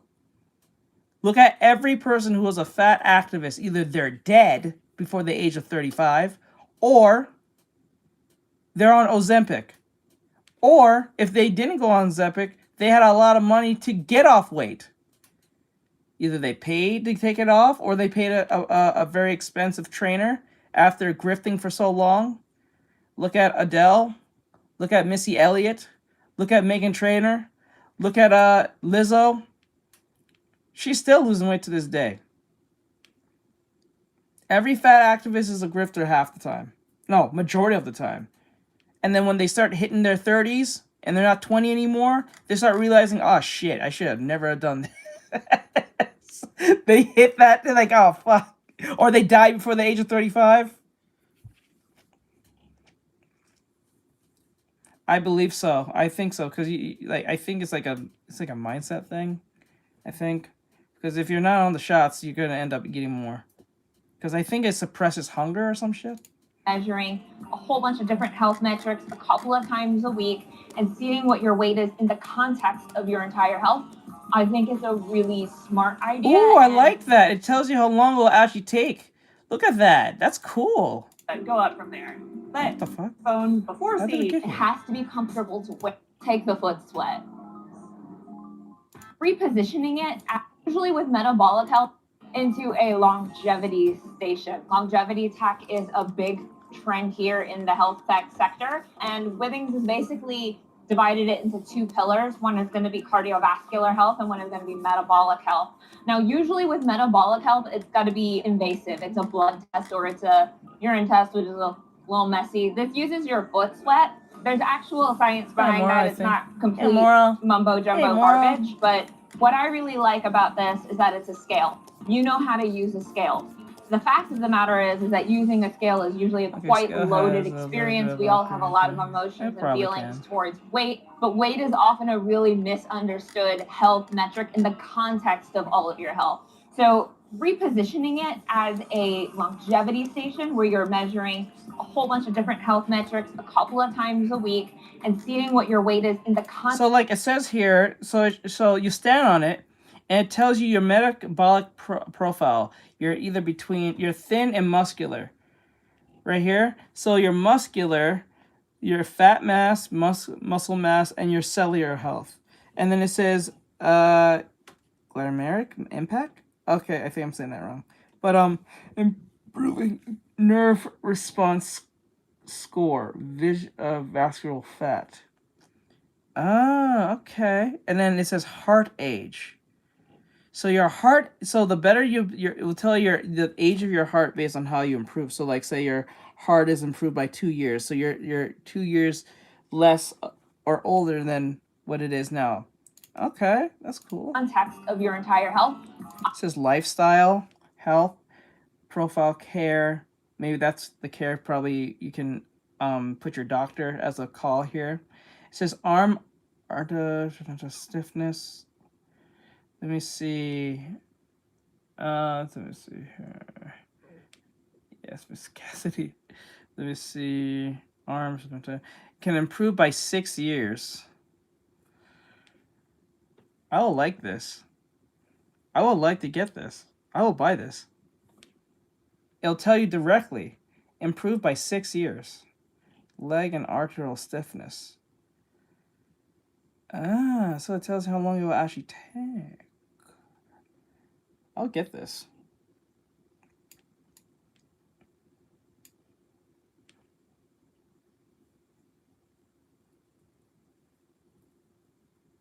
The likelihood of this lying to you might be unlikely because it says care, right? Let's say like here. Care. I'm gonna assume because it looks like a doctor thing, the care part is probably to put the profile of your doctor. Because some of them have that where you can put your doctor, and then when you get better, you can actually contact your doctor. So,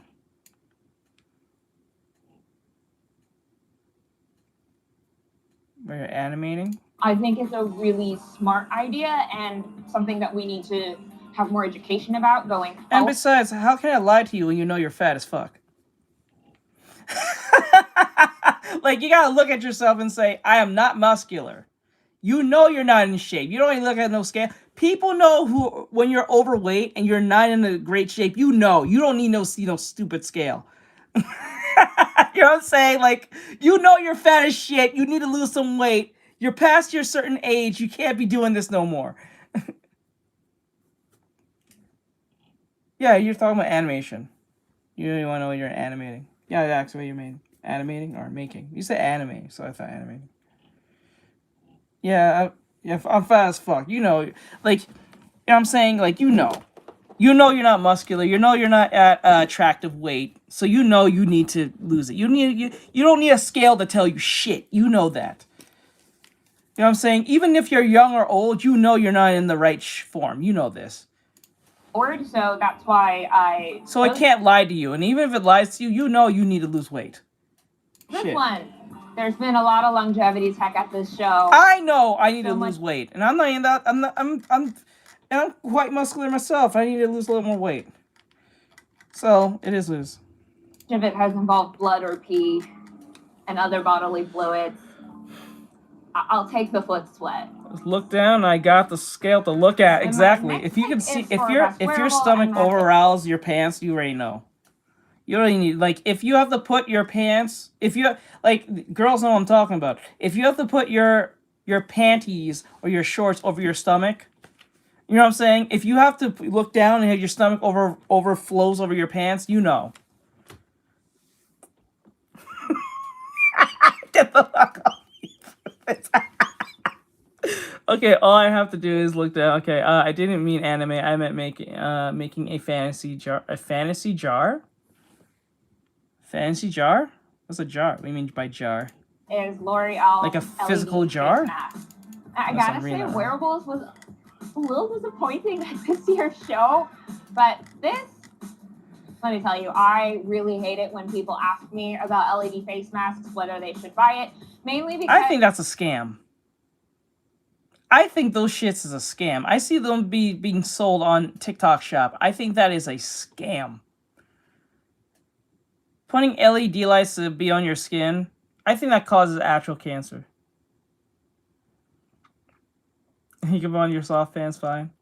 Alright, that's fine. But then again, but you know, like, deep down inside, you're not at the physical weight you want to be, right? That's what I'm saying. You don't have to be, like, overly fat, but you know you're not at the where you are.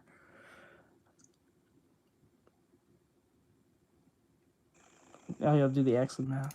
As a category, it's full of snake oil. What I liked about L'Oreal's product is it's actually taking the concept of a sheet mask, something that a lot of skincare nerds already know how to use. I'm not gonna lie, it looks kind of creepy. It's very unsettling to look at.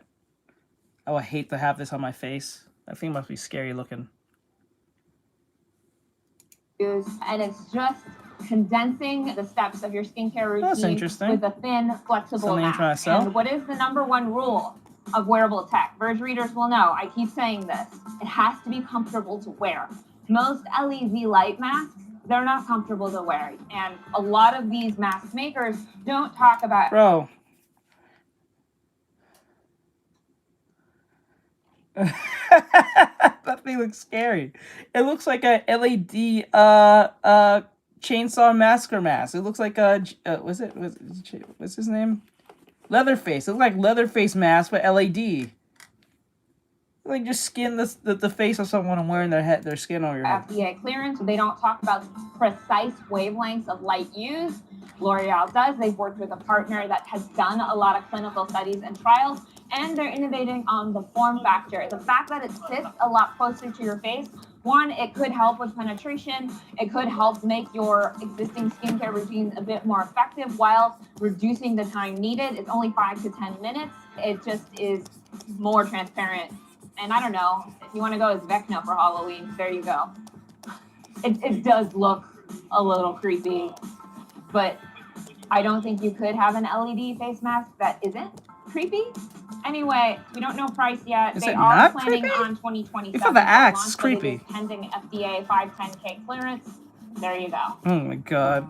I wish I put the skin on. My pick for best laptop CES 2026 is this right here, the ASUS ROG Zephyrus Duo. It's a dual screen gaming laptop with two 16-inch OLED displays and a detachable keyboard deck and trackpad. You can set it up like a clamshell, or you can use it in this kind of manner as an up and down dual monitor setup, works side by side. A lot of versatility. We don't know the price just yet, but bro, just get a fucking desktop. Damn. Well, then again, that's probably not the best chance right now because of the whole, you know, I guess getting a laptop kind of makes more of a budget-friendly sense, but Jesus Christ. The bottom line is this. This is a really cool and unique gaming laptop to come to the space. I'm looking forward to testing it. I think it'll be a really interesting experience because I'm quite fond of dual screen laptops myself and any experience that I've had with them.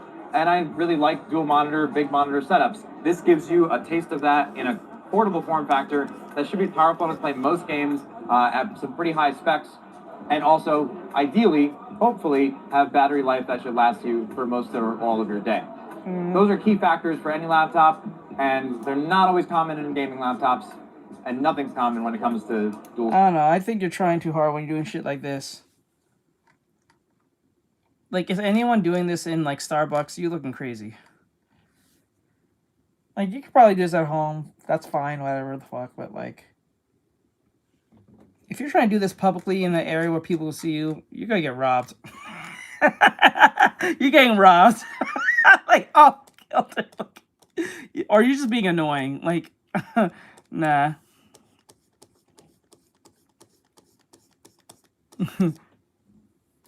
Never home. Yeah, but you can't play game at work either. So you can't speak. Screen. I'm a fan of OLEDs. I always say the more OLEDs, the better. And this has got two of them. You said that with confidence.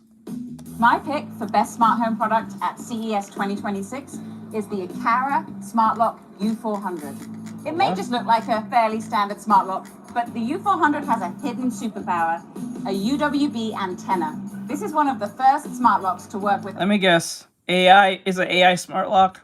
Is an AI lock? Who's stopping me?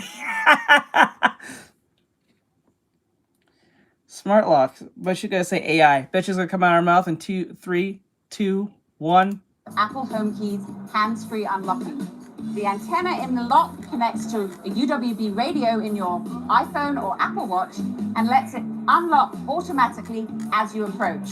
Hands-free unlocking means you just open the door, no need to get fingerprint, no need to type in a code, and definitely no need to use a key. It's a matter over thread lock, so it works with Alexa, Apple Home, Google Home, Home Assistant, Samsung SmartThings. But it also works with a new standard called Alero. And this is a standard for smart locks that's going to allow any smartphone, not just Apple, to unlock this door using UWB. The main reason this is my pick is because this lock is a great example of how smart home standards are coming together to make the smart home easier to use. Let me ask you, lady, do you have to pay a fucking subscription? Or is that one and done buy? Because my folks has their camera, and if you want to get most out of the camera, you have to pay a subscription. It's almost useless. It's almost useless. The only thing what makes it not useless is that you can still record. Once they get to the point where they can just make you subscribe on that, it's useless. It's just literally a door camera at that point. It's not recording anything. So if you saw something wild, or you can't get alerts unless you get the subscription. You can't hold the recording too long unless there's a subscription, or it gets erased in 3 days. The only thing that makes it functional camera is that it records and that's it. And you only got 3 days. Once that 3 days is gone, yeah. So that's how everything's going to be. The more these things get more convenient, the more you have to pay a subscription. So you may have to pay a subscription just to have your refrigerator, because it has some AI thing in it that connects to the Wi-Fi. And if it doesn't connect to Wi-Fi all day and every day, your food is not going to be refrigerated and you didn't pay the subscription that day or that month. we are so fucked. I am so tired of subscription model. I'm tired of AI and subscription model. Those are the two things I hate the most. I'm so tired of this shit.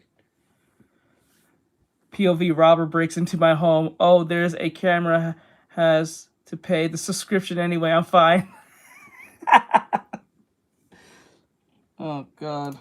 Is that enough? Okay, we saw this one from the last video. My pick for best robot at CES 2026 is Roborock's Saros Rover. They finally did it. They can climb stairs. This is a robot vacuum that can not only climb up stairs using its articulated legs, but it can also vacuum your stairs. I mean, what else do we want? Now, you don't need to buy multiple robots for multiple floors. This bot will be able to climb up and down and vacuum all over your home. It can also hop to get over transitions between rooms. This could be a robot vacuum that hopefully will solve the problem of how to access every corner of your home and keep it clean. It is, however, a concept right now. No price or release date, although I am told by Roborock that it will be coming to market. They can jump and I do my best Vanna White. My pick for the best phone of 2026 at CES, Samsung Galaxy Z Trifold. There are a couple qualifiers here. It's not officially launched in the US, but we know it's coming. Samsung sort of announced this phone before CES. They released it in Korea, so could have bought one there, but it is coming to the US later this year. I got to play with it. It is super beautiful. You have a huge 10-inch screen on the inside. Dude, it's not a phone anymore. It's a glorified tablet. Let me see. Bro, it's not even a fucking phone. It's a tablet now. With a subscription. It's a subscription tablet at this point, dude. What the fuck is this? You know how they can sell you such stuff that they're reselling you the shit that is a different shit of the same shit? That's crazy. Yeah, it's a tablet. Hey, Sylph. Like, it's a tablet. God damn it. And I'm hoping that is the screen that's going to allow me... It's just a mini tablet at this point. It's not even a phone anymore, bro. Fire my laptop. And I can control it with the keyboard. I can set it up, bring it to the coffee shop. I have all kinds of ideas for it. It's a luxury item. It's going to be super expensive, I'm sure. We don't have an official price. The Galaxy Z Fold 7 is $2,000, and it has one hinge. So, I don't know, do the math. It's gonna go up from there. But this is a real working product. Bitch said that with confidence. She said that with confidence, like that's such a good thing. Like, no one's buying this phone. No one's buying that phone. You directly looked me in the face and said, it's going up. With a smile on your face. Are you stupid? Ow, my nose. I just cut it. Okay, another day for me. Hi, Mike. I beg your pardon. Like, look at this. Super expensive, I'm sure. We don't have an official price. The Galaxy Z Fold 7 is $2,000. She said it's $2,000 with a smile, and then said this. It has one hinge. Like, she's talking about another phone compared to this phone. So, I don't know. Do the math. It's gonna go up from there. She said that with a smile. Shit. Yes, why would I buy this? Because it's slightly more bigger than it was before? Like, dude, no. Pardon. But this is a real working product. They were talking about it a year ago and teasing it like it might happen. Bro, it looks like 3 phones smashed into one. So you took three screens or 3 types of phones that are very thin and then mushed them together to make one thick phone to extend to make one big tablet. Wow, we are really just innovating on that one. Oh my god. Oh my god.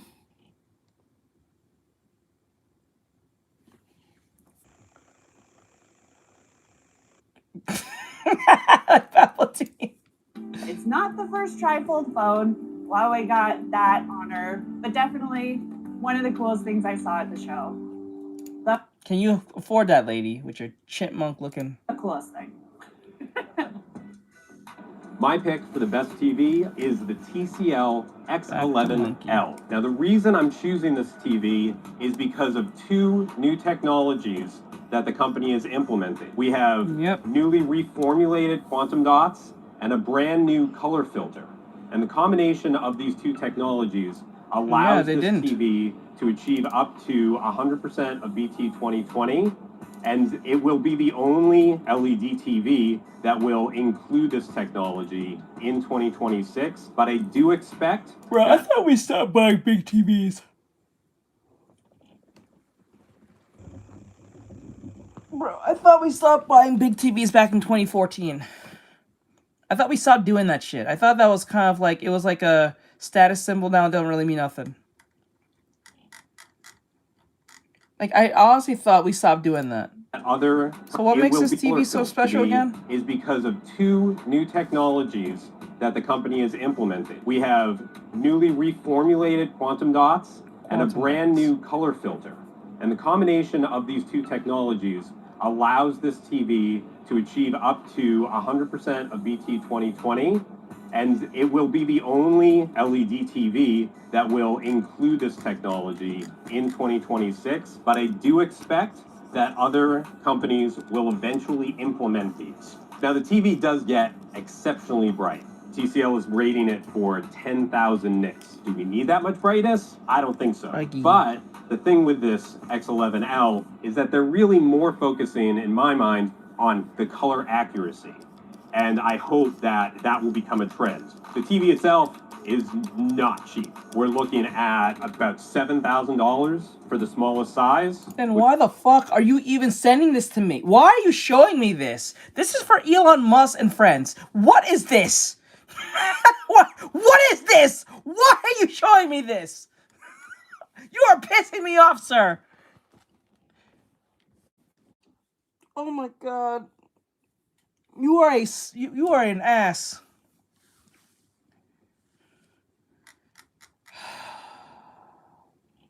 You are an ass, sir. Why are you telling me this? You was better off not telling me the price. Just say it's expensive. That's it. Once you got real technical with it, I got pissed off. 7,000? You think I have 7,000 laying around? The fuck? 20K? Yeah, probably. It's just a phone. Yeah, the phone's that they said the smallest TV is $7,000. What? Which is 75 inches. The 85-inch is 8,000, and the 98-inch is 10 grand. Now, 90. Why do you need a 98-inch TV? Honestly, why do you need a big ass TV? Honestly, you don't really need that shit. 10 grand. It wasn't too far off with that 20 grand.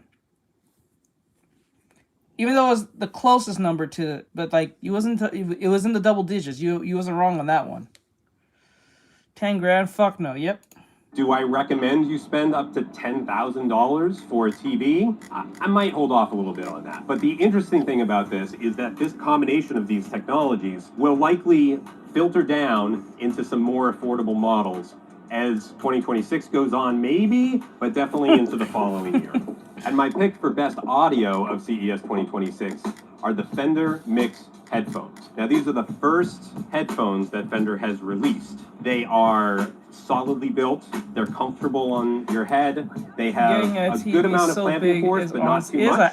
And they also sound great. I was a big fan of the tuning the moment I put them on my head. And you'll be able to listen to them for a long time. Battery will get you 100 hours or 52 using the ANC.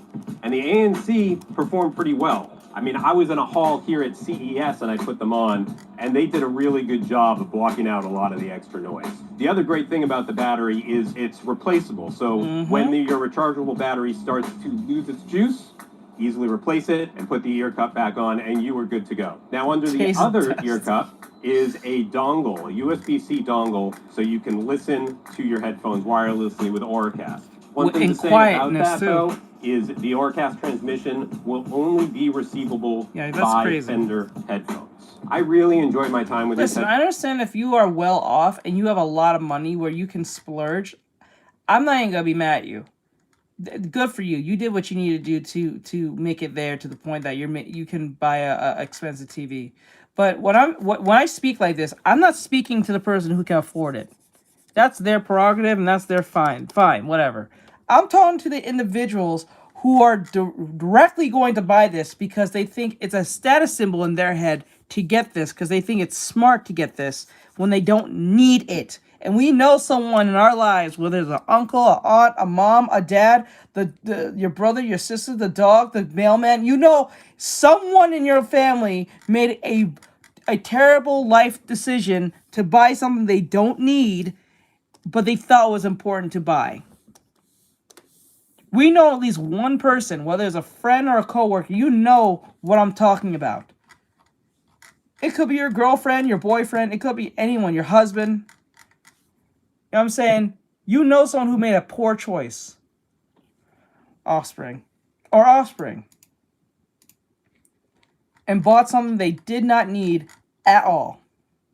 Phones, and I look forward to getting them in and testing them longer. I think they're a great value for what you're getting with the sound quality and what seems to be really good ANC, the option of having lossless audio, and they're $299.99. For a first attempt at Bluetooth headphones, I think Fender has done a really solid job. The doggy be out here buying shit in my name. So my pick for best car at CES was kind of a no-brainer because it was the only thing real enough for us to test ourselves, and that was the Mercedes Drive Assist Pro, which is a level 2 plus. Once you said Mercedes, I know you just knocked out probably a good 80% of the population who's buying this. Plus partially autonomous driver assist system. Oh my God, it's autonomous driver assist system. A lot. You just knocked out about 90% of that right now.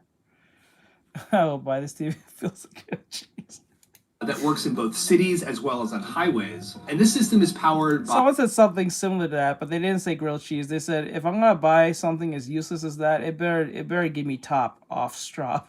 He said it better just go down on his knees and give me top, because I ain't buying that shit. 5 radar sensors, 10 cameras, and 12 ultrasonic sensors. And all of that data from those sensors is shoveled into a supercomputer from Nvidia that's capable of running at up to 508 trillion operations a second. I went on a test ride through San Francisco and was pretty impressed with how the system handled all the chaos of a big crowded city. There were bike messengers and double parked cars and delivery trucks and people pushing baby strollers, and the Mercedes really handled it very effortlessly. I was very impressed by that. The driver is meant to sort of keep their hands on the wheel and stay paying attention to all the conditions and take control if they need to, and it will monitor your eye movements to make sure you're not checking your phone or falling asleep for that matter. But think of it as Mercedes' answer to Tesla's full self-driving, but arguably a lot more robust because of all those extra sensors as compared to Tesla's camera-only approach. Plus, you've got Nvidia's safety-certified silicon chips and AI software that's going to be in a lot more cars than just Mercedes in the years to come. Now, think of it now, Kit from Knight Rider is so outdated. My pick for best car at CES.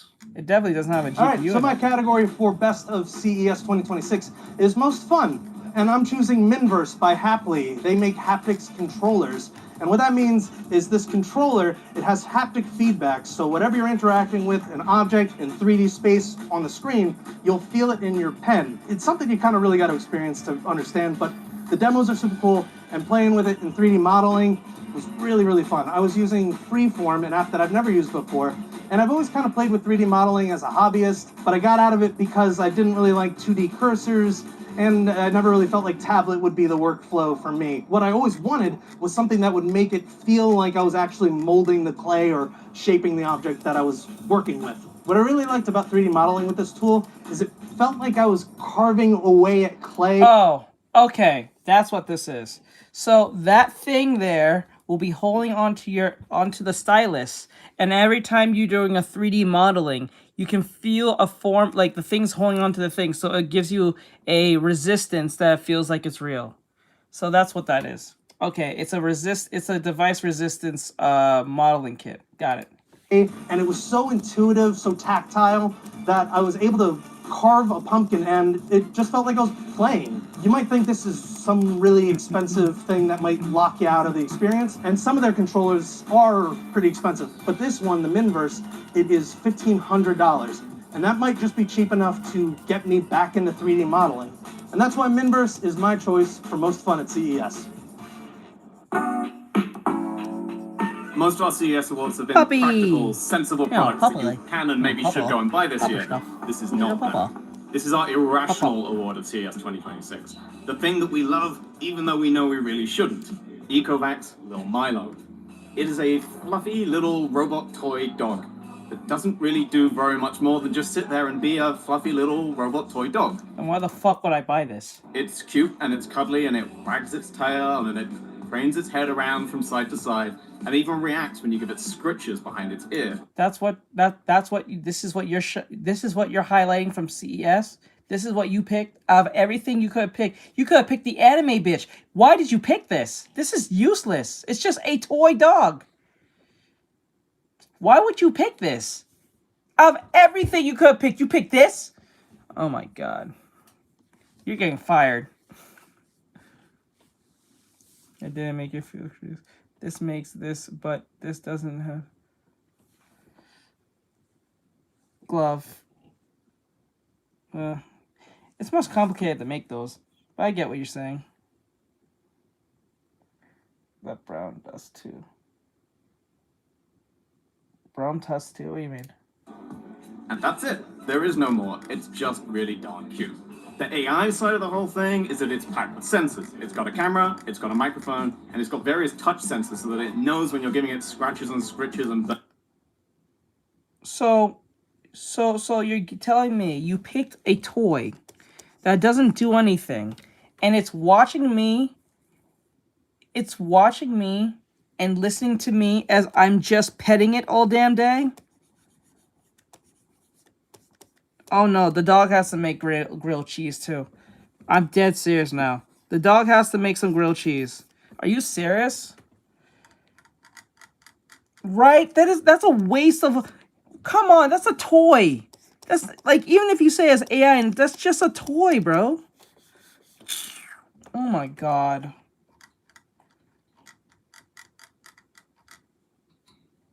That's fucking dumb. belly rubs in the right places.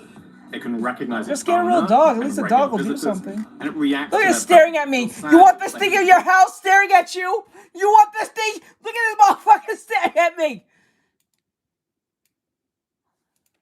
Owner and it scratches. Now you can't tell if your house is haunted because this motherfucker's looking at you in the face. And belly rubs in everywhere you go. It can recognize its owner. Oh hell no! And it reacts to their presence. If you're sad, it will behave differently. Oh hell no! No, bro! They touching this shit. It's always so funny. In theory, over time, it develops its own personality. It develops... What personality? It don't do nothing but stare at me all damn day and listen to what I'm saying. Oh my god. He said personality built. What personality? It does everything like... What more of a personality can that one do compared to those students behind you? The only difference between them, you put a tiara on his head and a bow tie. Such personality. My god, your bar of slow personality is so low. The standard is so fucking low. This, of course, yeah, they're listening to our conversations. Bro said it has a camera and a microphone in it. Why does it need a camera and a microphone if it just does nothing? His own relationship with you. And within the accompanying app, you can actually see its emotional levels. He does look like Elon Musk CS has been depressed. packed with other AI toys this year. And there's been a really big divide. Some do loads and they pack AI chatbots inside and they have interactive games and all sorts of stuff. Did that just say Elon? Did that say Elon Musk? What the hell? It says Elon Musk. It says Elon Musk on the back. What the hell? CS has been packed with other AI toys this year. And there's been a really big divide. Some do loads and they pack AI chatbots inside and they have interactive games and all sorts of stuff. But Lil Milo is the best of this other category that is just kind of cute. They're companions is the idea. And in fact, Ecovacs, like many of the other companies in this space, aren't even really pitching these as toys. They're saying they're great for lonely people or people who want Oh my god! It's not It's built for people who are alone. That's sad. Oh my god, that's sad. You're not even... Yes, this is weird. It's just listen to your conversation so you can talk about how... Oh my god, dude. This is stupid, yo. So maybe that means there is a small little niche market for this. Small niche little market. They're companions. Oh god, is the you're just idea. enabling And in fact, just... Ecovacs, like many of the other companies in this space, aren't even really pitching these as toys. They're saying they're great for lonely people, or people who want pets but can't because of allergies. So maybe that means there is a small little niche market for this. But for most of us, you shouldn't buy. Someone smart is going to take this concept and actually have the dog do something. Bill Milo, I have to reiterate, it does not do anything. But we're being irrational here. You're better off buying that fucking... You're better off buying that fucking, that robot dog from, that does this, and it dances, and it moves around, and you'll get more out of that than this.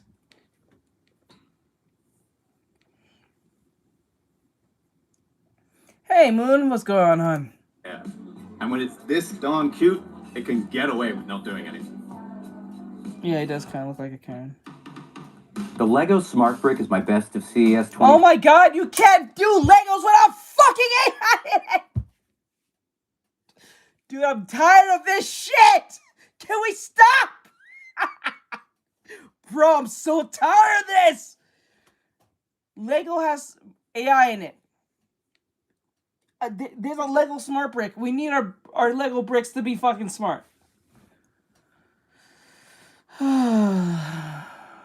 What is cute about that dog? Nothing cute about that dog. 26, because this tiny computer keeps surprising me with so much playable tech. It doesn't just play lights and sounds, it lets Lego characters and vehicles interact. When you drop Luke into an X-Wing, it recognizes that he's there. It recognizes that it is an X-Wing. And if you drop R2-D2 in as well, you could do a barrel roll and hear R2-D2 scream. It can do this because it uses NFC tags to detect that both Luke and R2-D2 are there. Because the bricks have their own wireless Bluetooth mesh network, they can see each other's position and orientation, which lets the two of them do battle. You can have this X-Wing and Darth Vader TIE Fighter blast at each other, and it'll keep track of the number of hits they've taken. How do you now? But there's also... oh my god. Oh my god.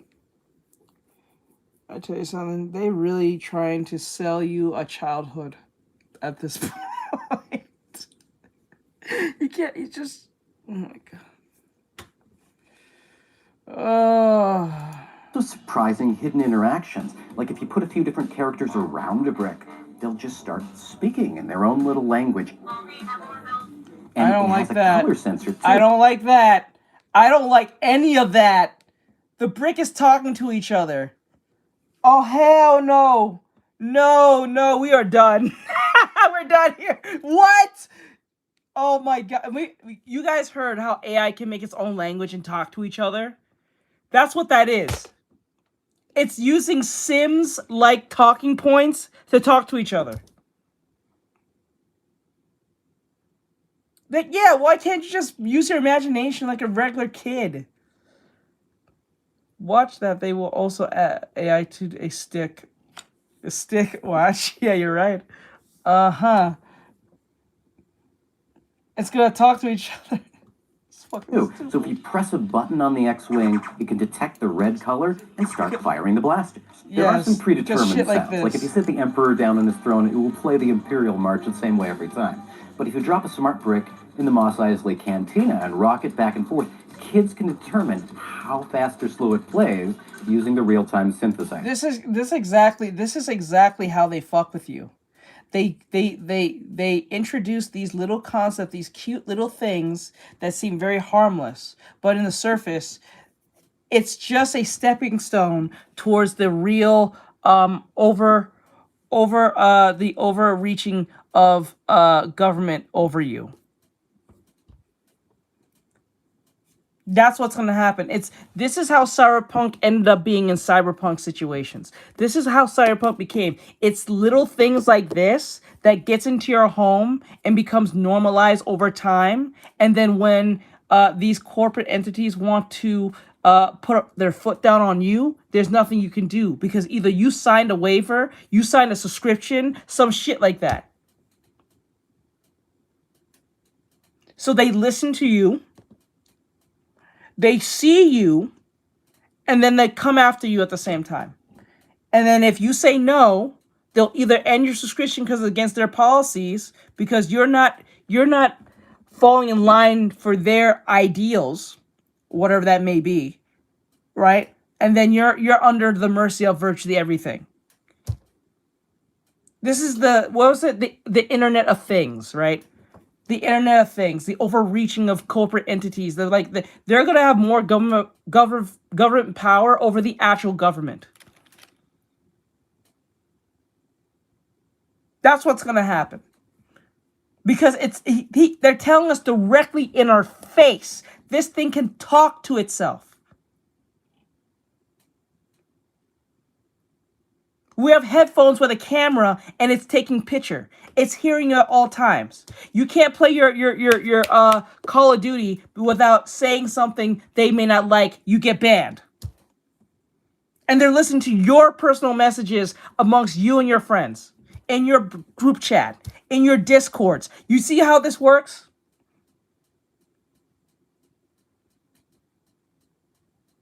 Yeah, right. But yeah, you can see though the. Yep, this is infiltration. This is, what is it? The Trojan horse.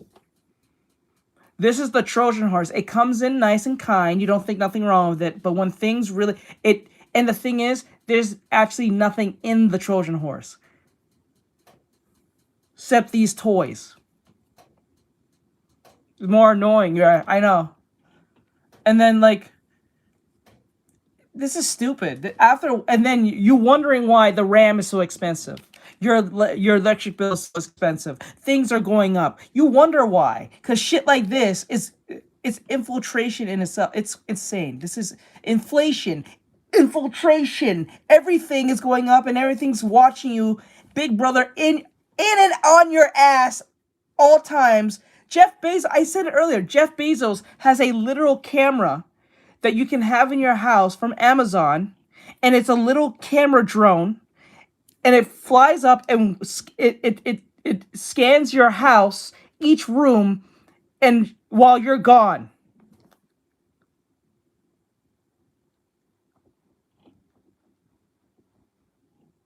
That's kind of random. You can even get Darth Vader to sing along. The Smart Brick does seem to add a bit to the cost of a LEGO set. This $70 X-Wing isn't as big as the ones we typically see crowding around mini. Imagine someone hacking this thing.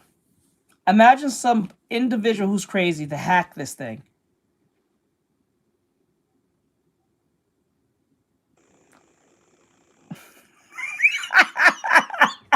You're a muffled giggle. Like you said that. You bitch.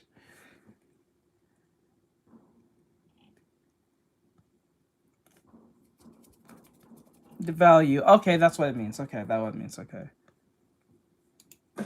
This is just a way of outsourcing kids' imaginations. Yeah, they'll do it to listen to the younglings or watch them at the same time. One of those things. But usually listen to, because I don't think there's a camera built in, but I don't want to put it past them. I walked in thinking it might be that, but I walked out thinking it's more clever.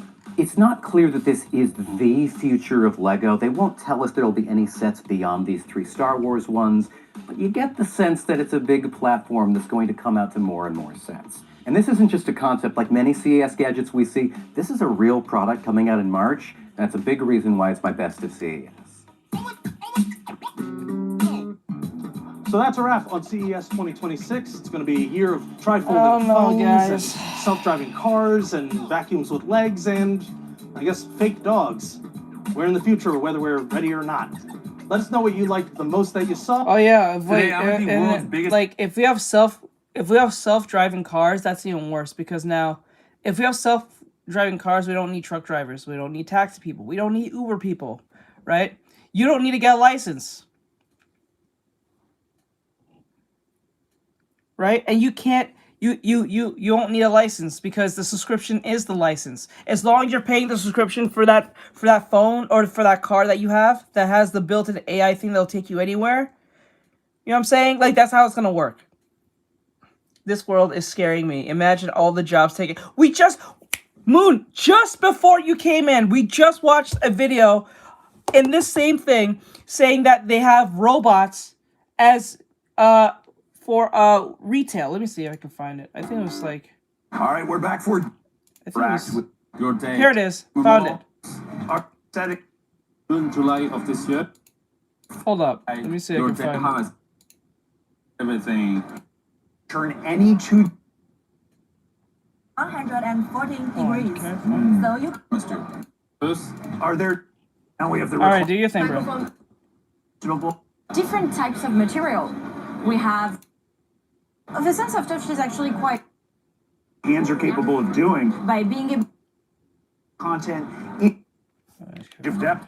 Us that really. Technology. It's a dance with it on the face. It can dance. Clean GI bot G2. I think it was this. So this sophisticated looking. There it is. Yeah. Behind me is the AGI bot G. You won't need a waiter anymore. You're not gonna need a receptionist anymore. You're not gonna need a receptionist to do the calls anymore because we have an AI who can do calls for receptioning. And you won't even tell if it's an AI. That's how convenient they, convincing they are. They have a bunch of reflections and stuff like that in the AI. You won't need a person who works in nursing because there's a robot that can pick up the patient and put the patient inside the robot to take them where they need to be in the hospital. I think the robot can pick up to 1,000 pounds alone.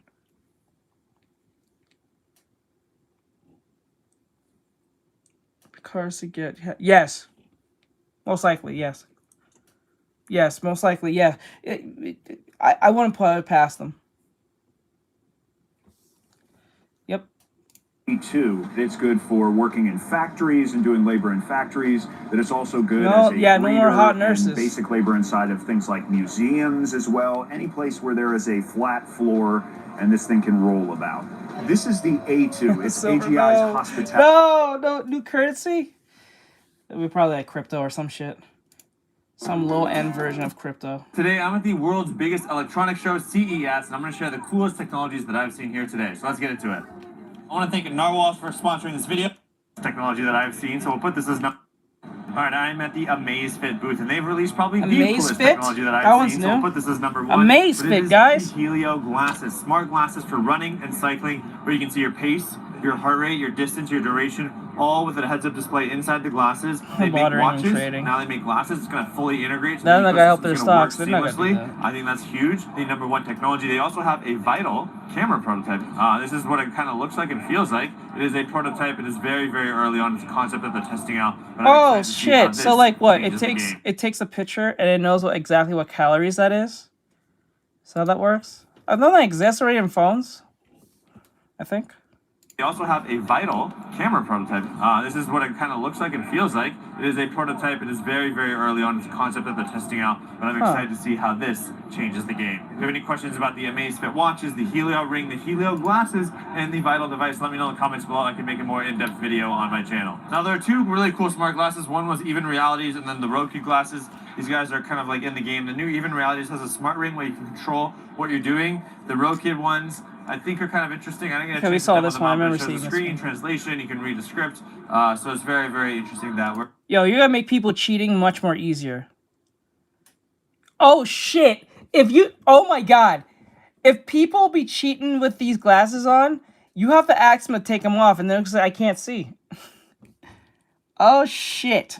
We're starting to see more heads-up display Hey, miss, glasses. what's going on? All right, this is the all-new With Things Body Scan 2. It's coming out later this year. There are 3 massive upgrades from the original body scan, which I have. One is the hypertension notifications, which is very unique. We don't have a lot of that in a lot of devices. The second one is advanced cardiovascular analysis, how well your heart is pumping.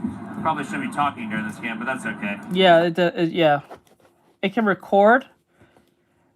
Yeah, you get live translations. It can record and hear everything you're saying.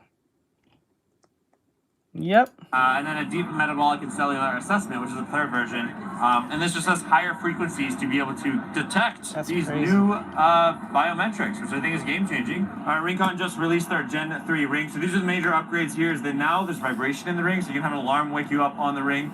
2 is blood pressure insights. This is the first, I guess, like major ring player that's releasing blood pressure insights. You do have to use a blood pressure monitor to kind of calibrate it, but after that you're able to do blood pressure measurements, it seems like, to get that information at any time in the morning. They're still offering all the same sizes, I think up to 14, and they have 2 new colors, which is like a brushed rose and a brushed silver. Those colors look super clean. And then the charging case is now available for any size. So like if you get a certain size ring, your charging case is gonna be the same. If you have a friend who has a Rincon, you wanna charge their ring too, you can all use the same charger, so I think that's huge. That's a big win. All right, this is the LumiMind Sleep Headband. It has EEG tracking on the inside. It has these ear muffs, and then it uses audio stimulation to help you fall asleep and stay asleep faster. Obviously, I've tried sleep headbands before, but today I want to learn more about what this is like. So I had some questions. What are the different measurement devices in here? Like, it has the EEG, but what are the different sensors? How many sensors? What kinds of sensors are on here? That PPG sensors, which we can measure your heartbeat and SpO2, which is saturation of your blood oxygen. Also, we have this 7-point electrode. It's covered by silver. And when will this I'm not gonna lie, I don't think half these things do what they say they do. I don't think half these things say they do what they say they do. Yeah, I don't think half the stuff they say is true. I think it's just overly. Yeah, I think it's overly hyped, and there's a lot of like selling points. Oh yeah, I remember you said that. To purchase or pre-order? That was actually a thing. June 2026. I don't know if that was Once again, still Narwhal, real. thanks for sponsoring this video. Next up is the Narwhal Flow 2. This thing is insanely smart. No, I don't think It's so. not a regular robot vacuum. It has essentially 2 eyes. There's 2 RGB cameras. No, he right actually here that can did. He detect- did actually want to. I think that was a real thing. He was willing to take people to Mars, but the promise is that if you go to Mars, you cannot come back to Earth. I think that was a thing. That was like back in 2014 or some shit, or 2015. Objects. That was a real So it thing. has valuable object protection. So let's say you drop your keys, your phone, you have a charging cable that's on the ground. It's going to use these 2 eyes to be able to see that Yeah, that's object true, okay. and then make sure to properly avoid it. I used to have a robot vacuum back in the day, and I love the convenience where you don't have to worry about, cleaning up. It automatically does it. But all the time, I would get cables, objects that I left on the By floor. now, They'd get yeah. damaged, things would get tied up. But now with this, it's going to be able to see it and be able to move around it. So I think that's revolutionary. The second best feature is the new pet mode. So if you have pets, let's say you got a dog, a cat, or something, it's going to use these eyes, and then it's going to figure out that you have a pet nearby, and it's going to actually decrease the volume of the vacuum. So the suction is going to be a little bit lower, so that way it doesn't disturb your pet, and it's going to make sure to properly avoid your pet as well. And the third coolest nice. feature is a baby mode. So I don't have any kids yet, but I will one day, hopefully very soon. And one thing that, with a vacuum, it makes a lot of noise, so it could wake up your baby. This not only detects a baby, like a crawl space, it's going to avoid areas where your baby might be crawling, but it's going to detect a crib. Now, is it not only avoiding objects, but it has adaptive cleaning. It's able to detect, is this a dry or wet environment, and it's able to properly clean that environment based on what it sees. And they also released 2 more things. One is the U50 mattress vacuum. Somewhere, there's always a 137 camera. degrees Fahrenheit of heat, UV sterilization. And lastly, they released the V50 cordless vacuum. It is so light, 3.1 Most likely, pounds, probably but it can. pulls I'm gonna see 210 my air watts. And if you're into smart home tech that actually saves you time, go check out Narwhal. It'll be linked down in the description. I want to thank them for sponsoring this video. On to the next products. All right, this is the Sleep Pal AI lamp. It is an AI. I don't know about the AI part, but essentially it's going to do some sleep tracking. The lights can change. There's meditations that you can listen to. It is an interesting concept, but I haven't seen one of these to be successful. You do need your bedstand to be like at the same height as your bed. You need one for each side of the bed. So, although it is interesting, I'm curious to see if this will pan out to be something that's useful. If you want to see me test it, let me know in the comments below. All right, this is the Ohm Resonance Lamp, and it's supposed to help you feel calm. So today we're going to show you how. Okay. I can find out. Oh, now it's vibrating. So these are the sensors on the bottom. That's the green light. So it's giving me, okay. And this is There is haptic. It's trying to read because you're supposed to have on that my palm. connection to your palm. Okay. So now it recognizes it. So. So now I breathe out. Yep. And then when the light comes back up, you're breathing in. And then you breathe out. And it's got a timer that's going to go when it turns to an actual full blue. That that means that you've done it. You've hit like a really relaxed. There you go. You're only the second. I did it! I got to blue! These are the Soundcore sleep buds, the Sleep 830s. They have ear noise cancellation. You can help you drift off and fall asleep. You can see right there, they're super simple, they're flat, they go right inside your ears. You got a charging case with USB-C, it slides on super easy. You can open and close it. These are super neat. I want to test them out. They actually feel much lighter than the Oslo sleep buds in terms of the size and weight. This is Nax. It's a FDA cleared EEG device. For the medical purposes, we are exploring mainly sleep, epilepsy, and Alzheimer's disease. All right, I'm here at the Eli Tent booth where they do saliva testing for cortisol and then progesterone and testosterone coming soon. Within this device, there is a custom proprietary assay. That assay, when you pull it, it pulls your saliva and is able to essentially pull these lines up. Wait, what? And then using our app, it uses computer vision and AI to be able to detect the nuances within this line to give you an accurate reading of your cortisol level at that time. This is Mira Health. It is hormone tracking for women. It is a 4-in-1 at-home test. They actually measure a couple things. So you have LH, FSH, progesterone, and estrogen right here. They're testing all those things just through urine. It's a very simple process. You urinate into this cup, you have a test strip right here, and this is what the device looks like. You'll go ahead and slide that test strip in there. This will sync to your phone, and it'll actually display the numbers on the screen itself. I think seeing a lot of new health trackers around women's health is really important. We don't see a lot of that, so obviously I can't test this, but this is very interesting to see.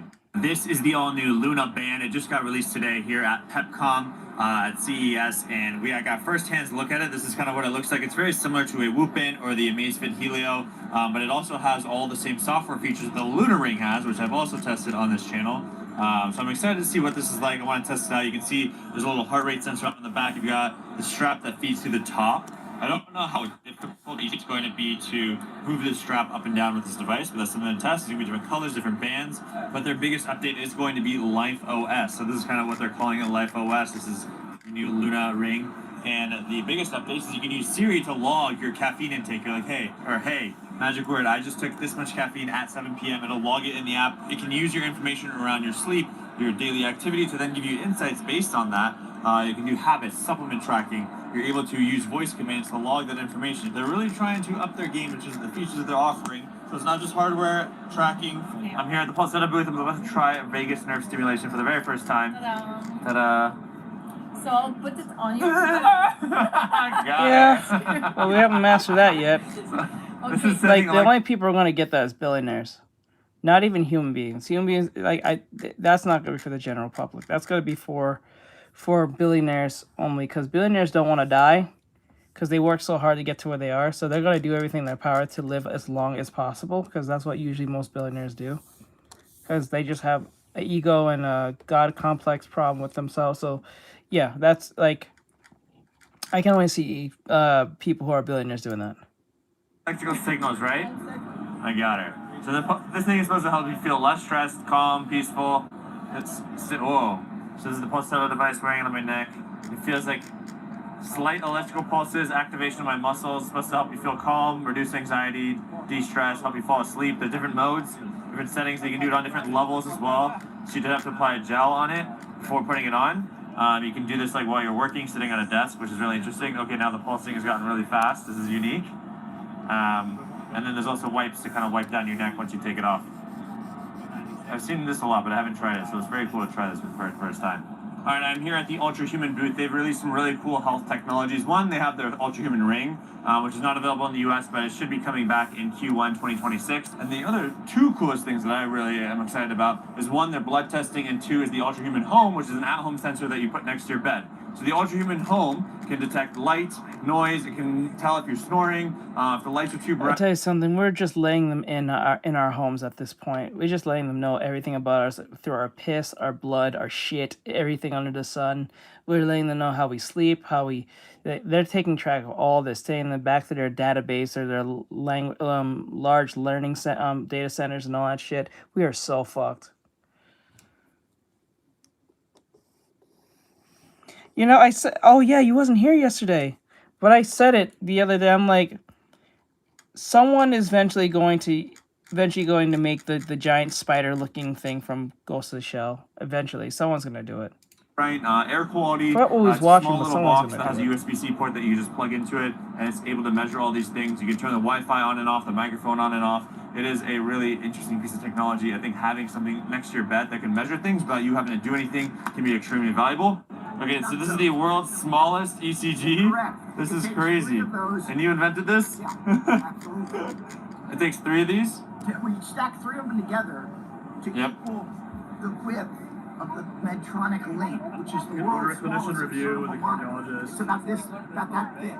It's at 1/3 the volume. Okay, so that guy is the creator of the world's smallest ECG, and it's a little credit card size that you can just pull out, do a test. I think that's insane. The more and more that we can get medical technologies that can save lives in a small form factor is going to change the world. So that was cool. I'm here at the Garmin booth, and they have some new updates on the app. That's their biggest update with the Garmin Connect Plus. If you do have the paid subscription, you'll be able to get some really interesting features, so go check that out. And then the watch is obviously the Venue X4, which I need to review. The new Phoenix 8 Pro with the micro LED. That's really interesting. The screen's extremely bright. That's a $2,000 watch, so I want to test that out. Do you see yourself using them again? Right here, it has 2 microphones, as you can see right here on the bottom. These are the 2 microphones. Has a light sensor as well as an accelerometer to detect movement. The point is, are you going to be? Do you see yourself using it in the far future with the same uniform? If not, just get it. Things like that. It has a whole journal. It makes no sense to what you're talking about. get it big if you're not gonna wear it. Energy and stress. And it's supposed to look super yeah, so clean, get it big. as you can see. It looks like a regular necklace. So you'll just grow into them. This is actually electronic. Or at least a medium. Or at least a medium. Super clean and simple. If you're not going to use it again, at least get it, like, if you're going to get it for a short amount of time, get a medium. If you're going to go for a while, a large. Case. This is like MagSafe. It connects to your phone. And then they have a new one, which is the Plod Note S Pen. It's interesting. Hey, I got you, bro. I'm so behind you on that one, Mikey. Take notes for you. I'm for the Gundams as well. People around you say. They'll summarize it. You can use AI on the notes. It's like a second brain where you're able to get information, remember intel, and things that you're talking about. So I think it's going to be a very unique concept that you can use to be more productive. The all-new U400 smart lock from honestly, I don't think AI is going to make our lives more productive. I think it's just going to make us more lazy. The way I see things, I think it's going to make us more lazy, and we're going to end up being like in that movie, Idiocracy. I forgot how to say it, but like, I think that's what's going to happen. I don't think it's going to make us smarter or better. I think it's going to make us dumber and just like more lazy and shit like this. This is why the kids that was watching that one video with the teachers saying that the kids are stupid, extremely lazy. I'm not gonna say some people are not gonna be productive with it. I think majority of people are going to be lazy as fuck with it. That's what I'm thinking. I think there's gonna be people who are gonna break from the mold and use it as efficiently as possible, but I think majority of people are just gonna use it because they're bored.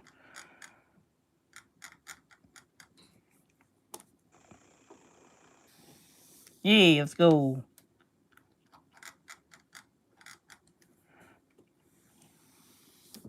Yep.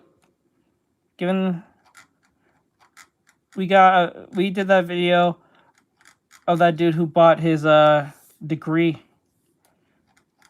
Wally. It's going to use ultra wideband, so you can see the phone is now moving. It's going to automatically unlock. It's going to support iPhones and Apple Watches, where an Apple Home Hub is required. Oh yeah, no, that game you're talking about. That gardening game. When you get really close by. What the hell? They provide other smart locks as well. And there's a new thermostat. They have a whole bunch of like. Whoa! What the hell? What is this? God, he's switched everything off. that you say and the people around you say. They'll summarize it. You can use AI. Oh shit! Here at the Plod booth, they do AI audio tracking. They have 2 major devices. One is the phone case. This is like MagSafe. It connects to your phone. And then they have a new one, which is the Plod Note S Pen. What's interesting is the magnetic one can go in the back of your phone, and then the little pin you can wear on a necklace, wear on your wrist. Take notes for you. It transcribes everything that you say and the people around you say. It'll summarize it. You can use it. I don't like that. I don't like that. See, I don't like this because I'm pretty sure more people are gonna use this on unconsensually than consensually. AI on the notes. It's like a second brain where you're able to get information, remember intel, and things that you're talking about. So I think it's going to be a very unique concept that you can use to be more productive. The all-new U400 smart lock from Aqara. Check it out here. It's going to use ultra wideband, so you can see the phone is now moving. It's going to automatically unlock. It's going to support iPhones and Apple Watches, where an Apple Home Hub is required. So ultra wideband, you can just walk up to the door. You no longer need to tap the lock, but it'll instantly unlock when you get really close by. They do provide other smart locks as well. There's a new thermostat. They have a whole bunch of like at-home products that you can see here, like the plugs, switches. But this is their newest update. You can even see the ultra wideband activating right there. So this is the smartest cooking device I've probably seen here. A cooking device. You can cook how many different kinds of meals on this? 100,000 different recipes. All you need are the ingredients. You can actually send them to Instacart from here to your local grocery store, Kroger, Amazon Fresh, wherever you want to shop. Just put it in. There's all kinds This of looks like this is from Mikey. recipes that are 15-minute, 25-minute, Mikey's our mod chef. 30-minute quick recipes. And then there's some that are very He's the Sanji of our crew. complex if you're a gourmet chef. It's micro LED TVs. Now this one's huge. Lots of micro LED TVs from LG, Samsung. This seems to be the newest technology that's coming to most TVs now to create the best visuals possible. Lexar storage, you know I've made videos about Lexar on my second channel. I love their Lexar Professional Workflow Go and the Lexar Professional Workflow. You're able to have it SSDs, CF Express Type A, Type B, micro SD, SD cards, all the different options. You can import multiple cards at the same time. So this is huge. If you're someone who deals with multiple cameras, you want to have a system that's super easy. We are hands-on with the brand new Samsung Trifold. You know, I've tested these Samsung Folds. So this is the first time I'm holding the Trifold. I want to see how heavy it is, what it feels like. This thing is massive. Like, look at that screen. It has 3 screens, I guess, on one side and 1 screen on the back. So if I want to take a photo right here, This is that tablet. on selfie mode. I should be able to use the back camera. Okay, now we've activated this back camera so I can see what I'm taking a photo of from this side, as well as I can flip it to then also see the selfie camera from this side. So that is pretty neat. Check that out. You can see on this side what it looks like, as well as the camera facing. So you're almost like dual capture. And then when you want to fold it up to see how it looks, oh, it's saying open and fold the phone from the other side. So we're gonna open it up, we're gonna fold it in this way, and then close it up. And now we've got the phone right here. It is pretty heavy when you hold it in your hand, it's pretty thick. You can see how big the camera bumps are. This is the hinge on this side, and then you can open it up the screen so I can go ahead and be like, hey, I want to go to my calendar. More food and now I'm like, I want to see more. I I can open it up. We have a screen here, and then open it up again. And now we have a massive calendar. So this is the Trifold. This is insane. If you think I should buy one and test it out with my day-to-day life, let me know. I'm so curious how this will manage in a real-life experience. But just playing with this hands-on, this feels like a nice iPad. These are the brand new Camello glasses. Check this out. They changed tints. I didn't realize that, you know, if you're a runner or a cycler, when I started cycling, there's different tints of glasses. And I was like, why do we need different tints? But then I realized if you're biking in the morning, and then as the sun rises, it gets brighter, you need better glasses. But then you need 2 different glasses, whereas these ones, you can change the tint based on the brightness. I think it's a huge game changer. They're one of the first and only ones that do it. And they have a pair. This is without speakers. It's lighter. It's smaller. They have a pair that does offer speakers built in, which I'm going to test out. This is insane. They also offer a tint on-off for cars. So they have a Tesla car here where you can turn the tint, window tint on and off. They have snow goggles that they just announced, and they're planning to add speakers and music into these snow goggles as well too. Very interesting up-and-coming brand. I can't wait to get testing them out. Let me know what questions you have down below. This is the anti-gravity A1 360 drone, and this thing is the next level. We have regular drones, but the 360 drone lets you capture someone. Like, let's say you're tracking a car or person, and the drone's gonna fly as is, but because it's a 360, it's capturing everything. It's like a camera at all angles, and you'll be able to capture content of a car. You can reframe the video as you're flying. So let's say you're flying over a car, and then you want to reframe to something in the sky, you can do that. Or let's say you're surfing or something and you move and you're kind of out of the frame of a typical camera drone. This will allow you to capture whatever it is when you're doing action sports. We're at the Apollo booth. They make electric scooters, and now they're actually making e-bikes as well. So you can see right here, those are the new e-bikes they're going to be launching. You can see right here, this is the Apollo Phantom Stellar. It is $3,000, insane battery life. What's really nice is they have a dual shock system, and it's beautiful. These things are stunning. They have these beautiful lights, massive light bar on the front.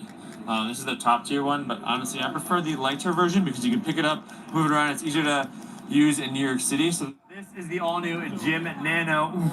It goes onto any squat rack, and you're able to do a workout. The bands are up to 5 meters long. You can change the weights. This will go up to 220 pounds each, so you get 440 pounds total on both these devices. This unit will come off. You can charge it. The charge will last you up to 30 days. The handles, you can swap out. These work with Expedience Gym Monster 2, which is back there, which you've seen me review.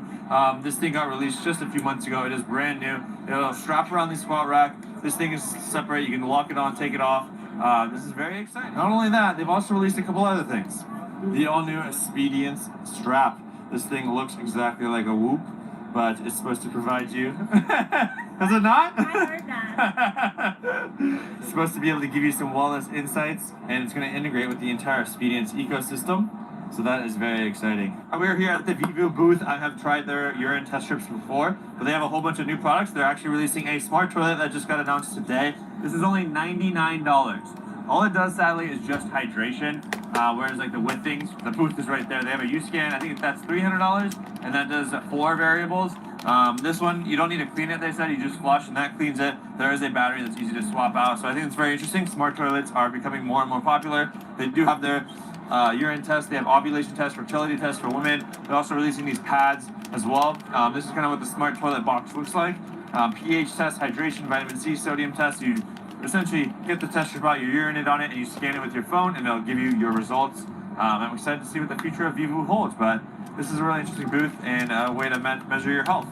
This is the Sony Afila 1, and they said that you can actually test drive these in California later this year, and they're going to deliver them to customers later this year, which is going to drive itself. It's going to allow you to play PlayStation in the car. You don't have to worry about anything. You can just be creative. You can have entertainment. Battery packs, lots of battery packs from Blue Yeti, Jackery, so many options. I think it's interesting. If you travel a lot, you want to power something portable. These things are fascinating. I haven't tested them all, but if you want to see more videos on that, let me know. Let me know which one was your favorite product. Once again, thank you, Narwhal, for sponsoring this video. Click the link in the description to go check them out. Subscribe, turn notifications. We'll see you in the next one. Peace.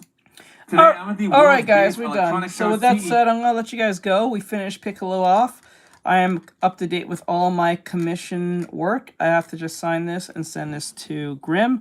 I'm sure once Grim pops up, I can always just show him and send him. I don't have his information because last time Grim didn't want nothing before, so I never got the chance to get his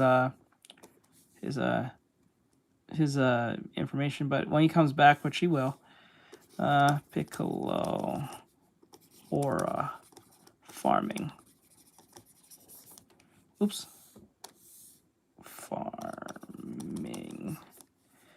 Okay. For Grim. It was for Grim. Okay. I'll put DBZ. DBZ. Okay. All right. Have a great night, guys. I hope you guys have an awesome day and all that great stuff. I'll see you guys in the next one. And yeah, I'll see you guys tomorrow. So with that said, keep safe, keep practicing, keep doing what you guys do. I appreciate last one of you guys. You guys are awesome. Thank you for the support. I put the armor firing Piccolo up for all to see. Hope you guys learned something or at least had fun watching and doing reactions with me. I hope you guys enjoyed this. Thank you so much and all that great stuff. Thank you guys. Laters. Bye-bye, guys. Keep safe.